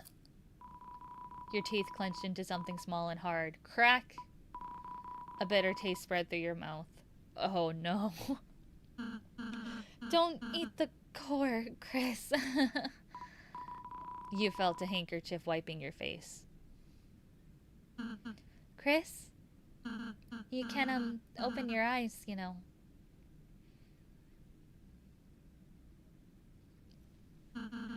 Huh? When did, the old man leave? Anyway, let's go, Chris.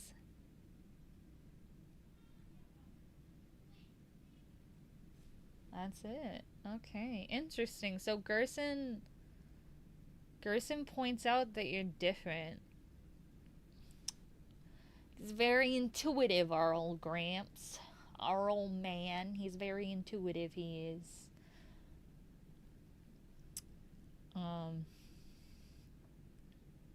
Interesting.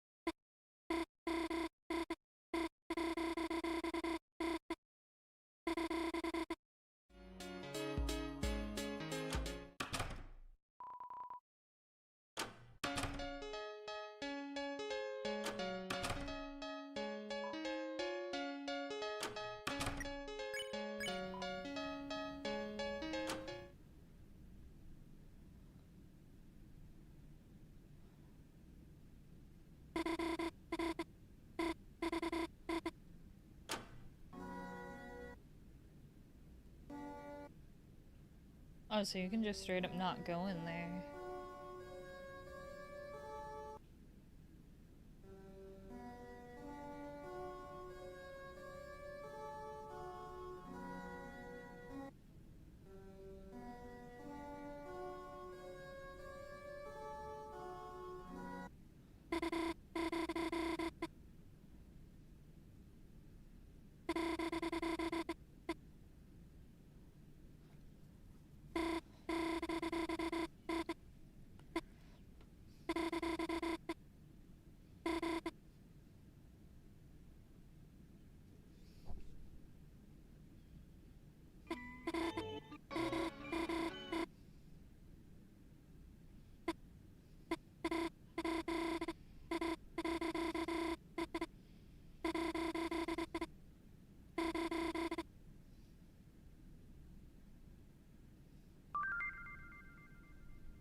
Let's just leave it at I'm glad you're back.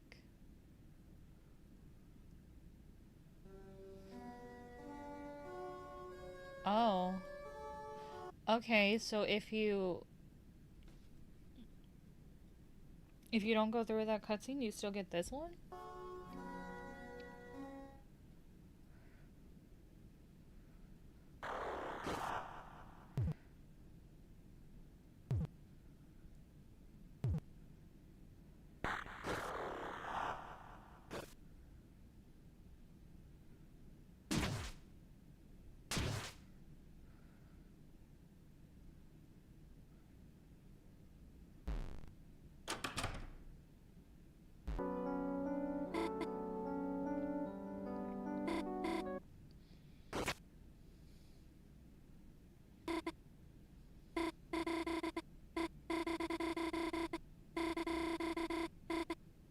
Never do something like that again, okay? Oh.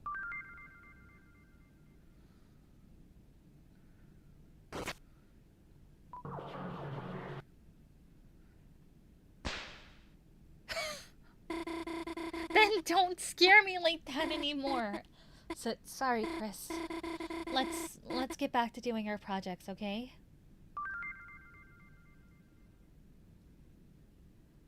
Wow, so the fact that you can abort so many times actually makes it so much worse. I Wow.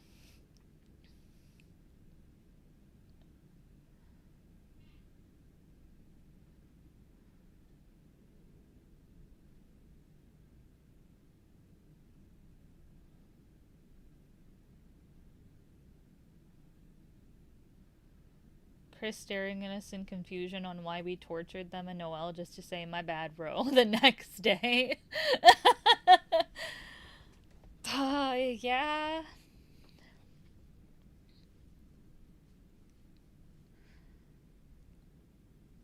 This is morbidly funny. Imagine an unknown entity forcing you to put one of your classmates in the hospital while psychologically manipulating your childhood friend into murdering sentient creatures in said classmate. Just for them to be like, it was all a prank. Yeah. The game giving every chance to not do this stuff at every turn means the final payoff is going to be monumental. But since the previous game already did large scale, it's probably just going to be extremely insidious. Yeah, for sure.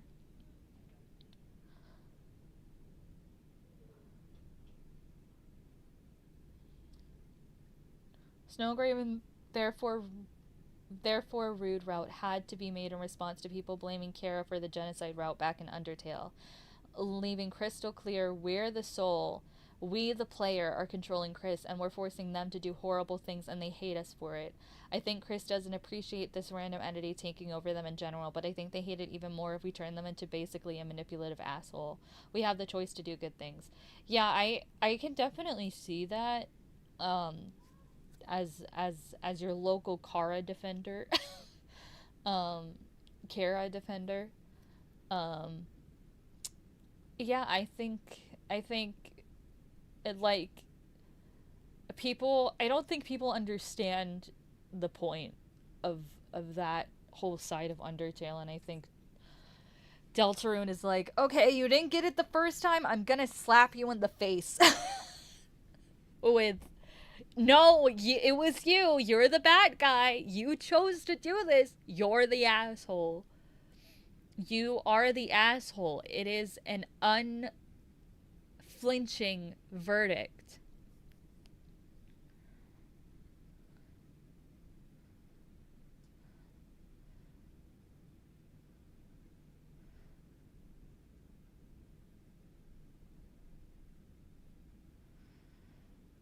Just truly, truly something. Truly, truly something. Um, yeah, I'm gonna go over here. It's a short stream, but I feel like that's a good place to wrap it up. Otherwise, we're just gonna be here forever. So final thoughts on Deltarune Chapter 3 and Chapter 4. I was unfortunately very right, and I hate my life. um, and I'm very scared for the future. I'm very scared for 2026 with chapter 5. It's gonna beat my ass, I'm sure. I have much dreading ahead of me because I have to fucking. I want to replay chapter 4 so that I can do Gerson's boss fight. And chapter 4 beat my ass, so I'm probably gonna wait quite a bit before I put myself through that.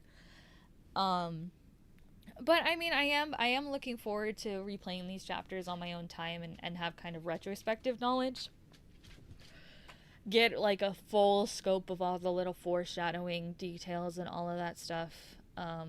But for now, that's the stream. Um, I don't know if I'm gonna stream Wednesday or not because we're still gonna have company here. I would like to, but if I wind up not streaming on Wednesday, then I'll probably, regardless of if I stream this Wednesday or not, then I will be streaming on Friday, because Secret of the Mimic is coming out, and I'm very excited and nervous and scared. But Secret of the Mimic comes out on Friday, so if I wind up not streaming on Wednesday, I'll keep y'all posted on the community tab, Discord, Twitter, and Blue Sky. But if I wind up not streaming on Wednesday, then we'll watch the remaining, uh,